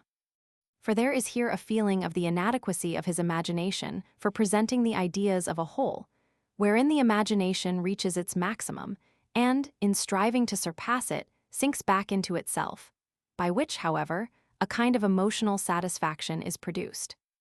I do not wish to speak as yet of the ground of this satisfaction, which is bound up with a representation from which we should least of all expect it, viz., a representation which lets us remark its inadequacy, and consequently its subjective want of purposiveness for the judgment in the estimation of magnitude. I only remark that if the aesthetical judgment is pure, i.e. mingled with no teleological judgment or judgment of reason, and is to be given as a completely suitable example of the critique of the aesthetical judgment, we must not exhibit the sublime in products of art, e.g. buildings, pillars, etc., where human purpose determines the form as well as the size, nor yet in things of nature the concepts of which bring with them a definite purpose, e.g. animals with a known natural destination, but in rude nature, and in this only in so far as it does not bring with it any charm or emotion produced by actual danger, merely as containing magnitude. For in this kind of representation, nature contains nothing monstrous, either magnificent or horrible. The magnitude that is apprehended may be increased as much as you wish, provided it can be comprehended in a whole by the imagination. An object is monstrous if by its size it destroys the purpose which constitutes the concept of it. But the mere presentation of a concept is called colossal, which is almost too great for any presentation, bordering on the relatively monstrous. because the purpose of the presentation of a concept is made harder by the intuition of the object being almost too great for our faculty of apprehension. A pure judgment upon the sublime must, however, have no purpose of the object as its determining ground, if it is to be aesthetical and not mixed up with any judgment of understanding or reason.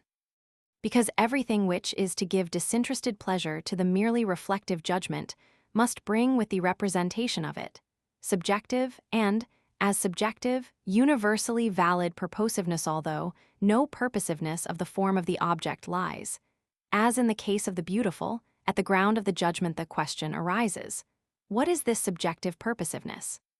And how does it come to be prescribed as the norm by which a ground for universally valid satisfaction is supplied in the mere estimation of magnitude, even in that which is forced up to the point where our faculty of imagination is inadequate for the presentation of the concept of magnitude?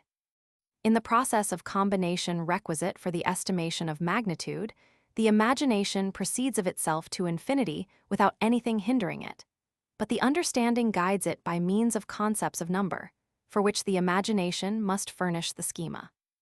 And in this procedure, as belonging to the logical estimation of magnitude, there is indeed something objectively purposive, in accordance with the concept of a purpose, as all measurement is, but nothing purposive and pleasing for the aesthetical judgment. There is also in this designed purposiveness nothing which would force us to push the magnitude of the measure, and consequently the comprehension of the manifold in an intuition, to the bounds of the faculty of imagination, or as far as ever this can reach in its presentations.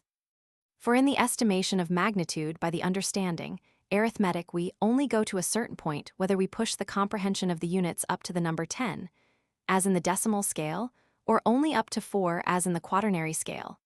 The further production of magnitude proceeds by combination, or, if the quantum is given in intuition, by apprehension, but merely by way of progression, not of comprehension, in accordance with an assumed principle of progression.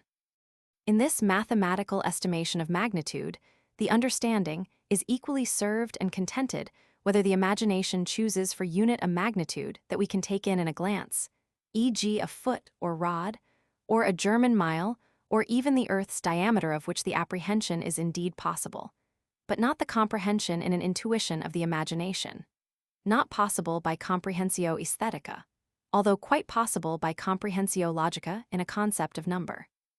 In both cases, the logical estimation of magnitude goes on without hindrance to infinity. But now the mind listens to the voice of reason which, for every given magnitude, even for those that can never be entirely apprehended, although in sensible representation they are judged as entirely given, requires totality. Reason consequently desires comprehension in one intuition, and so the presentation of all these members of a progressively increasing series. It does not even exempt the infinite, space and past time, from this requirement. It rather renders it unavoidable to think the infinite, in the judgment of common reason, as entirely given according to its totality. But the infinite is absolutely, not merely comparatively, great. Compared with it, everything else, of the same kind of magnitudes, is small. And what is most important is that to be able only to think it as a whole indicates a faculty of mind which surpasses every standard of sense. For would require a comprehension having for unit a standard bearing a definite relation, expressible in numbers, to the infinite, which is impossible. Nevertheless, the bare capability of thinking this infinite, without contradiction, requires in the human mind a faculty itself supersensible. For it is only by means of this faculty and its idea of a noumenon, which admits of no intuition, but which yet serves as the substrate for the intuition of the world, as a mere phenomenon, that the infinite of the world of sense, in the pure intellectual estimation of magnitude, can be completely comprehended under a concept, although in the mathematical estimation of magnitude by means of concepts of number it can never be completely thought. The faculty of being able to think the infinite of supersensible intuition, as given in its intelligible substrate, surpasses every standard of sensibility, and is great beyond all comparison even with the faculty of mathematical estimation, not of course in a theoretical point of view and on behalf of the cognitive faculty, but as an extension of the mind which feels itself able in another, practical point of view to go beyond the limit of sensibility. Nature is therefore sublime in those of its phenomena, whose intuition brings with it the idea of their infinity. This last can only come by the inadequacy of the greatest effort of our imagination to estimate the magnitude of an object. But now in mathematical estimation of magnitude, the imagination is equal to providing a sufficient measure for every object, because the numerical concepts of the understanding, by means of progression, can make any measure adequate to any given magnitude. Therefore, it must be the aesthetical estimation of magnitude in which it is felt that the effort towards comprehension surpasses the power of the imagination to grasp in a whole of intuition the progressive apprehension, and at the same time is perceived the inadequacy of this faculty, unbounded in its progress, for grasping and using, for the estimation of magnitude, a fundamental measure which could be made available by the understanding with little trouble. Now the proper unchangeable fundamental measure of nature is its absolute whole, which, regarding nature as a phenomenon, would be infinity comprehended. But since this fundamental measure is a self-contradictory concept, on account of the impossibility of the absolute totality of an endless progress, that magnitude of a natural object, on which the imagination fruitlessly spends its whole faculty of comprehension, must carry our concept of nature to a supersensible substrate, which lies at its basis and also at the basis of our faculty of thought. As this, however, is great beyond all standards of sense, it makes us judge as sublime, not so much the object, as our own state of mind in the estimation of it. Therefore, just as the aesthetical judgment in judging the beautiful refers the imagination in its free play to the understanding, in order to harmonize it with the concepts of the latter in general, without any determination of them, so does the same faculty, when judging a thing as sublime, refer itself to the reason in order that it may subjectively be in accordance with its ideas, no matter what they are, i.e., that it may produce a state of mind conformable to them and compatible with that brought about by the influence of definite, practical ideas upon feeling. We hence see also that true sublimity must be sought only in the mind of the judging, not in the natural object, the judgment upon which occasions this state. Who would call sublime, e.g., shapeless mountain masses piled in wild disorder upon each other with their pyramids of ice, or the gloomy raging sea. But the mind feels itself elevated in its own judgment if, while contemplating them without any reference to their form, and abandoning itself to the imagination, and to the reason which, although placed in combination with the imagination without any definite purpose, merely extends it, yet finds the whole power of the imagination inadequate to its ideas. Examples of the mathematically sublime of nature in mere intuition are all the cases in which we are given, not so much a larger numerical concept as a large unit for the measure of the imagination, for shortening the numerical series. A tree, which we estimate with reference to the height of a man, at all events gives a standard for a mountain. And if this were a mile high, it would serve as unit for the number expressive of the Earth's diameter, so that the latter might be made intuitable. The Earth's diameter would supply a unit for the known planetary system, this again for the Milky Way, and the immeasurable number of Milky Way systems called nebulae, which presumably constitute a system of the same kind among themselves, lets us expect no bounds here. Now the sublime in the aesthetical judging of an immeasurable whole like this lies not so much in the greatness of the number, as in the fact that in our progress we ever arrive at yet greater units. To this, the systematic division of the universe contributes, which represents every magnitude in nature as small in its turn, and represents our imagination with its entire freedom from bounds, and with it nature as a mere nothing in comparison with the ideas of reason, if it is sought to furnish a presentation which shall be adequate to them. Section 27. Of the quality of the satisfaction in our judgments upon the sublime. The feeling of our incapacity to attain to an idea, which is a law for us, is respect.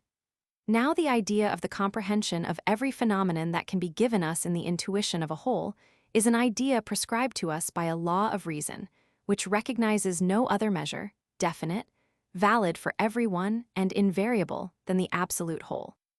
But our imagination, even in its greatest efforts, in respect of that comprehension, which we expect from it, of a given object in a whole of intuition, and thus with reference to the presentation of the idea of reason, exhibits its own limits and inadequacy, although at the same time it shows that its destination is to make itself adequate to this idea regarded as a law. Therefore, the feeling of the sublime in nature is respect for our own destination, which by a certain subreption we attribute to an object of nature, conversion of respect for the idea of humanity in our own subject into respect for the object. This makes intuitively evident the superiority of the rational determination of our cognitive faculties to the greatest faculty of our sensibility. The feeling of the sublime is therefore a feeling of pain, arising from the want of accordance between the aesthetical estimation of magnitude formed by the imagination and the estimation of the same formed by reason. There is at the same time a pleasure thus excited, arising from the correspondence with rational ideas of this very judgment of the inadequacy of our greatest faculty of sense, in so far as it is a law for us to strive after these ideas. In fact, it is for us a law of reason, and belongs to our destination to estimate as small, in comparison with ideas of reason, everything which nature, regarded as an object of sense, contains that is great for us. And that which arouses in us the feeling of this supersensible destination agrees with that law. Now the greatest effort of the imagination in the presentation of the unit for the estimation of magnitude indicates a reference to something absolutely great, and consequently a reference to the law of reason, which bids us take this alone as the supreme measure of magnitude. Therefore, the inner perception of the inadequacy of all sensible standards for rational estimation of magnitude indicates a correspondence with rational laws.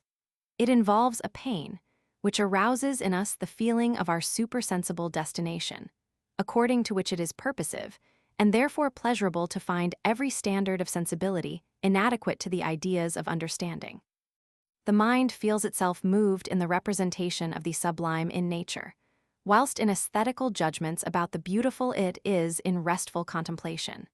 This movement may, especially in its beginnings, be compared to a vibration, i.e., to a quickly alternating attraction towards, and repulsion from, the same object. The transcendent, towards which the imagination is impelled in its apprehension of intuition, is for the imagination like an abyss in which it fears to lose itself. But for the rational idea of the supersensible it is not transcendent, but in conformity with law to bring about such an effort of the imagination, and consequently here there is the same amount of attraction as there was of repulsion for the mere sensibility. But the judgment itself always remains in this case only aesthetical, because without having any determinate concept of the object at its basis it merely represents the subjective play of the mental powers, imagination and reason as harmonious through their very contrast. For just as imagination and understanding, in judging of the beautiful, generate a subjective purposiveness of the mental powers by means of their harmony, so imagination and reason do so by means of their conflict. That is, they bring about a feeling that we possess pure self-subsistent reason, or a faculty for the estimation of magnitude, whose preeminence can be made intuitively evident only by the inadequacy of that faculty which is itself unbounded in the presentation of magnitudes of sensible objects. The measurement of a space, regarded as apprehension, is at the same time a description of it, and thus an objective movement in the act of imagination and a progress. On the other hand, the comprehension of the manifold in the unity not of thought but of intuition, and consequently the comprehension of the successively apprehended in one glance, is a regress, which annihilates the condition of time in this progress of the imagination and makes coexistence intuitable. It is therefore, since the time series is a condition of the internal sense and of an intuition, a subjective movement of the imagination, by which it does violence to the internal sense. This must be the more noticeable, the greater the quantum is which the imagination comprehends in one intuition.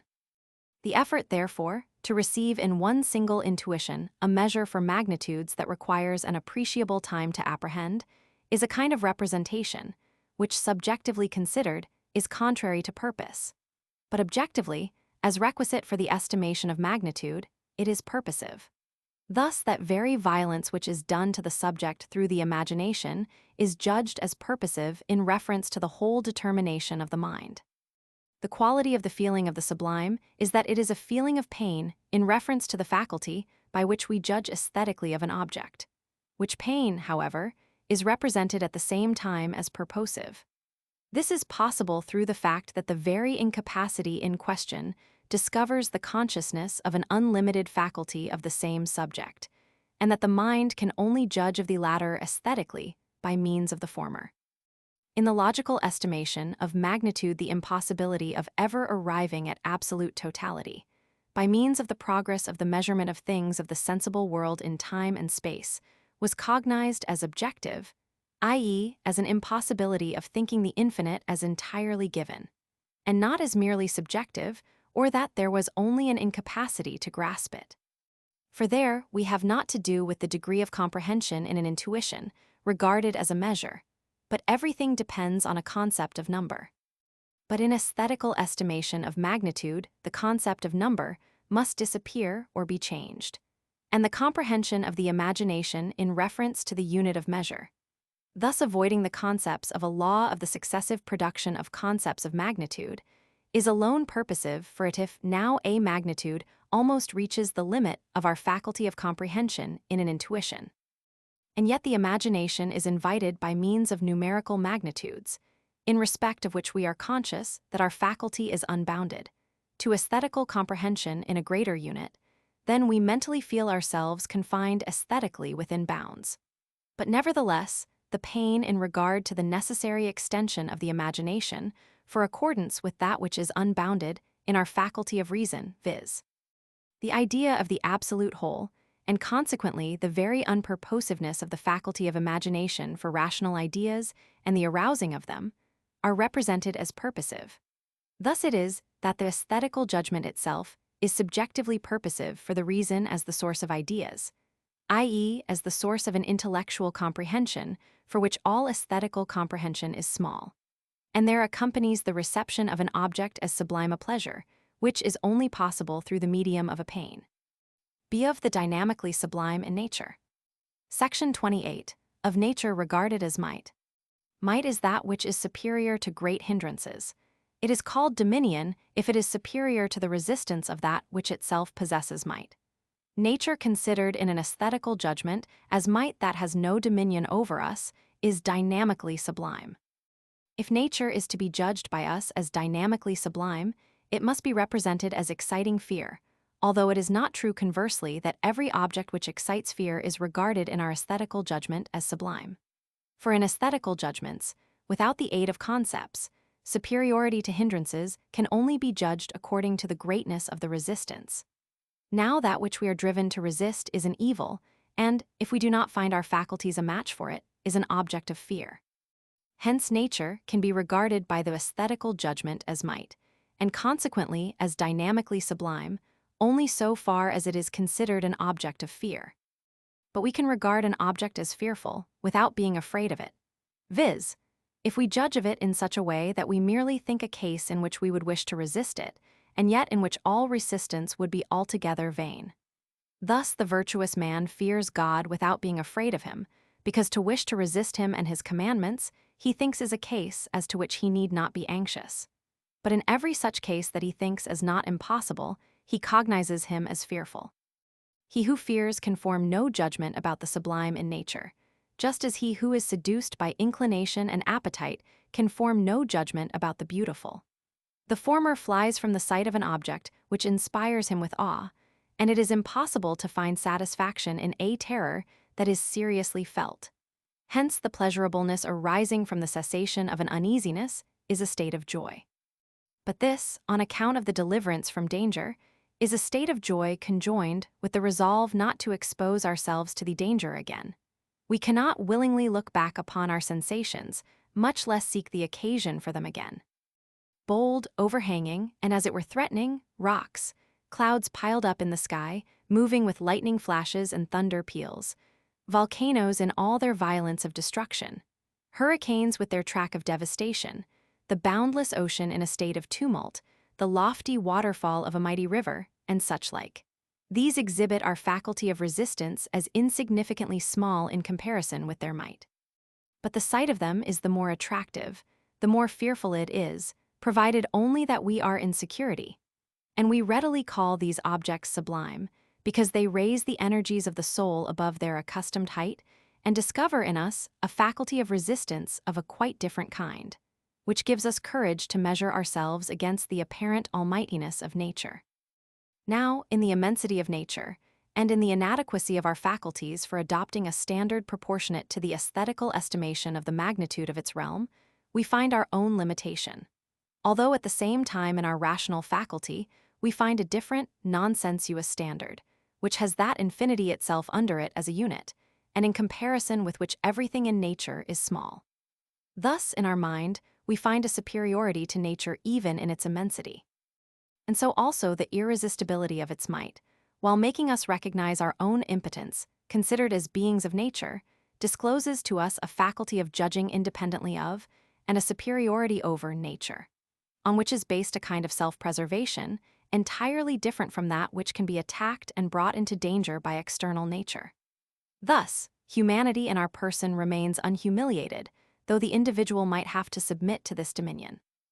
In this way, nature is not judged to be sublime in our aesthetical judgments, in so far as it excites fear, but because it calls up that power in us, which is not nature, of regarding as small the things about which we are solicitous, goods, health, and life, and of regarding its might, to which we are no doubt subjected in respect of these things, as nevertheless without any dominion over us and our personality to which we must bow where our highest fundamental propositions, and their assertion or abandonment, are concerned. Therefore nature is here called sublime merely because it elevates the imagination to a presentation of those cases in which the mind can make felt the proper sublimity of its destination, in comparison with nature itself. This estimation of ourselves loses nothing through the fact that we must regard ourselves as safe in order to feel this inspiriting satisfaction, and that hence, as there is no seriousness in the danger, there might be also, as might seem to be the case, just as little seriousness in the sublimity of our spiritual faculty. For the satisfaction here concerns only the destination of our faculty which discloses itself in such a case, so far as the tendency to this destination lies in our nature, whilst its development and exercise remain incumbent and obligatory. And in this, there is truth, however conscious the man may be of his present actual powerlessness, when he stretches his reflection so far. No doubt this principle seems to be too far-fetched and too subtly reasoned, and consequently seems to go beyond the scope of an aesthetical judgment. But observation of men proves the opposite, and shows that it may lie at the root of the most ordinary judgments, although we are not always conscious of it. For what is that which is, even to the savage, an object of the greatest admiration? It is a man who shrinks from nothing, who fears nothing, and therefore does not yield to danger, but rather goes to face it vigorously with the fullest deliberation. Even in the most highly civilized state this peculiar veneration for the soldier remains, though only under the condition that he exhibit all the virtues of peace, gentleness, compassion, and even a becoming care for his own person, because even by these it is recognized that his mind is unsubdued by danger. Hence, whatever disputes there may be about the superiority of the respect which is to be accorded them, in the comparison of a statesman and a general, the aesthetical judgment decides for the latter. War itself, if it is carried on with order and with a sacred respect for the rights of citizens, has something sublime in it, and makes the disposition of the people who carry it on thus only the more sublime, the more numerous are the dangers to which they are exposed, and in respect of which they behave with courage. On the other hand, a long peace generally brings about a predominant commercial spirit, and along with it, low selfishness, cowardice, and effeminacy, and debases the disposition of the people. It appears to conflict with this solution of the concept of the sublime, so far as sublimity is ascribed to might, that we are accustomed to represent God as presenting himself in his wrath, and yet in his sublimity, in the tempest, the storm, the earthquake, etc., and that it would be foolish and criminal to imagine a superiority of our minds over these works of his, and, as it seems, even over the designs of such might. Hence it would appear that no feeling of the sublimity of our own nature, but rather subjection, abasement, and a feeling of complete powerlessness, is a fitting state of mind before the manifestation of such an object, and this is generally bound up with the idea of it during natural phenomena of this kind. Generally in religion, prostration, adoration with bent head, with contrite, anxious demeanor and voice, seems to be the only fitting behavior in presence of the Godhead, and hence most peoples have adopted and still observe it. But this state of mind is far from being necessarily bound up with the idea of the sublimity of a religion and its object. The man who is actually afraid, because he finds reasons for fear in himself, whilst conscious by his culpable disposition of offending against a might whose will is irresistible, and at the same time just, is not in the frame of mind for admiring the divine greatness. For this, a mood of calm contemplation and a quite free judgment are needed. Only if he is conscious of an upright disposition, pleasing to God, do those operations of might serve to awaken in him the idea of the sublimity of this being. For then he recognizes in himself a sublimity of disposition conformable to his will. And thus he is raised above the fear of such operations of nature, which he no longer regards as outbursts of his wrath. Even humility, in the shape of a stern judgment upon his own faults, which otherwise, with a consciousness of good intentions, could be easily palliated from the frailty of human nature as a sublime state of mind, consisting in a voluntary subjection of himself to the pain of remorse, in order that its causes may be gradually removed. In this way, religion is essentially distinguished from superstition. The latter establishes in the mind, not reverence for the sublime, but fear and apprehension of the all-powerful being to whose will the terrified man sees himself subject, without according him any high esteem. From this, nothing can arise but a seeking of favor and flattery, instead of a religion which consists in a good life. Sublimity, therefore, does not reside in anything of nature, but only in our mind, in so far as we can become conscious that we are superior to nature within, and therefore also to nature without us, so far as it influences us. Everything that excites this feeling in us, e.g., the might of nature which calls forth our forces, is called then, although improperly, sublime. Only by supposing this idea in ourselves, and in reference to it, are we capable of attaining to the idea of the sublimity of that being, which produces respect in us, not merely by the might that it displays in nature, but rather by means of the faculty which resides in us of judging it fearlessly, and of regarding our destination as sublime in respect of it. Section 29. Of the modality of the judgment upon the sublime in nature.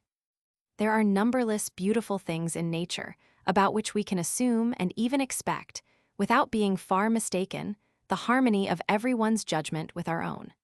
But in respect of our judgment upon the sublime in nature, we cannot promise ourselves so easily the accordance of others. For a far greater culture, as well of the aesthetical judgment as of the cognitive faculties which lie at its basis, seems requisite in order to be able to pass judgment on this preeminent quality of natural objects. That the mind be attuned to feel the sublime postulates a susceptibility of the mind for ideas. For in the very inadequacy of nature to these latter, and thus only by presupposing them, and by straining the imagination to use nature as a schema for them, is to be found that which is terrible to sensibility, and yet is attractive. Because reason exerts a dominion over sensibility in order to extend it in conformity with its own realm, the practical, and to make it look out into the infinite, which is for it an abyss. In fact, without development of moral ideas, that which we, prepared by culture, call sublime, presents itself to the uneducated man merely as terrible. In the indications of the dominion of nature in destruction, and in the great scale of its might, in comparison with which his own is a vanishing quantity, he will only see the misery, danger, and distress which surround the man who is exposed to it. So the good, and indeed intelligent, Savoyard peasant, as Herr von Saussure relates, unhesitatingly called all lovers of snow mountains fools. And who knows whether he would have been so completely wrong if Saussure had undertaken the danger to which he exposed himself merely, as most travelers do, from amateur curiosity, or that he might be able to give a pathetic account of them. But his design was the instruction of men, and this excellent man gave the readers of his travels soul-stirring sensations such as he himself had, into the bargain. But although the judgment upon the sublime in nature needs culture more than the judgment upon the beautiful, It is not therefore primarily produced by culture and introduced in a merely conventional way into society. Rather has it root in human nature, even in that which, alike with common understanding, we can impute to and expect of everyone, viz. In the tendency to the feeling for practical ideas, i.e., to the moral feeling. Hereon is based the necessity of that agreement of the judgment of others about the sublime with our own, which we include in the latter. For just as we charge with want of taste the man who is indifferent when passing judgment upon an object of nature that we regard as beautiful, so we say of him who remains unmoved in the presence of that which we judge to be sublime, he has no feeling. But we claim both from every man, and we presuppose them in him if he has any culture at all. Only with the difference that we expect the former directly of everyone, because in it the judgment refers the imagination merely to the understanding, the faculty of concepts, but the latter, because in it the imagination is related to the reason, the faculty of ideas, only under a subjective presupposition, which, however, we believe we are authorized in imputing to everyone, viz. the presupposition of the moral feeling. Thus it is that we ascribe necessity to this aesthetical judgment also. In this modality of aesthetical judgments, viz., in the necessity claimed for them, lies an important moment of the critique of judgment. For it enables us to recognize in them an a priori principle and raises them out of empirical psychology, in which otherwise they would remain buried amongst the feelings of gratification and grief, only with the unmeaning addition of being called finer feelings. Thus it enables us, too, to place the judgment among those faculties that have a priori principles at their basis, and so to bring it into transcendental philosophy. General remark upon the exposition of the aesthetical reflective judgment, in reference to the feeling of pleasure in object, is to be classified as either pleasant or beautiful or sublime or good, absolutely. Jucundum, pulchrum, sublime, honestum. The pleasant, as motive of desire, is always of one and the same kind, no matter whence it comes and however specifically different the representation of sense, and sensation objectively considered may be. Hence, in judging its influence on the mind, account is taken only of the number of its charms, simultaneous and successive, and so only of the mass, as it were, of the pleasant sensation, and this can be made intelligible only by quantity. It has no reference to culture, but belongs to mere enjoyment. On the other hand, the beautiful requires the representation of a certain quality of the object that can be made intelligible and reduced to concepts, although it is not so reduced in an aesthetical judgment. And it cultivates us, in that it teaches us to attend to the purposiveness in the feeling of pleasure. The sublime consists merely in the relation by which the sensible in the representation of nature is judged available for a possible supersensible use the absolutely good, subjectively judged according to the feeling that it inspires, the object of the moral feeling, as capable of determining the powers of the subject through the representation of an absolutely compelling law, is specially distinguished by the modality of a necessity that rests a priori upon concepts. This necessity involves not merely a claim, but a command for the assent of everyone and belongs in itself to the pure intellectual rather than to the aesthetical judgment, and is by a determinate and not a mere reflective judgment ascribed not to nature, but to freedom. But the determinability of the subject by means of this idea, and especially of a subject that can feel hindrances in sensibility, and at the same time its superiority to them by their subjugation involving a modification of its state. The moral feeling is yet so far cognate to the aesthetical judgment and its formal conditions that it can serve to represent the conformity to law of action from duty as aesthetical, i.e., as sublime or even as beautiful, without losing its purity. This would not be so if we were to put it in natural combination with the feeling of the pleasant. If we take the result of the foregoing exposition of the two kinds of aesthetical judgments, there arise therefrom the following short explanations. The beautiful is what pleases in the mere judgment, and therefore not by the medium of sensation in accordance with a concept of the understanding. It follows at once from this that it must please apart from all interest. The sublime is what pleases immediately through its opposition to the interest of sense. Both, as explanations of aesthetical universally valid judging, are referred to subjective grounds, in the one case to grounds of sensibility, in favor of the contemplative understanding, in the other case in opposition to sensibility, but on behalf of the purposes of practical reason. Both, however, united in the same subject, are purposive in reference to the moral feeling. The beautiful prepares us to love disinterestedly something, even nature itself. The sublime prepares us to esteem something highly even in opposition to our own, sensible, interest. We may describe the sublime thus. It is an object of nature, the representation of which determines the mind to think the unattainability of nature regarded as a presentation of ideas. Literally taken and logically considered, ideas cannot be presented. But if we extend our empirical representative faculty, mathematically or dynamically, to the intuition of nature, reason inevitably intervenes as the faculty expressing the independence of absolute totality and generates the effort of the mind, vain though it be, to make the representation of the senses adequate to this.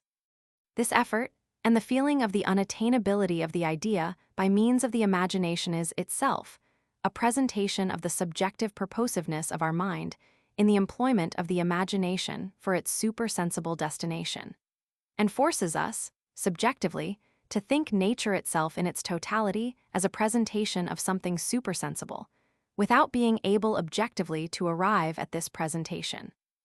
For we soon see that nature in space and time entirely lacks the unconditioned, and, consequently, that absolute magnitude, which yet is desired by the most ordinary reason. It is by this that we are reminded that we only have to do with nature as phenomenon, and that it must be regarded as the mere presentation of a nature in itself, of which reason has the idea. But this idea of the supersensible, which we can no further determine so that we cannot know but only think nature as its presentation is awakened in us by means of an object, whose aesthetical appreciation strains the imagination to its utmost bounds, whether of extension, mathematical, or of its might over the mind, dynamical. And this judgment is based upon a feeling of the mind's destination, which entirely surpasses the realm of the former, i.e., upon the moral feeling, in respect of which the representation of the object is judged as subjectively purposive. In fact, a feeling for the sublime in nature cannot well be thought without combining therewith a mental disposition which is akin to the moral. And although the immediate pleasure in the beautiful of nature likewise presupposes and cultivates a certain liberality in our mental attitude, i.e., a satisfaction independent of mere sensible enjoyment, yet freedom is thus represented as in play rather than in that law-directed occupation which is the genuine characteristic of human morality, in which reason must exercise dominion over sensibility. But in aesthetical judgments upon the sublime, this dominion is represented as exercised by the imagination, regarded as an instrument of reason. The satisfaction in the sublime of nature is then only negative, whilst that in the beautiful is positive, viz., a feeling that the imagination is depriving itself of its freedom, while it is purposively determined according to a different law from that of its empirical employment. It thus acquires an extension and a might greater than it sacrifices, the ground of which, however, is concealed from itself, whilst yet it feels the sacrifice or the deprivation, and at the same time the cause to which it is subjected. Astonishment, that borders upon terror, the dread and the holy awe which seizes the observer at the sight of mountain peaks rearing themselves to heaven, deep chasms and streams raging therein, deep-shadowed solitudes that dispose one to melancholy meditations, this, in the safety in which we know ourselves to be, is not actual fear, but only an attempt to feel fear by the aid of the imagination. That we may feel the might of this faculty in combining with the mind's, repose the mental movement thereby excited, and being thus superior to internal nature and, therefore, to external so far as this can have any influence on our feeling of well-being. For the imagination, by the laws of association, makes our state of contentment dependent on physical, but it also, by the principles of the schematism of the judgment, being so far, therefore, ranked under freedom, is the instrument of reason and its ideas, and, as such, has might to maintain our independence of natural influences, to regard as small what in reference to them is great, and so to place the absolutely great only in the proper destination of the subject. The raising of this reflection of the aesthetical judgment so as to be adequate to reason, though without a definite concept of reason, represents the object as subjectively purposive, even by the objective want of accordance between the imagination in its greatest extension and the reason as the faculty of ideas. We must here, generally, attend to what has been already noted, that in the transcendental aesthetic of judgment, we must speak solely of pure aesthetical judgments. Consequently, our examples are not to be taken from such beautiful or sublime objects of nature as presuppose the concept of a purpose. For, if so, the purposiveness would be either teleological or would be based on mere sensations of an object, gratification, or grief, and thus would be in the former case not aesthetical, in the latter not merely formal. If then we call the sight of the starry heaven sublime, we must not place at the basis of our judgment concepts of worlds inhabited by rational beings, and regard the bright points, with which we see the space above us filled, as their suns moving in circles purposively fixed with reference to them. But we must regard it, just as we see it, as a distant, all-embracing vault. Only under such a representation can we range that sublimity which a pure aesthetical judgment ascribes to this object. And in the same way, if we are to call the sight of the ocean sublime, we must not think of it as we do, endowed as we are with all kinds of knowledge, not contained, however, in the immediate intuition. For example, we sometimes think of the ocean as a vast kingdom of aquatic creatures, or as the great source of those vapors that fill the air with clouds for the benefit of the land, or again as an element which, though dividing continents from each other, yet promotes the greatest communication between them. But these furnish merely teleological judgments. To call the ocean sublime, we must regard it as poets do, merely by what strikes the eye, if it is at rest, as a clear mirror of water only bounded by the heaven, if it is restless, as an abyss threatening to overwhelm everything. The like is to be said of the sublime and beautiful in the human figure. We must not regard as the determining grounds of our judgment the concepts of the purposes which all our limbs serve, and we must not allow this coincidence to influence our aesthetical judgment, for then it would no longer be pure. Although it is certainly a necessary condition of aesthetical satisfaction that there should be no conflict between them, aesthetical purposiveness is the conformity to law of the judgment in its freedom. The satisfaction in the object depends on the relation in which we wish to place the imagination, always provided that it by itself entertains the mind in free occupation. If, on the other hand, the judgment be determined by anything else, whether sensation or concept, although it may be conformable to law, it cannot be the act of a free judgment. If then we speak of intellectual beauty or sublimity, these expressions are, first, not quite accurate, because beauty and sublimity are aesthetical modes of representation, which would not be found in us at all if we were pure intelligences, or even regarded ourselves as such in thought. Secondly, although both, as objects of an intellectual, moral satisfaction, are so far compatible with aesthetical satisfaction that they rest upon no interest, yet they are difficult to unite with it, because they are meant to produce an interest. This, if its presentation is to harmonize with the satisfaction in the aesthetical judgment, could only arise by means of a sensible interest that we combine with it in the presentation.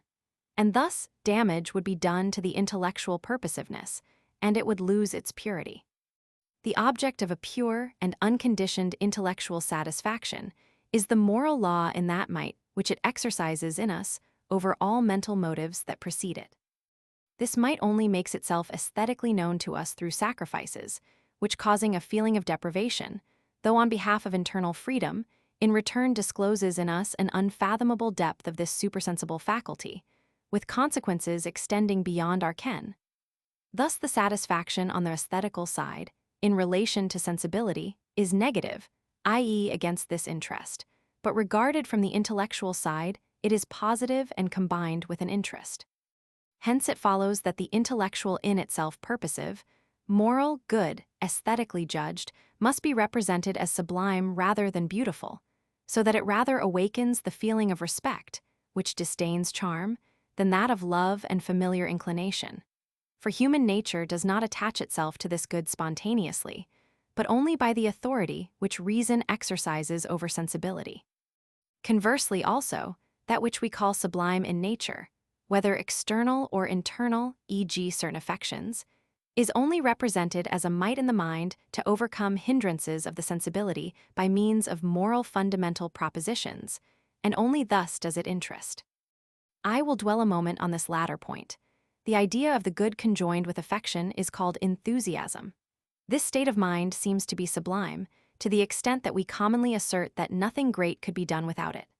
Now every affection is blind, either in the choice of its purpose, or, if this be supplied by reason, in its accomplishment.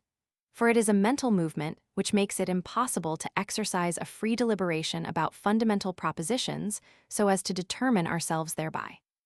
It can therefore in no way deserve the approval of the reason.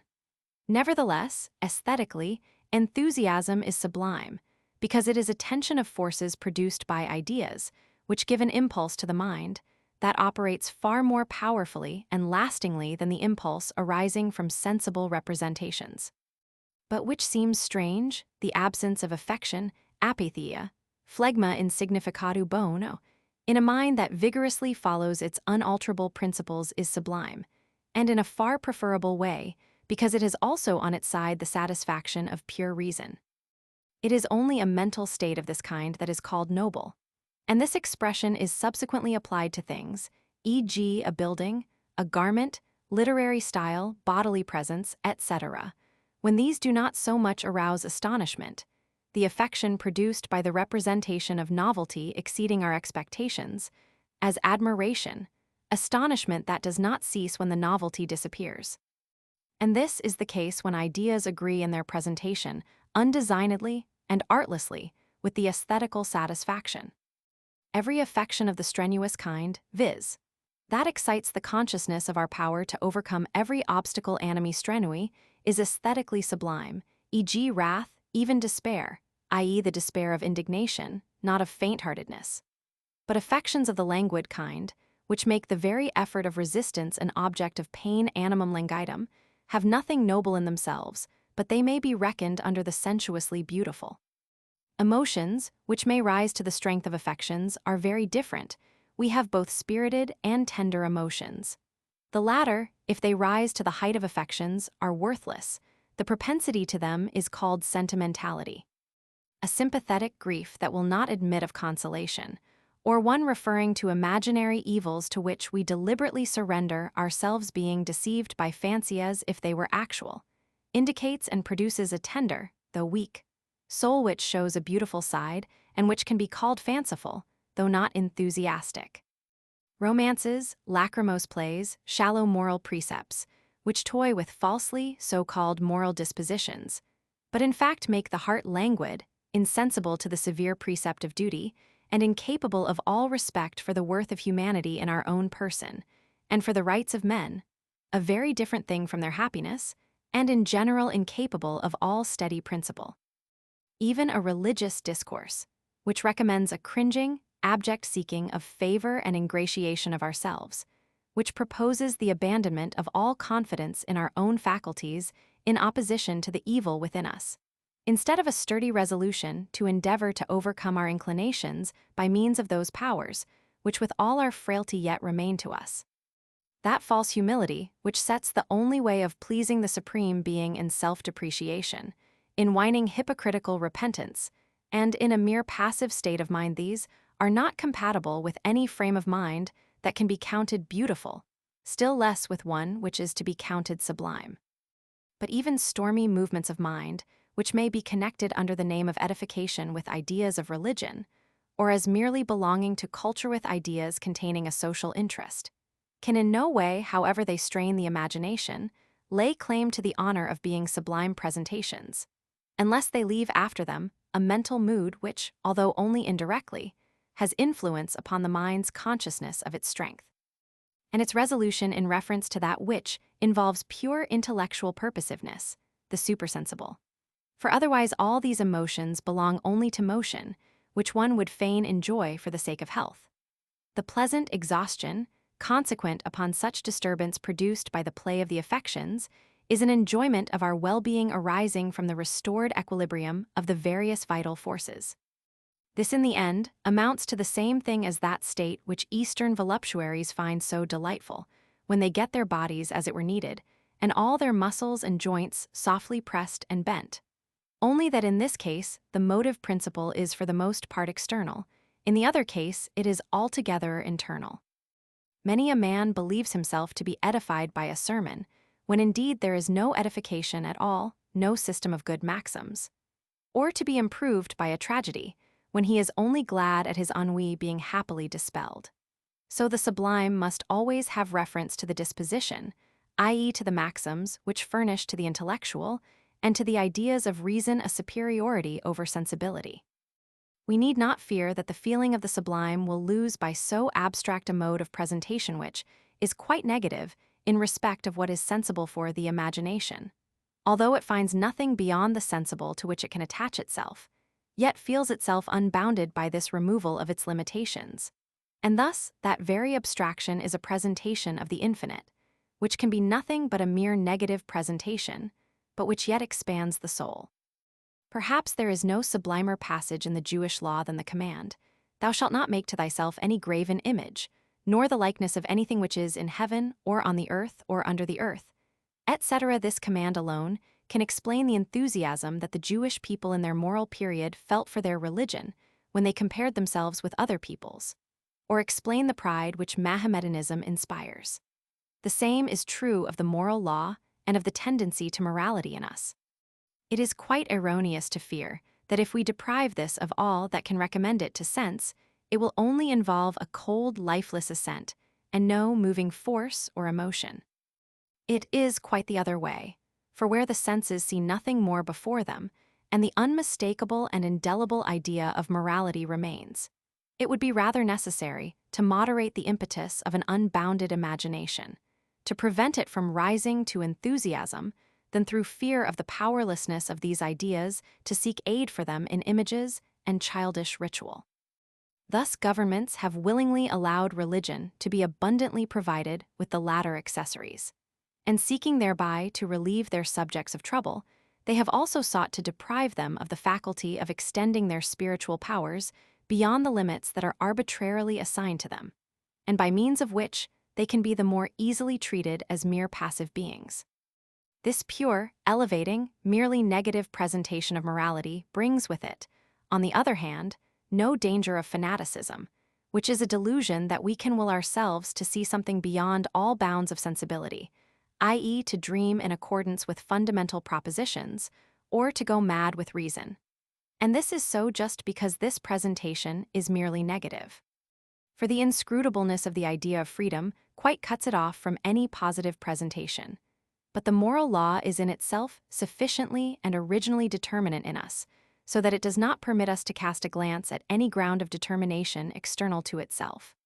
If enthusiasm is comparable to madness, fanaticism is comparable to monomania, of which the latter is least of all compatible with the sublime, because in its detail it is ridiculous. In enthusiasm, regarded as an affection, the imagination is without bridle. In fanaticism, regarded as an inveterate, brooding passion, it is without rule. The first is a transitory accident which sometimes befalls the soundest understanding. The second is a disease which unsettles it. Simplicity, purposiveness without art, is as it were the style of nature in the sublime, and so also of morality, which is a second, supersensible nature, of which we only know the laws without being able to reach by intuition that supersensible faculty in ourselves which contains the ground of the legislation. Now the satisfaction in the beautiful, like that in the sublime, is not alone distinguishable from other aesthetical judgments by its universal communicability, but also because, through this very property, it acquires an interest in reference to society, in which this communication is possible. We must, however, remark that separation from all society is regarded as sublime, if it rests upon ideas that overlook all sensible interest. To be sufficient for oneself, and consequently to have no need of society, without at the same time being unsociable, i.e. without flying from it, is something bordering on the sublime, as is any dispensing with wants.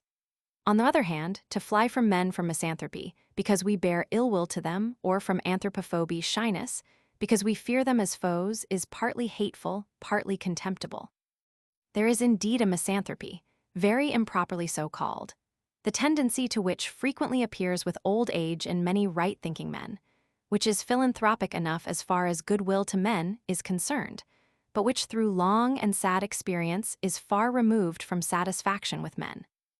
Evidence of this is afforded by the propensity to solitude, the fantastic wish for a secluded country seat, or, in the case of young persons, by the dream of the happiness of passing one's life with a little family upon some island unknown to the rest of the world. A dream of which storytellers or writers of Robinsonades know how to make good use. Falsehood, ingratitude, injustice, the childishness of the purposes regarded by ourselves as important and great, in the pursuit of which men inflict upon each other all imaginable evils, are so contradictory to the idea of what men might be if they would, and conflict so with our lively wish to see them better, that, in order that we may not hate them, since we cannot love them, the renunciation of all social joys seems but a small sacrifice. This sadness not the sadness, of which sympathy is the cause, for the evils which fate brings upon others but for those things which men do to one another, which depends upon an antipathy in fundamental propositions, is sublime because it rests upon ideas, whilst the former can only count as beautiful. The brilliant and thorough Saussure, in his account of his Alpine travels, says of one of the Savoy mountains, called Bonhomme, "There reigns there a certain insipid sadness." He therefore recognized an interesting sadness, that the sight of a solitude might inspire, to which men might wish to transport themselves that they might neither hear nor experience any more of the world, which, however, would not be quite so inhospitable that it would offer only an extremely painful retreat. I make this remark solely with the design of indicating again that even depression, not dejected sadness, may be counted among the sturdy affections, if it has its ground in moral ideas. But if it is grounded on sympathy, and, as such, is amiable, it belongs merely to the languid affections. To call attention to the state of mind, which is sublime only in the first case. We can now compare the above transcendental exposition of aesthetical judgments with the physiological worked out by Burke and by many clear-headed men among us, in order to see whither a merely empirical exposition of the sublime and beautiful leads.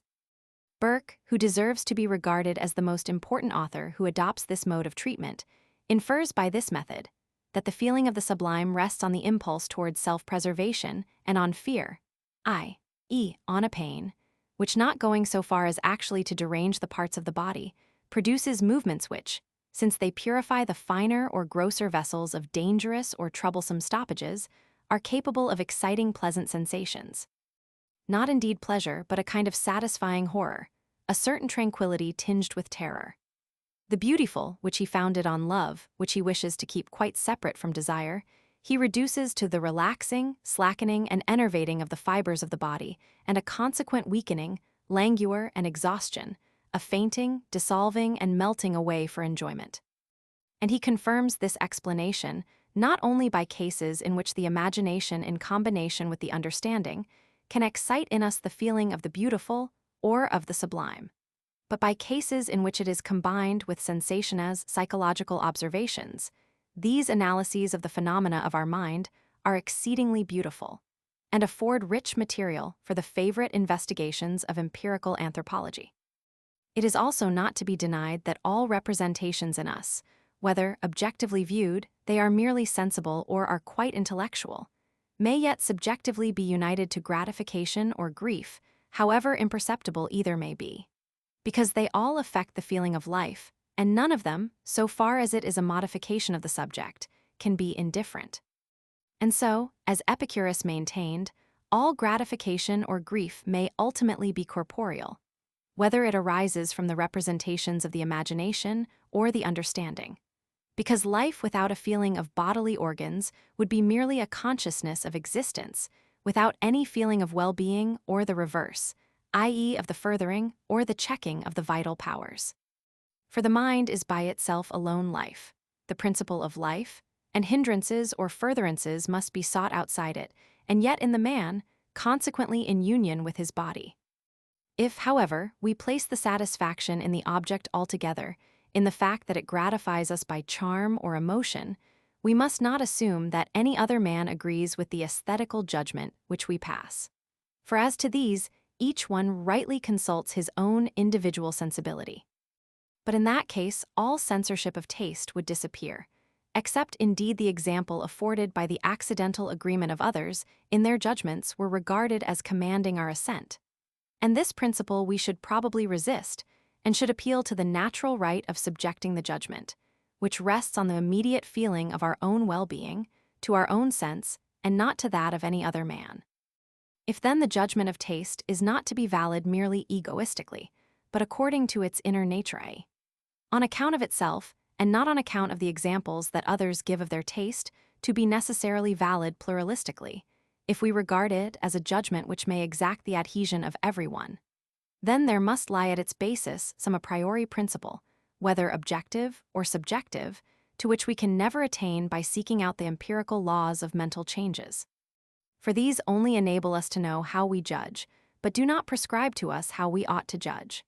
They do not supply an unconditioned command, such as judgments of taste presuppose, inasmuch as they require that the satisfaction be immediately connected with the representation. Thus, the empirical exposition of aesthetical judgments may be a beginning of a collection of materials for a higher investigation.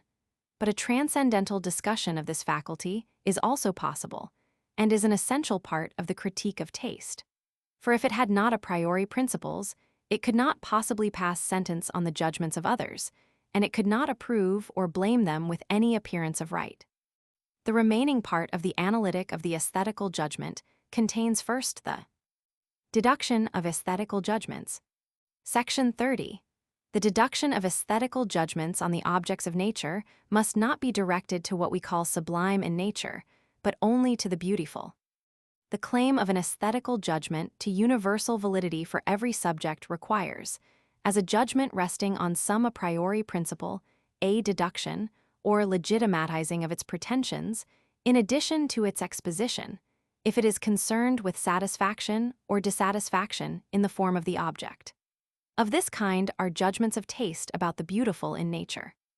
For in that case, the purposiveness has its ground in the object and in its figure, although it does not indicate the reference of this to other objects according to concepts, for a cognitive judgment, but merely has to do in general with the apprehension of this form, so far as it shows itself conformable in the mind to the faculty of concepts, and to that of their presentation, which is identical with that of apprehension. We can thus, in respect of the beautiful in nature, suggest many questions touching the cause of this purposiveness of their forms, e.g. to explain why nature has scattered abroad beauty with such profusion, even in the depth of the ocean, where the human eye, for which alone that purposiveness exists, but seldom penetrates. But the sublime in nature, if we are passing upon it a pure aesthetical judgment, not mixed up with any concepts of perfection or objective purposiveness, in which case it would be a teleological judgment, may be regarded as quite formless or devoid of figure, and yet as the object of a pure satisfaction, and it may display a subjective purposiveness in the given representation. And we ask if, for an aesthetical judgment of this kind over, and above the exposition of what is thought in a te deduction, also of its claim to any subjective, a priori principle may be demanded. To which we may answer that the sublime in nature is improperly so called, and that properly speaking the word should only be applied to a state of mind, or rather to its foundation in human nature. The apprehension of an otherwise formless and unpurposive object gives merely the occasion, through which we become conscious of such a state. The object is thus employed as subjectively purposive, but is not judged as such in itself, and on account of its form, it is, as it were, a species finalis accepta, non data. Hence our exposition of judgments concerning the sublime in nature was at the same time their deduction. For when we analyzed the reflection of the judgment in such acts, we found in them a purposive relation of the cognitive faculties, which must be ascribed ultimately to the faculty of purposes, the will, and hence is itself purposive a priori.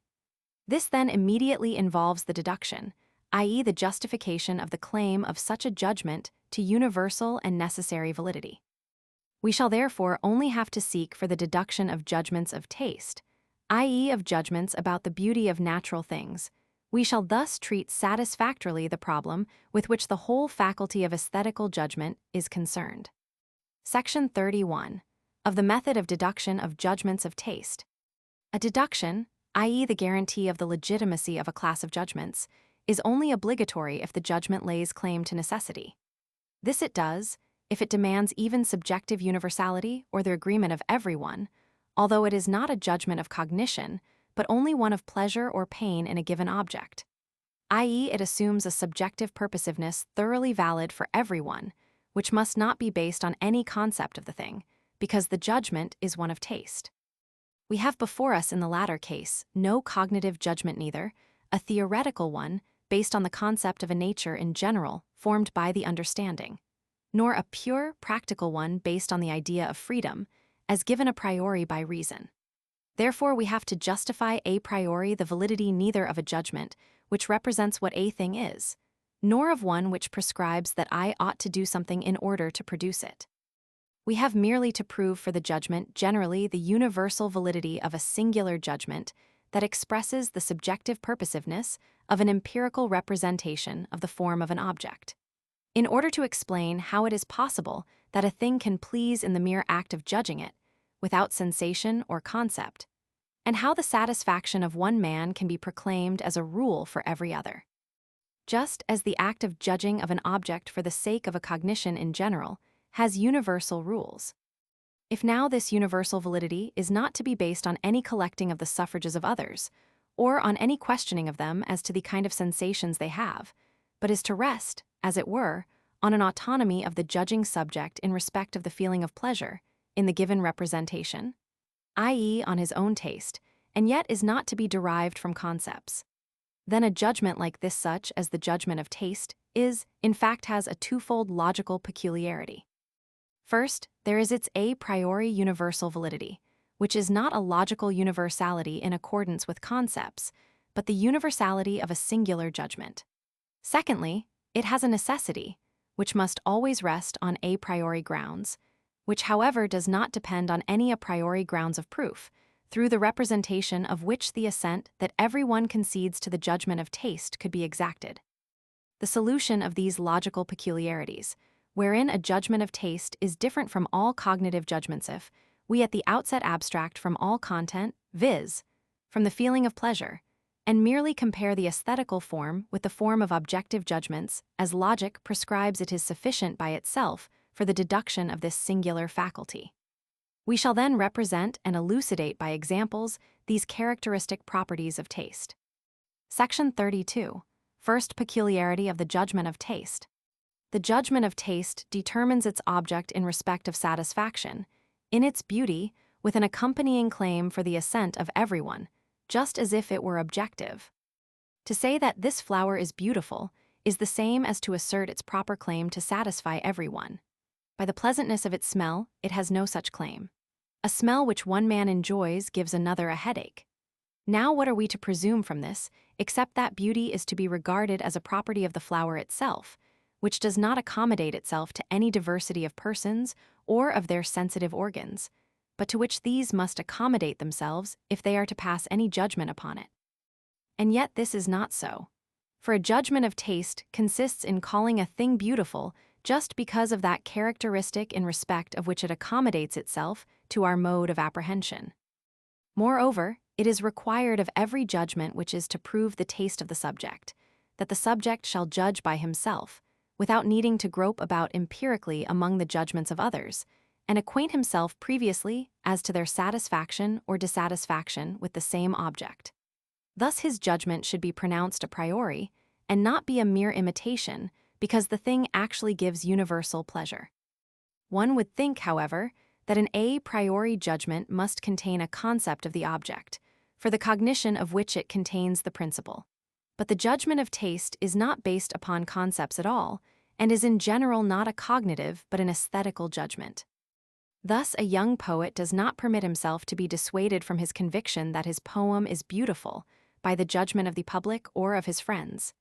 And if he gives ear to them, he does so, not because he now judges differently, but because, although, in regard to him, the whole public has false taste, in his desire for applause he finds reason for accommodating himself to the common error, even against his judgment.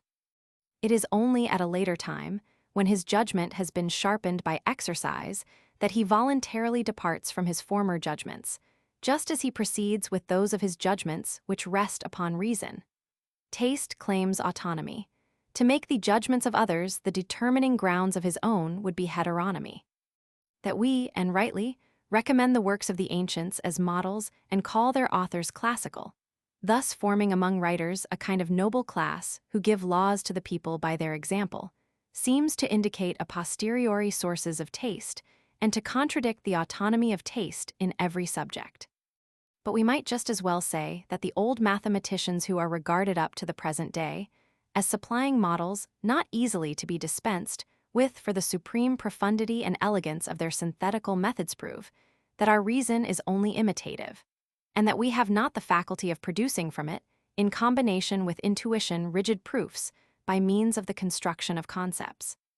There is no use of our powers, however free, no use of reason itself, which must create all its judgments a priori from common sources, which would not give rise to faulty attempts if every subject had always to begin anew from the rude basis of his natural state, and if others had not preceded him with their attempts.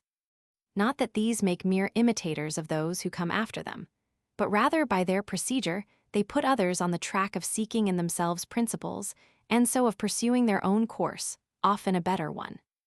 Even in religion where, certainly, everyone has to derive the rule of his conduct from himself, because he remains responsible for it, and cannot shift the blame of his transgressions upon others, whether his teachers or his predecessors there is never as much accomplished by means of universal precepts, either obtained from priests or philosophers or got from oneself, as by means of an example of virtue or holiness which, exhibited in history, does not dispense with the autonomy of virtue based on the proper and original idea of morality, a priori, or change it into a mechanical imitation.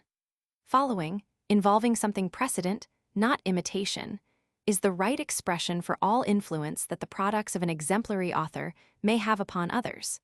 And this only means that we draw from the same sources as our predecessor did, and learn from him only the way to avail ourselves of them.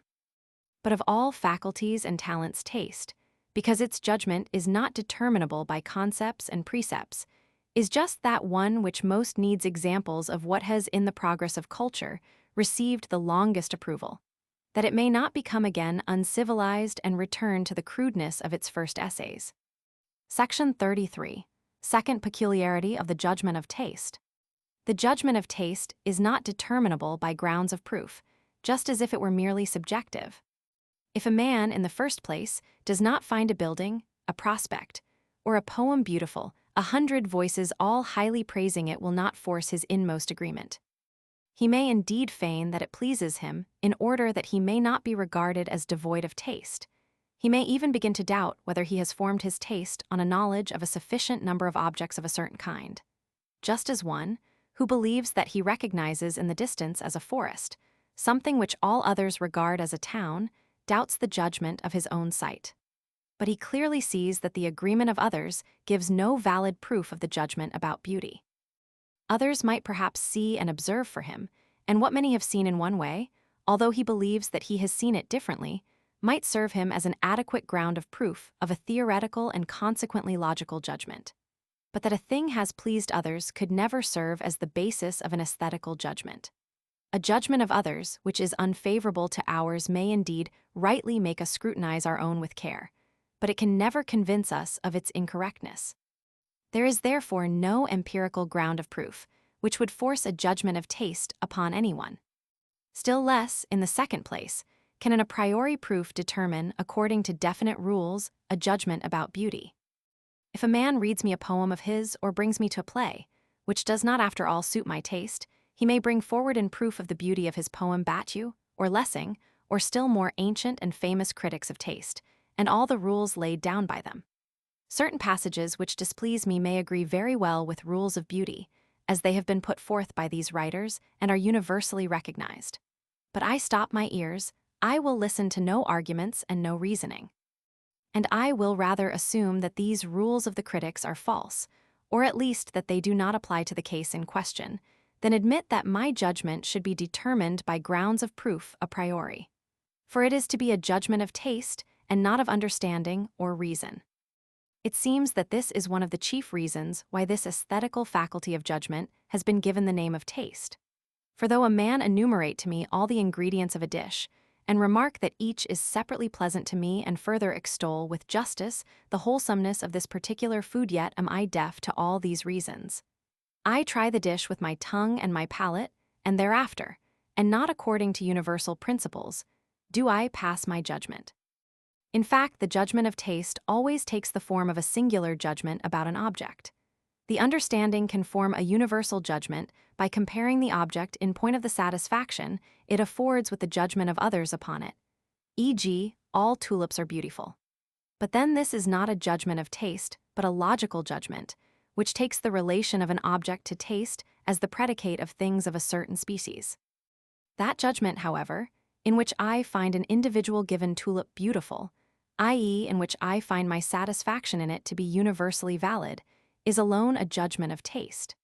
Its peculiarity consists in the fact that, although it has merely subjective validity, it claims the assent of all subjects, exactly as it would do if it were an objective judgment resting on grounds of knowledge that could be established by a proof. Section 34. There is no objective principle of taste possible. By a principle of taste, I mean a principle under the condition of which we could subsume the concept of an object and thus infer by means of a syllogism that the object is beautiful. But that is absolutely impossible. For I must feel the pleasure immediately in the representation of the object, and of that I can be persuaded by no grounds of proof whatever. Although, as Hume says, all critics can reason more plausibly than cooks, yet the same fate awaits them. They cannot expect the determining ground of their judgment to be derived from the force of the proofs, but only from the reflection of the subject upon its own proper state of pleasure or pain, all precepts and rules being rejected.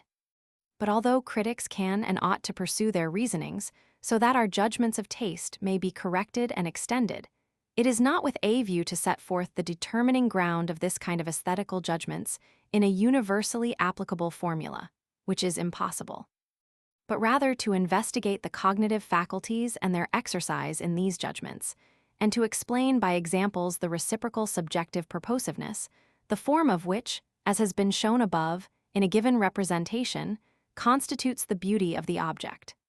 Therefore, the critique of taste is only subjective as regards the representation through which an object is given to us, viz. It is the art or science of reducing to rules the reciprocal relation between the understanding and the imagination in the given representation, without reference to any preceding sensation or concept. That is, it is the art or science of reducing to rules their accordance or discordance, and of determining them with regard to their conditions.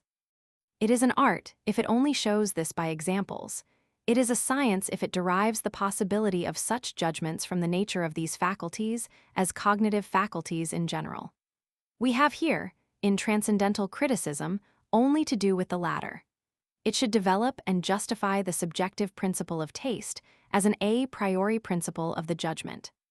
This critique, as an art, merely seeks to apply, in the judging of objects, the physiological, here psychological, and therefore empirical rules, according to which taste actually proceeds, without taking any account of their possibility. And it criticizes the products of beautiful art just as, regarded as a science, it criticizes the faculty by which they are judged. Section 35. The principle of taste is the subjective principle of judgment in general. The judgment of taste is distinguished from a logical judgment in this, that the latter subsumes a representation under the concept of the object, while the former does not subsume it under any concept, because otherwise the necessary universal agreement in these judgments would be capable of being enforced by proofs. Nevertheless, it is like the latter in this, that it claims universality and necessity, though not according to concepts of the object, and consequently a merely subjective necessity. Now, because the concepts in a judgment constitute its content, what belongs to the cognition of the object, but the judgment of taste is not determinable by concepts, it is based only on the subjective formal condition of a judgment in general. The subjective condition of all judgments is the faculty of judgment itself. This, when used with reference to a representation by which an object is given, requires the accordance of two representative powers, viz. Imagination, for the intuition and comprehension of the manifold, and understanding for the concept as a representation of the unity of this comprehension. Now, because no concept of the object lies here at the basis of the judgment, it can only consist in the subsumption of the imagination itself, in the case of a representation by which an object is given, under the conditions that the understanding requires to pass from intuition to concepts. That is, because the freedom of the imagination consists in the fact that it schematizes without any concept. The judgment of taste must rest on a mere sensation of the reciprocal activity of the imagination in its freedom, and the understanding with its conformity to law. It must therefore rest on a feeling, which makes us judge the object by the purposiveness of the representation, by which an object is given, in respect of the furtherance of the cognitive faculty in its free play. Taste, then, as subjective judgment, contains a principle of subsumption, not of intuitions under concepts, but of the faculty of intuitions or presentations, i.e. the imagination, under the faculty of the concepts, i.e. the understanding, so far as the former in its freedom harmonizes with the latter in its conformity to law. In order to discover this ground of legitimacy, by a deduction of the judgments of taste, we can only take as a clue the formal peculiarities of this kind of judgments, and consequently can only consider their logical form.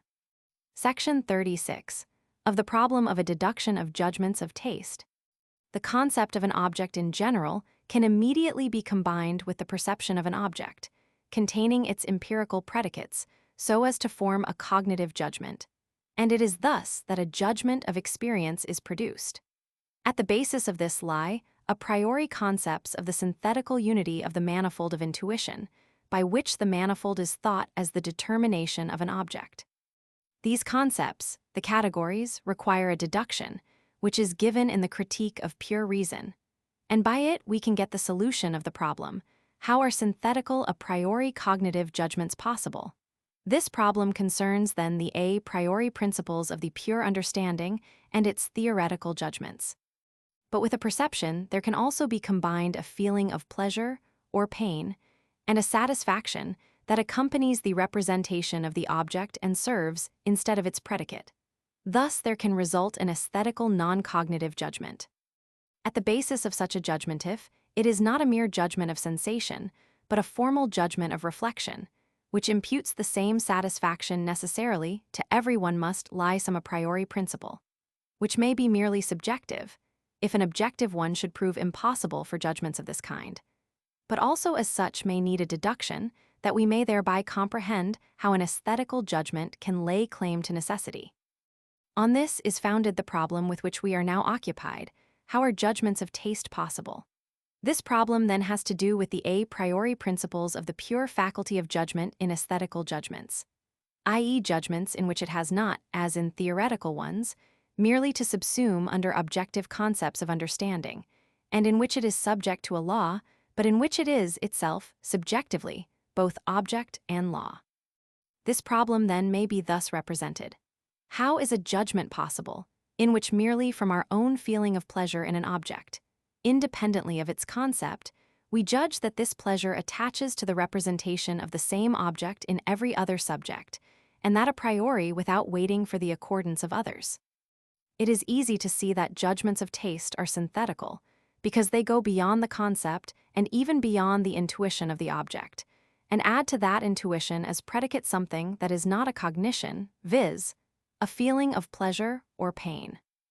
Although the predicate of the personal pleasure bound up with the representation is empirical, nevertheless, as concerns the required assent of everyone, the judgments are a priori or desire to be regarded as such, and this is already involved in the expressions of this claim. Thus, this problem of the critique of judgment belongs to the general problem of transcendental philosophy: how are synthetical a priori judgments possible? Section 37. What is properly asserted a priori of an object in a judgment of taste? That the representation of an object is immediately bound up with pleasure can only be internally perceived, and if we did not wish to indicate anything more than this, it would give a merely empirical judgment. For I cannot combine a definite feeling of pleasure or pain with any representation except where there is at bottom an a priori principle in the reason determining the will. In that case, the pleasure in the moral feeling is the consequence of the principle, but cannot be compared with the pleasure in taste, because it requires a definite concept of a law, and the latter pleasure, on the contrary, must be bound up with the mere act of judging, prior to all concepts. Hence also all judgments of taste are singular judgments, because they do not combine their predicate of satisfaction with a concept, but with a given individual empirical representation. And so it is not the pleasure, but the universal validity of this pleasure, perceived as mentally bound up with the mere judgment upon an object, which is represented a priori in a judgment of taste as a universal rule for the judgment and valid for everyone. It is an empirical judgment that I perceive and judge an object with pleasure. But it is an a priori judgment that I find it beautiful, i.e., I attribute this satisfaction necessarily to everyone. Section 38. Deduction of judgments of taste. If it be admitted that in a pure judgment of taste, the satisfaction in the object is combined with the mere act of judging its form, it is nothing else than its subjective purposiveness for the judgment which we feel to be mentally combined with the representation of the object. The judgment, as regards the formal rules of its action, apart from all matter, whether sensation or concept, can only be directed to the subjective conditions of its employment in general. It is applied neither to a particular mode of sense nor to a particular concept of the understanding, and consequently to that subjective which we can presuppose in all men as requisite for possible cognition in general. Thus, the agreement of a representation with these conditions of the judgment must be capable of being assumed as valid a priori for everyone, i.e., we may rightly impute to everyone the pleasure or the subjective purposiveness of the representation for the relation between the cognitive faculties in the act of judging a sensible object in general. Remark: this moral proof is not one newly discovered, although perhaps its basis is newly set forth, since it has lain in man's rational faculty from its earliest germ and is only continually developed with its advancing cultivation. So soon as men begin to reflect upon right and wrong at a time, when, quite indifferent as to the purposiveness of nature, they avail themselves of it without thinking anything more of it than that it is the accustomed course of nature, this judgment is inevitable, viz., that the issue cannot be the same, whether a man has behaved candidly or falsely, fairly or violently, even though up to his life's end, as far as can be seen, he has met with no happiness for his virtues, no punishment for his vices. It is as if they perceived a voice within that the issue must be different. And so there must lie hidden in them a representation, however obscure, of something after which they feel themselves bound to strive, with which such a result would not agree, with which, if they looked upon the course of the world as the only order of things, they could not harmonize that inner purposive determination of their minds. Now they might represent in various rude fashions the way in which such an irregularity could be adjusted, an irregularity which must be far more revolting to the human mind than the blind chance that we are sometimes willing to use as a principle for judging of nature. But they could never think any other principle of the possibility of the unification of nature with its inner ethical laws than a supreme cause governing the world according to moral laws, because a final purpose in them proposed as duty, and a nature without any final purpose beyond them in which that purpose might be actualized, would involve a contradiction. As to the constitution of that world cause, they could contrive much nonsense. But that moral relation in the government of the world would remain always the same, which by the uncultivated reason, considered as practical, is universally comprehensible, but with which the speculative reason can make far from the like advance, and in all probability attention would be directed first by this moral interest to the beauty and the purposes in nature, which would serve excellently to strengthen this idea, though they could not be the foundation of it. Still less could that moral interest be dispensed with, because it is only in reference to the final purpose that the investigation of the purposes of nature acquires that immediate interest which displays itself in such a great degree in the admiration of them, without any reference to the advantage to be derived from them. Section 89. Of the use of the moral argument. The limitation of reason in respect of all our ideas of the supersensible to the conditions of its practical employment has, as far as the idea of God is concerned, undeniable uses. For it prevents theology from rising into theosophy, into transcendent concepts which confound reason, or from sinking into demonology, an anthropomorphic way of representing the highest being. And it also prevents religion from turning into theurgy, a fanatical belief that we can have a feeling of other supersensible beings and can reciprocally influence them, or into idolatry, a superstitious belief that we can please the supreme being by other means than by a moral sentiment. For if we permit the vanity or the presumption of sophistry to determine the least thing theoretically, in a way that extends our knowledge, in respect of what lies beyond the world of sense, or if we allow any pretense to be made of insight into the being and constitution of the nature of God, of his understanding and will, of the laws of both and of his properties which thus affect the world, I should like to know where and at what point we will bound these assumptions of reason. For wherever such insight can be derived, there may yet more be expected, if we only strain our reflection, as we have a mind to do. Bounds must then be put to such claims according to a certain principle, and not merely because we find that all attempts of the sort have hitherto failed, for that proves nothing against the possibility of a better result. But here no principle is possible, except either to assume that in respect of the supersensible absolutely nothing can be theoretically determined, except mere negations, or else that our reason contains in itself a yet unused mine of cognitions, reaching no one knows how far, stored up for ourselves and our posterity but as concerns religion, i.e. morals in reference to God as legislator. If the theoretical cognition of him is to come first, morals must be adjusted in accordance with theology. And not only is an external arbitrary legislation of a supreme being introduced in place of an internal necessary legislation of reason, but also whatever is defective in our insight into the nature of this being must extend to ethical precepts, and thus make religion immoral and perverted. As regards the hope of a future life, if instead of the final purpose we have to accomplish in conformity with the precept of the moral law, we ask of our theoretical faculty of cognition a clue for the judgment of reason upon our destination, which clue is only considered as necessary or worthy of acceptance in a practical reference, then in this aspect psychology, like theology, gives no more than a negative concept of our thinking being.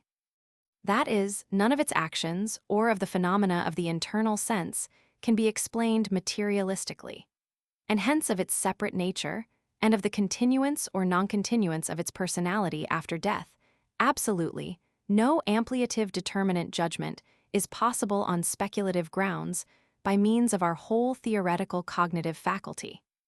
Here then everything is handed over to the teleological judging of our existence in a practically necessary aspect, and to the assumption of our continuance as a condition requisite for the final purpose absolutely furnished by reason. And so this advantage, which indeed at first glance seems to be a loss, is apparent, that, as theology for us can never be theosophy, or rational psychology become pneumatology and ampliative science so, on the other hand, this latter is assured of never falling into materialism. Psychology, rather, is a mere anthropology of the internal sense, i.e., is the knowledge of our thinking self in life, and, as theoretical cognition, remains merely empirical. On the other hand, rational psychology, as far as it is concerned with questions as to our eternal existence, is not a theoretical science at all, but rests on a single conclusion of moral teleology, as also its whole use is necessary merely on account of the latter, i.e., on account of our practical destination. Section 90. Of the kind of belief in a teleological proof of the being of God. The first requisite for every proof, whether it be derived from the immediate empirical presentation, as in the proof from observation of the object or from experiment of that which is to be proved, or by reason a priori from principles, is this: it should not persuade, but convince, or at least should tend to conviction.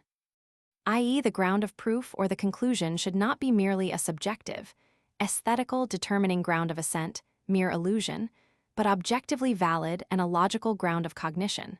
For otherwise the understanding is ensnared, but not convinced.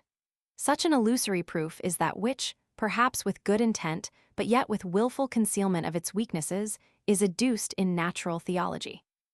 In this, we bring in the great number of indications of the origin of natural things according to the principle of purposes, and take advantage of the merely subjective basis of human reason, viz.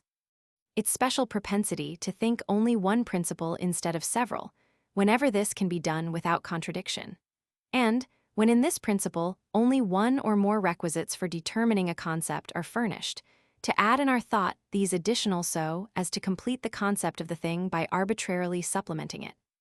For, in truth, when we meet with so many products in nature which are to us marks of an intelligent cause, why should we not think one cause rather than many? And in this one, not merely great intelligence, power, etc., but rather omniscience and omnipotence in a word, think it as a cause that contains the sufficient ground of such properties in all possible things. Further, why should we not ascribe to this unique, all-powerful, original being not only intelligence for natural laws and products, but also, as to a moral cause of the world, supreme, ethical, practical reason? For by this completion of the concept, a sufficient principle is furnished both for insight into nature and for moral wisdom, and no objection grounded in any way can be made against the possibility of such an idea. If now, at the same time, the moral motives of the mind are aroused, and a lively interest in the latter is added by the force of eloquence, of which they are indeed very worthy, then there arises therefrom a persuasion of the objective adequacy of the proof, and also, in most cases of its use, a wholesome illusion which quite dispenses with all examination of its logical strictness, and even on the contrary regards this with abhorrence and dislike, as if an impious doubt lay at its basis. Now against this, there is indeed nothing to say, so long as we only have regard to its popular usefulness. But then, the division of the proof into the two dissimilar parts, involved in the argument belonging to physical and moral teleology respectively cannot, and must not be prevented. For the blending of these makes it impossible to discern where the proper force of the proof lies, and in what part and how, it must be elaborated in order that its validity may be able to stand the strictest examination, even if we should be compelled to admit in one part the weakness of our rational insight. Thus it is the duty of the philosopher, supposing even that he counts as nothing the claims of sincerity, to expose the above illusion, however wholesome it is, which such a confusion can produce, and to distinguish what merely belongs to persuasion from that which leads to conviction, for these are determinations of assent which differ not merely in degree, but in kind, in order to present plainly the state of the mind in this proof in its whole clearness, and to be able to subject it frankly to the closest examination. But a proof which is intended to convince can again be of two kinds, either deciding what the object is in itself, or what it is for us, for men in general, according to our necessary rational principles of judgment.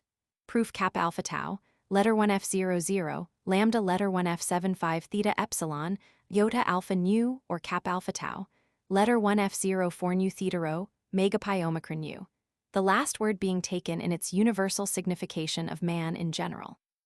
In the first case, it is based on adequate principles for the determinate judgment, in the second for the reflective judgment. In the latter case, it can never, when resting on merely theoretical principles, tend to conviction. But if a practical principle of reason, which is therefore universally and necessarily valid, lies at its basis, it may certainly lay claim to conviction adequate in a pure practical point of view, i.e., to moral conviction.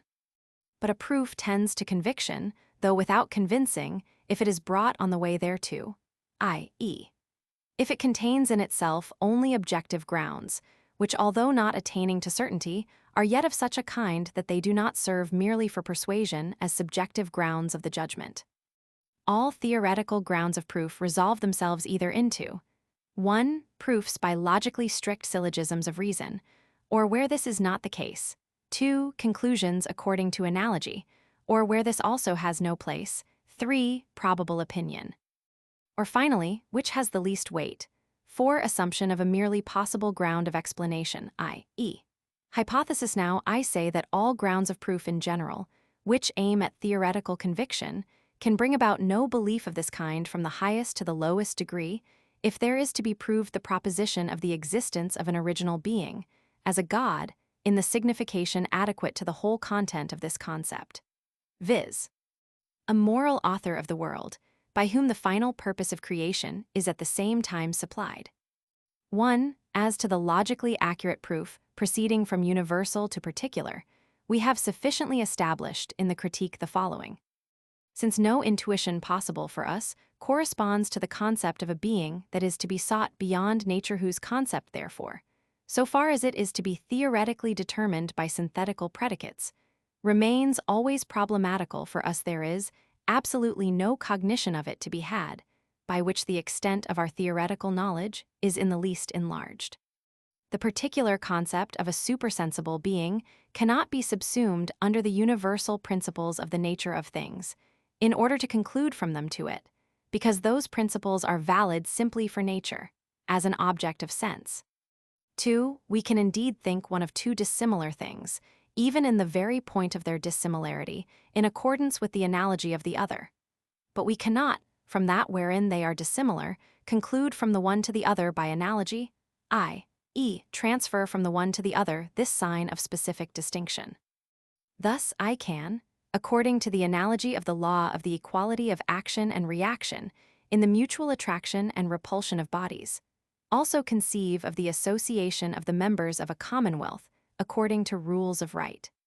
But I cannot transfer to it those specific determinations, material attraction or repulsion, and ascribe them to the citizens in order to constitute a system called a state. Just so we can indeed conceive of the causality of the original being in respect of the things of the world, as natural purposes according to the analogy of an understanding, as ground of the forms of certain products, which we call works of art. For this only takes place on behalf of the theoretical or practical use that we have to make by our cognitive faculty of this concept, in respect of the natural things in the world, according to a certain principle. But we can in no way conclude according to analogy, because in the case of beings of the world understanding must be ascribed to the cause of an effect which is judged artificial, that in respect of nature the same causality which we perceive in men attaches also to the being which is quite distinct from nature. For this concerns the very point of dissimilarity which is thought between a cause sensibly conditioned in respect of its effects, and the supersensible original being itself in our concept of it, and which therefore cannot be transferred from one to the other, in the very fact that I must conceive the divine causality only according to the analogy of an understanding, which faculty we know in no other being than in sensibly conditioned man, lies the prohibition to ascribe to it this understanding in its peculiar signification.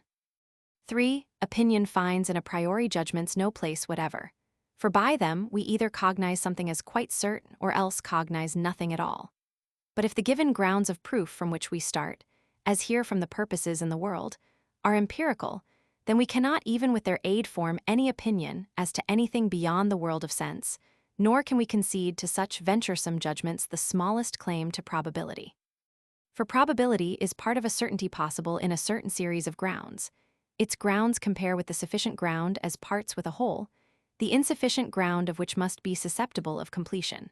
But since, as determining grounds of one and the same judgment, they must be of the same kind, for otherwise they would not together constitute a whole, such as certainty is, one part of them cannot lie within the bounds of possible experience and another outside all possible experience. Consequently, since merely empirical grounds of proof lead to nothing supersensible, and since what is lacking in the series of them cannot in any way be completed, we do not approach in the least nearer in our attempt to attain by their means to the supersensible and to a cognition thereof. Thus, in any judgment about the latter by means of arguments derived from experience, probability has no place. 4. If an hypothesis is to serve for the explanation of the possibility of a given phenomenon, at least its possibility must be completely certain. It is sufficient that in an hypothesis I disclaim any cognition of actuality, which is claimed in an opinion given out as probable. More than this I cannot give up. The possibility of that which I place at the basis of my explanation must at least be exposed to no doubt. Otherwise, there would be no end of empty chimeras. But to assume the possibility of a supersensible being determined according to certain concepts would be a completely groundless supposition. For here, none of the conditions requisite for cognition, as regards that in it which rests upon intuition, is given, and so the sole criterion of possibility remaining is the mere principle of contradiction, which can only prove the possibility of the thought, not of the object thought. The result, then, is this. For the existence of the original being, as a Godhead, or of the soul as an immortal spirit, absolutely no proof in a theoretical point of view is possible for the human reason, which can bring about even the least degree of belief. The ground of this is quite easy to comprehend. For determining our ideas of the supersensible, we have no material whatever, and we must derive this latter from things in the world of sense, which is absolutely inadequate for such an object. Thus, in the absence of all determination of it, nothing remains but the concept of a non-sensible something which contains the ultimate ground of the world of sense, but which does not furnish any knowledge, any amplification of the concept, of its inner constitution. Section 91. Of the kind of belief produced by a practical faith. If we look merely to the way in which anything can be for us, according to the subjective constitution of our representative powers, an object of knowledge, res cognoscibilis, then our concepts will not cohere with objects, but merely with our cognitive faculties and the use which they can make of a given representation in a theoretical or practical point of view. Thus the question whether anything is or is not a cognizable being is not a question concerning the possibility of things, but of our knowledge of them. Cognizable things are of three kinds: things of opinion opinable, things of fact subile, and things of faith mere credibile. 1. Objects of mere rational ideas, which for theoretical knowledge cannot be presented in any possible experience, are so far not cognizable things, and consequently in respect of them, we can form no opinion. For to form an opinion a priori is absurd in itself, and the straight road to mere chimeras. Either then, our proposition is certain a priori, or it contains nothing for belief. Therefore things of opinion are always objects of an empirical cognition at least possible in itself, objects of the world of sense, but which on account merely of the degree of this faculty that we possess, is for us impossible. Thus the ether of the new physicists, an elastic fluid pervading all other matter, mingled intimately with it, is a mere thing of opinion, yet is such that, if our external senses were sharpened to the highest degree, it could be perceived, though it can never be presented in any observation or experiment. To assume rational inhabitants of other planets is a thing of opinion, for if we could come closer to them, which is in itself possible, we should decide by experience whether they did or did not exist. But as we shall never come so near, it remains in the region of opinion. But to hold the opinion that there are in the material universe pure thinking spirits without bodies, viz. If we dismiss as unworthy of our notice certain phenomena which have been published as actual, is to be called poetic fiction. This is no thing of opinion, but a mere idea which remains over, when we remove from a thinking being everything material, and only leave thought to it. Whether then the latter, which we know only in man, that is in combination with a body, does survive, we cannot decide. Such a thing is a sophistical being, ens rationis ratiocinantes, not a rational being, ens rationis ratiocinati, of which latter it is possible to show conclusively the objective reality of its concept, at least for the practical use of reason, because this which has its peculiar and apodictically certain principles a priori, demands, postulates it. 2. Objects for concepts, whose objective reality can be proved, whether through pure reason or through experience, and, in the first case, from its theoretical or practical data, in all cases by means of a corresponding intuition, are things of fact, res facti. Of this kind are the mathematical properties of magnitudes in geometry, because they are susceptible of a presentation a priori for the theoretical use of reason. Further, things or their characteristics, which can be exhibited in experience, either our own or that of others through the medium of testimony, are likewise things of fact and, what is very remarkable, there is one rational idea, susceptible in itself of no presentation in intuition, and consequently of no theoretical proof of its possibility, which also comes under things of fact. This is the idea of freedom, whose reality, regarded as that of a particular kind of causality, of which the concept, theoretically considered, would be transcendent, may be exhibited by means of practical laws of pure reason, and conformably to this in actual actions, and, consequently, in experience this is the only one of all the ideas of pure reason, whose object is a thing of fact, and to be reckoned under the Sibylla. 3. Objects, which in reference to the use of pure practical reason that is in conformity with duty, must be thought a priori, whether as consequences or as grounds, but which are transcendent for its theoretical use, are mere things of faith. Of this kind is the highest good in the world, to be brought about by freedom. The concept of this cannot be established as regards its objective reality in any experience possible for us, and thus adequately for the theoretical use of reason. But its use is commanded by practical pure reason in reference to the best possible working out of that purpose, and it consequently must be assumed possible. This commanded effect, together with the only conditions of its possibility thinkable by us, viz. the being of God and the immortality of the soul, are things of faith, res fidei, and of all objects are the only ones which can be so called. For though what we learn by testimony from the experience of others must be believed by us, yet it is not therefore a thing of faith, for it was the proper experience of some one witness and so a thing of fact, or is presupposed as such. Again, it must be possible by this path, that of historical faith, to arrive at knowledge, and the objects of history and geography, like everything in general which it is at least possible to know by the constitution of our cognitive faculties, belong not to things of faith but to things of fact. It is only objects of pure reason which can be things of faith at all, though not as objects of the mere pure speculative reason, for then they could not be reckoned with certainty among things, i.e., objects of that cognition which is possible for us. They are ideas, i.e., concepts of the objective reality of which we cannot theoretically be certain. On the other hand, the highest final purpose to be worked out by us, by which alone we can become worthy of being ourselves the final purpose of creation, is an idea which has in a practical reference objective reality for us, and is also a thing. But because we cannot furnish such reality to this concept in a theoretical point of view, it is a mere thing of faith of the pure reason, along with God and immortality, as the conditions under which alone we, in accordance with the constitution of our human reason, can conceive the possibility of that effect of the use of our freedom in conformity with law. But belief in things of faith is a belief in a pure practical point of view, i.e., a moral faith, which proves nothing for theoretical pure rational cognition, but only for that which is practical and directed to the fulfillment of its duties. It in no way extends speculation or the practical rules of prudence in accordance with the principle of self-love. If the supreme principle of all moral laws is a postulate, so is also the possibility of its highest object.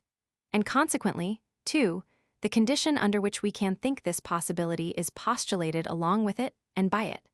Thus, the cognition of the latter is neither knowledge nor opinion of the being and character of these conditions, regarded as theoretical cognition, but is a mere assumption in a reference which is practical and commanded for the moral use of our reason. If we were able also plausibly to base upon the purposes of nature, which physical teleology presents to us in such rich abundance, a determinate concept of an intelligent world cause, then the existence of this being would not be a thing of faith. For since this would not be assumed on behalf of the performance of my duty, but only in reference to the explanation of nature, it would be merely the opinion and hypothesis most conformable to our reason. Now such teleology leads in no way to a determinate concept of God. On the contrary, this can only be found in the concept of a moral author of the world, because this alone furnishes the final purpose to which we can only reckon ourselves if we behave conformably to what the moral law prescribes as final purpose and consequently obliges us. Hence, it is only by its reference to the object of our duty, as the condition of the possibility of attaining the final purpose of the same, that the concept of God attains the privilege of counting as a thing of faith in our belief. But on the other hand, this same concept cannot make its object valid as a thing of fact. For, although the necessity of duty is very plain for practical reason, yet the attainment of its final purpose, so far as it is not altogether in our own power, is only assumed on behalf of the practical use of reason, and therefore is not so practically necessary as duty itself. Faith, as habitus, not as actus, is the moral attitude of reason as to belief in that which is unattainable by theoretical cognition. It is therefore the constant principle of the mind, to assume as true, on account of the obligation in reference to it, that which it is necessary to presuppose as condition of the possibility of the highest moral final purpose, although its possibility or impossibility be alike impossible for us to see into. Faith, absolutely so called, is trust in the attainment of a design, the promotion of which is a duty, but the possibility of the fulfillment of which, and consequently also that of the only conditions of it thinkable by us, is not to be comprehended by us. Faith, then, that refers to particular objects, which are not objects of possible knowledge or opinion, in which latter case it ought to be called, especially in historical matters, credulity and not faith, is quite moral. It is a free belief, not in that for which dogmatical proofs for the theoretically determinate judgment are to be found, or in that to which we hold ourselves bound, but in that which we assume on behalf of a design in accordance with laws of freedom. This, however, is not, like opinion, without any adequate ground, but is grounded as in reason, although only in respect of its practical employment, and adequately for its design. For without this, the moral attitude of thought in its repudiation of the claim of the theoretical reason for proofs of the possibility of the objects of morality has no permanence, but wavers between practical commands and theoretical doubts. To be incredulous means to cling to maxims and not to believe testimony in general, but he is unbelieving who denies all validity to rational ideas because there is wanting a theoretical ground of their reality. He judges therefore dogmatically.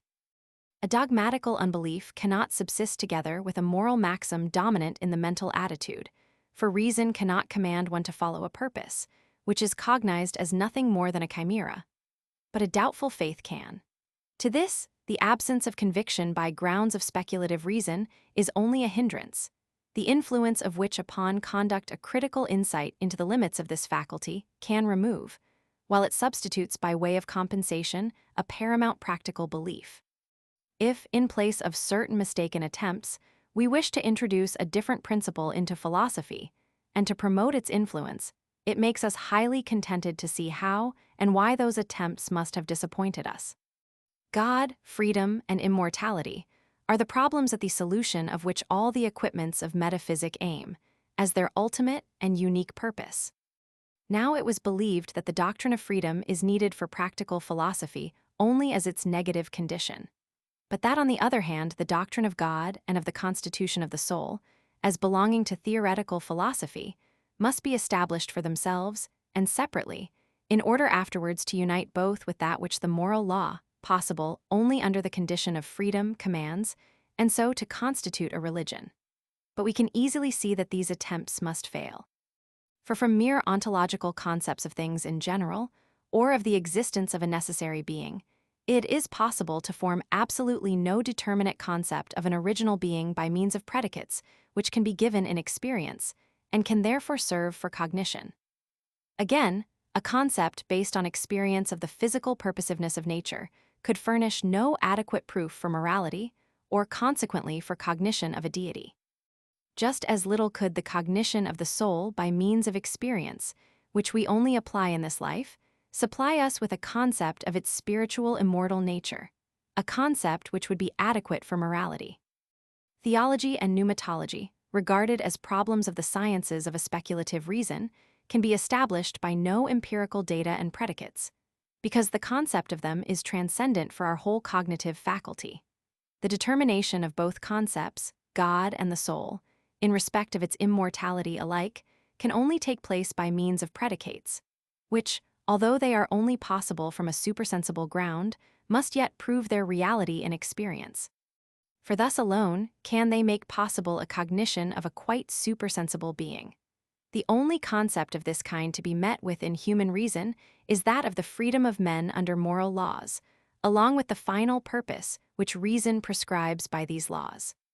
Of these two, the moral laws and the final purpose, the first are useful for ascribing to the author of nature, the second for ascribing to man those properties which contain the necessary condition of the possibility of both. so that from this idea, a conclusion can be drawn as to the existence and constitution of these beings, which are otherwise quite hidden from us. Thus, the ground of the failure of the attempt to prove God and immortality by the merely theoretical path lies in this, that no cognition whatever is possible of the supersensible in this way of natural concepts. The ground of its success by the moral way of the concept of freedom is as follows. Here the supersensible freedom, which in this case is fundamental by a determinate law of causality that springs from it, not only supplies material for cognition of other supersensibles, the moral final purpose and the conditions of its attainability, but also establishes its reality in actions as a fact, though at the same time it can furnish a valid ground of proof in no other than a practical point of view, the only one, however, of which religion has need. It is thus very remarkable that of the three pure rational ideas, God, freedom, and immortality, that of freedom is the only concept of the supersensible which, by means of the causality that is thought in it, proves its objective reality in nature by means of the effects it can produce there, and thus renders possible the connection of both the others with nature and of all three together with religion. We have therefore in us a principle capable of determining the idea of the supersensible within us, and thus also that of the supersensible without us, for knowledge, although only in a practical point of view. A principle this of which mere speculative philosophy, which could give a merely negative concept of freedom, must despair. Consequently, the concept of freedom, as fundamental concept of all unconditioned practical laws, can extend reason beyond those bounds within which every natural, theoretical concept must remain hopelessly limited. General remark on teleology. If the question is, what rank the moral argument, which proves the being of God only as a thing of faith for the practical pure reason, maintains among the other arguments in philosophy, it is easy to set aside the whole achievement of this last, by which it appears that there is no choice, but that our theoretical faculty must give up all its pretensions before an impartial criticism. All belief must in the first place be grounded upon facts, if it is not to be completely groundless. And therefore the only distinction in proofs that there can be is that belief in the consequence derived therefrom can either be grounded on this fact as knowledge for theoretical cognition, or merely as faith for practical. All facts belong either to the natural concept, which proves its reality in the objects of sense, given, or which may possibly be given before all natural concepts, or to the concept of freedom, which sufficiently establishes its reality through the causality of reason in regard of certain effects in the world of sense, possible through it, which it incontrovertibly postulates in the moral law. The natural concept, merely belonging to theoretical cognition, is now either metaphysical and thinkable completely a priori, or physical, i.e. thinkable a posteriori and as necessary only through determinate experience. The metaphysical natural concept, which presupposes no determinate experience, is therefore ontological. The ontological proof of the being of God from the concept of an original being is either that which from ontological predicates, by which alone it can be thought as completely determined, infers absolutely necessary being, or that which, from the absolute necessity of the being somewhere of something, whatever it be, infers the predicates of the original being. For there belongs to the concept of an original being, inasmuch as it is not derived from anything, the unconditioned necessity of its presence, and, in order to represent this, its complete determination by its concept. It was believed that both requirements were found in the concept of the ontological idea of a being the most real of all, and thus two metaphysical proofs originated. The proof, properly called ontological, resting upon a merely metaphysical natural concept, concludes from the concept of the being the most real of all, its absolutely necessary existence. For it is said, if it did not exist, a reality would be wanting to it, viz. Existence. The other, which is also called the metaphysico-cosmological proof, concludes from the necessity of the existence somewhere of a thing, which must be conceded.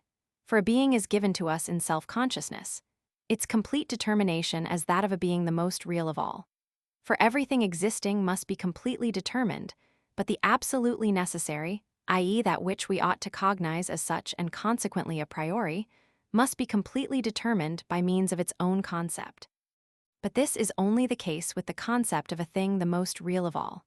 It is not needful to expose here the sophistry in both arguments, which has been already done elsewhere. It is only needful to remark that neither proof, even if they could be defended by all manner of dialectical subtlety, could ever pass from the schools into the world, or have the slightest influence on the mere sound understanding. The proof, which rests on a natural concept that can only be empirical, and yet is to lead us beyond the bounds of nature regarded as the complex of the objects of sense, can be no other than that derived from the purposes of nature. The concept of these cannot, it is true, be given a priori but only through experience. But yet it promises such a concept of the original ground of nature as alone, among all those which we can conceive, is suited to the supersensible, viz. That of a highest understanding, as cause of the world.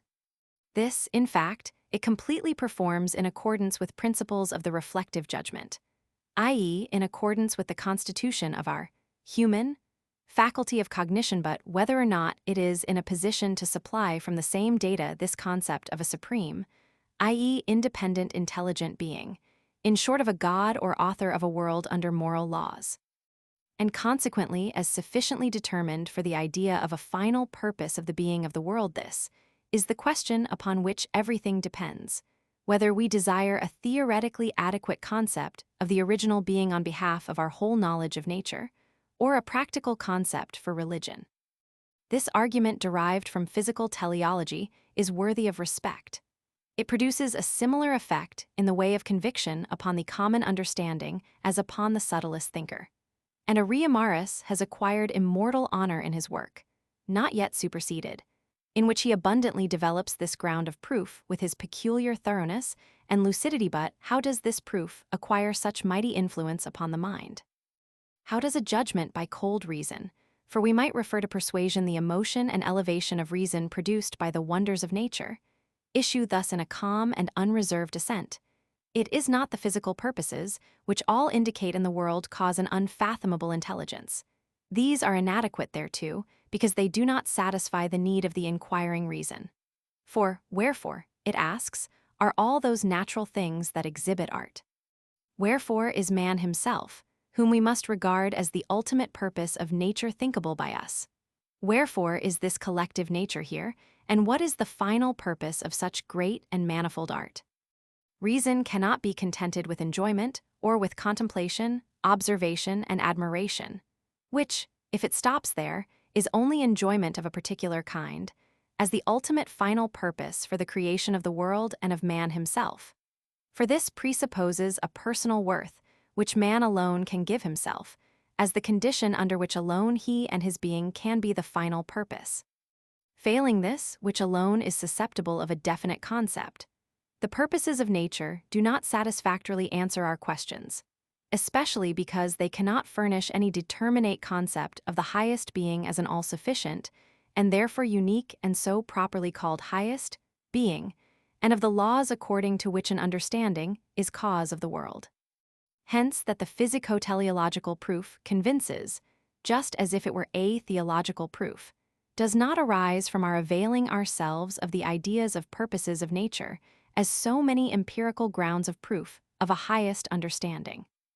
But it mingles itself unnoticed with that moral ground of proof, which dwells in every man and influences him secretly, in the conclusion by which we ascribe to the being, which manifests itself with such incomprehensible art in the purposes of nature, a final purpose and consequently wisdom, without however being justified in doing so by the perception of the former, and by which therefore we arbitrarily fill up the lacunas of the argument. In fact, it is only the moral ground of proof which produces conviction, and that only in a moral reference with which every man feels inwardly his agreement. But the physico-teleological proof has only the merit of leading the mind, in its consideration of the world, by the way of purposes, and through them to an intelligent author of the world. The moral reference to purposes and the idea of a moral legislator and author of the world, as a theological concept, seem to be developed of themselves out of that ground of proof, although they are in truth pure additions. Henceforward we may allow the customary statement to stand.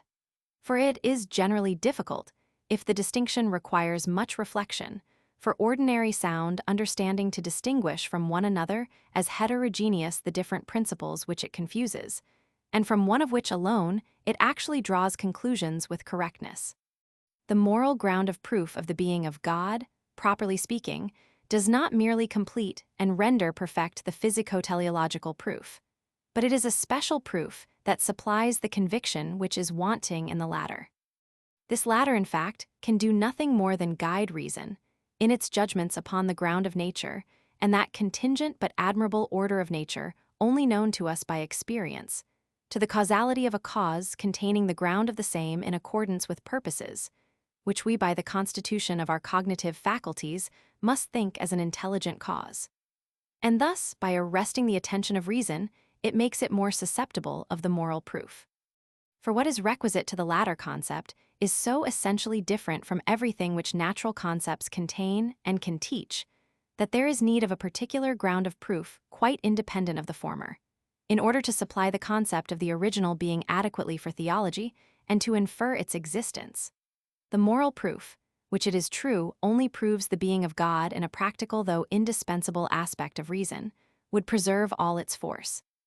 If we found in the world no material, or only that which is doubtful, for physical teleology, it is possible to conceive rational beings surrounded by a nature which displayed no clear trace of organization, but only the effects of a mere mechanism of crude matter, on behalf of which, and amid the changeability of some merely contingent purposive forms and relations, there would appear to be no ground for inferring an intelligent author.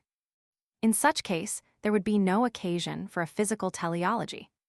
And yet reason, which here gets no guidance from natural concepts, would find in the concept of freedom and in the moral ideas founded thereon a practically sufficient ground for postulating the concept of the original being in conformity with these, i.e., as a deity, and for postulating nature, even the nature of our own being, as a final purpose in accordance with freedom, and its law's end, all this in reference to the indispensable command of practical reason. However, the fact that there is in the actual world for the rational beings in it abundant material for physical teleology, even though this is not necessary, serves as a desirable confirmation of the moral argument, as far as nature can exhibit anything analogous to the moral, rational ideas. For the concept of a supreme cause possessing intelligence, though not reaching far enough for a theology, thus acquires sufficient reality for the reflective judgment, but it is not required as the basis of the moral proof. Nor does this latter serve to complete as a proof the former, which does not by itself point to morality at all, by means of an argument developed according to a single principle. Two such heterogeneous principles as nature and freedom can only furnish two different kinds of proof, and the attempt to derive one from the other is found unavailing as regards that which is to be proved. If the physico-teleological ground of proof sufficed for the proof which is sought, it would be very satisfactory for the speculative reason, for it would furnish the hope of founding a theosophy. For so we must call the theoretical cognition of the divine nature and its existence, which would suffice at once for the explanation of the constitution of the world and for the determination of moral laws. In the same way, if psychology enabled us to arrive at a cognition of the immortality of the soul, it would make pneumatology possible, which would be just as welcome to the speculative reason. But neither, agreeable as they would be to the arrogance of our curiosity, would satisfy the wish of reason in respect of a theory which must be based on a cognition of the nature of things. Whether the first as theology, and the second as anthropology, when founded on the moral principle, i.e., the principle of freedom, and consequently in accordance with the practical use, do not better fulfill their objective final design, is another question which we need not here pursue. The physico-teleological ground of proof does not reach to theology, because it does not and cannot give any determinate concept sufficient for this design of the original being. But we must derive this from quite another quarter, or must supply its lacuna by an arbitrary addition. You infer, from the great purposiveness of natural forms and their relations, a world cause endowed with understanding. But what is the degree of this understanding? Without doubt, you cannot assume that it is the highest possible understanding, because for that it would be requisite that you should see that a greater understanding than that of which you perceive proofs in the world is not thinkable, and this would be to ascribe omniscience to yourself. In the same way, if you infer from the magnitude of the world the very great might of its author, you must be content with this having only a comparative significance for your faculty of comprehension. For since you do not know all that is possible, so as to compare it with the magnitude of the world as far as you know it, you cannot infer the almightiness of its author from so small a standard, and so on. Now you arrive in this way at no definite concept of an original being available for a theology. For this can only be found in the concept of the totality of perfections compatible with intelligence, and you cannot help yourself to this by merely empirical data. But without such a definite concept, you cannot infer a unique intelligent original being. You can only assume it with whatever motive. Now, it may certainly be conceded that you should arbitrarily add, for reason has nothing fundamental to say to the contrary. Where so much perfection is found, we may well assume that all perfection is united in a unique cause of the world, because reason succeeds better both theoretically and practically with a principle thus definite. But then you cannot regard this concept of the original being as proved by you, for you have only assumed it on behalf of a better employment of reason. Hence all lamentation or impotent anger on account of the alleged mischief of rendering doubtful the coherency of your chain of reasoning is vain pretentiousness, which would fain have us believe that the doubt here freely expressed as to your argument is a doubting of sacred truth, in order that under this cover the shallowness of your argument may pass unnoticed. Moral teleology, on the other hand, which is not less firmly based than physical, which, indeed, rather deserves the preference, because it rests a priori on principles inseparable from our reason, leads to that which is requisite for the possibility of a theology, viz., to a determinate concept of the supreme cause, as cause of the world according to moral laws, and, consequently, to the concept of such a cause as satisfies our moral final purpose. For this are required, as natural properties belonging to it, nothing less than omniscience, omnipotence, omnipresence, and the like, which must be thought as bound up with the moral final purpose which is infinite and thus is adequate to it. Hence moral teleology alone can furnish the concept of a unique author of the world, which is available for a theology. In this way theology leads immediately to religion, i.e. the recognition of our duties as divine commands, because it is only the recognition of our duty and of the final purpose enjoined upon us by reason which brings out with definiteness the concept of God. This concept, therefore, is inseparable in its origin from obligation to that being. On the other hand, even if the concept of the original being could be also found determinately by the merely theoretical path, viz., the concept of it as mere cause of nature, it would afterwards be very difficult, perhaps impossible, without arbitrary interpolation, to ascribe to this being by well-grounded proofs a causality in accordance with moral laws. And yet without this, that quasi-theological concept could furnish no foundation for religion. Even if a religion could be established by this theoretical path, it would actually, as regards sentiment, wherein its essence lies, be different from that in which the concept of God and the practical conviction of his being originate from the fundamental ideas of morality. For if we must suppose the omnipotence, omniscience, etc., of an author of the world as concepts given to us from another quarter, in order afterwards only to apply our concepts of duties to our relation to him, then these latter concepts must bear very markedly the appearance of compulsion and forced submission. If, instead of this, the respect for the moral law, quite freely, in virtue of the precept of our own reason, represents to us the final purpose of our destination, we admit among our moral views a cause harmonizing with this, and with its accomplishment, with the sincerest reverence, which is quite distinct from pathological fear, and we willingly submit ourselves thereto. If it be asked why it is incumbent upon us to have any theology at all, it appears clear that it is not needed for the extension or correction of our cognition of nature, or in general for any theory, but simply in a subjective point of view for religion, i.e. the practical or moral use of our reason. If it is found that the only argument which leads to a definite concept of the object of theology is itself moral, it is not only not strange, but we miss nothing in respect of its final purpose as regards the sufficiency of belief from this ground of proof, provided that it be admitted that such an argument only establishes the being of God sufficiently for our moral destination, i.e., in a practical point of view, and that here speculation neither shows its strength in any way, nor extends by means of it the sphere of its domain.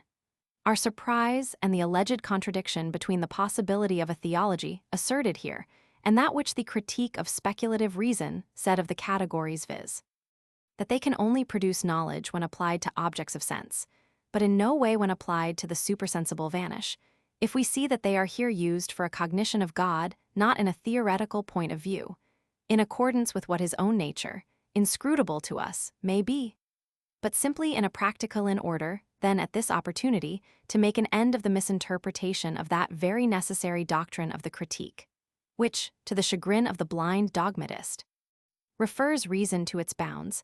I add here the following elucidation. If I ascribe to a body motive force and thus think it by means of the category of causality, then I at the same time cognize it by that, i.e., I determine the concept of it as of an object in general by means of what belongs to it by itself, as the condition of the possibility of that relation, as an object of sense. If the motive force ascribed to it is repulsive, then there belongs to it, although I do not place near it any other body upon which it may exert force, a place in space, and moreover extension, i.e. space in itself, besides the filling up of this by means of the repulsive forces of its parts. In addition, there is the law of this filling up, that the ground of the repulsion of the parts must decrease in the same proportion as the extension of the body increases, and as the space, which it fills with the same parts by means of this force, is augmented.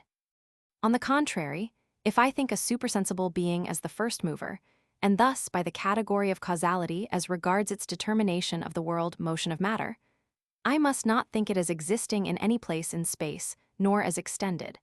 I must not even think it as existing in time or simultaneously with other beings. Hence, I have no determinations whatever, which could make intelligible to me the condition of the possibility of motion by means of this being as its ground.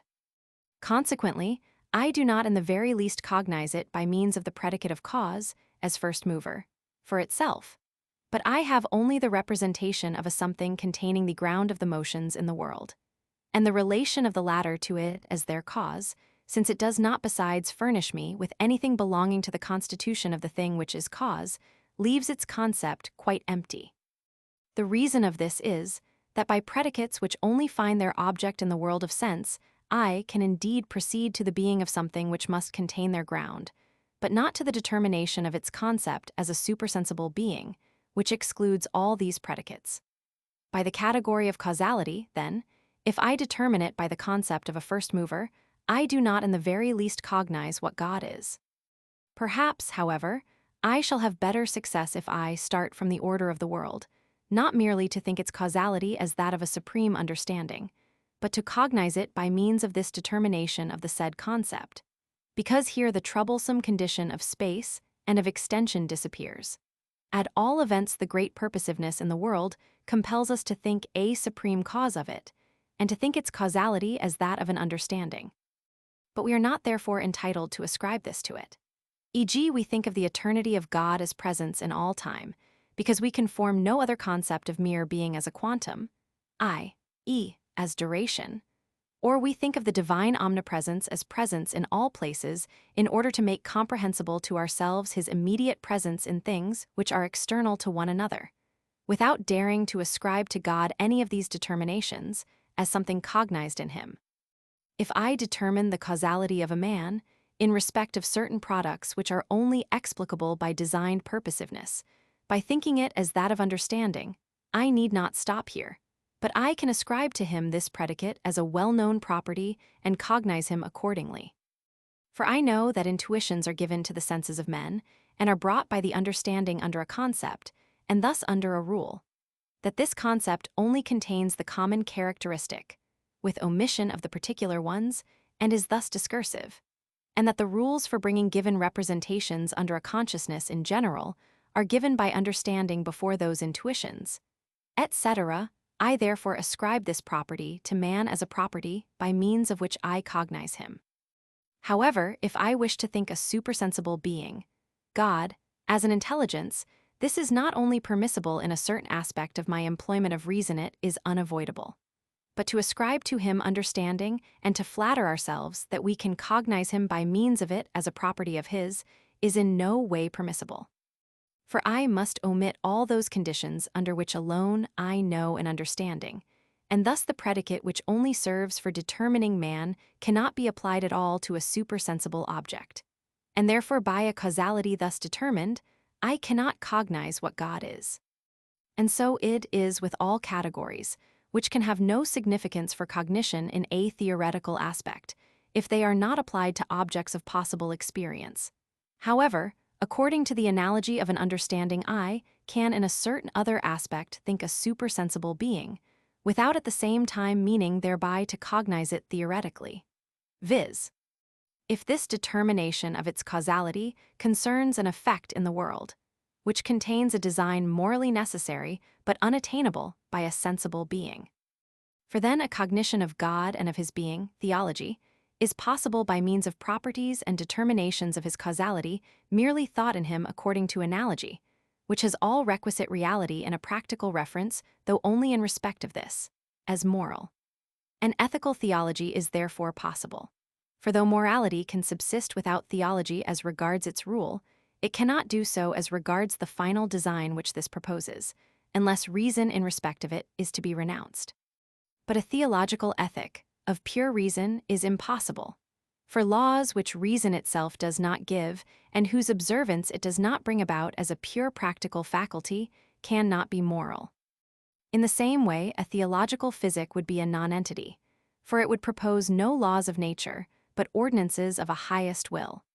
While on the other hand, a physical, properly speaking a physico-teleological theology, can serve at least as a propedeutic to theology proper, by giving occasion for the idea of a final purpose, which nature cannot present by the observation of natural purposes, of which it offers abundant material.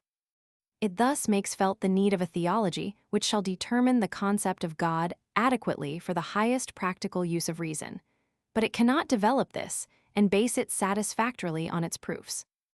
The End. Printed by R. and R. Clark, Limited, Edinburgh. Works on Philosophy. By Immanuel Kant. Kant's Critical Philosophy for English Readers. By J. P. Mahaffey, D.D., and the Right Reverend J. H. Bernard, D.D. 2 vols, Crown 8 vo.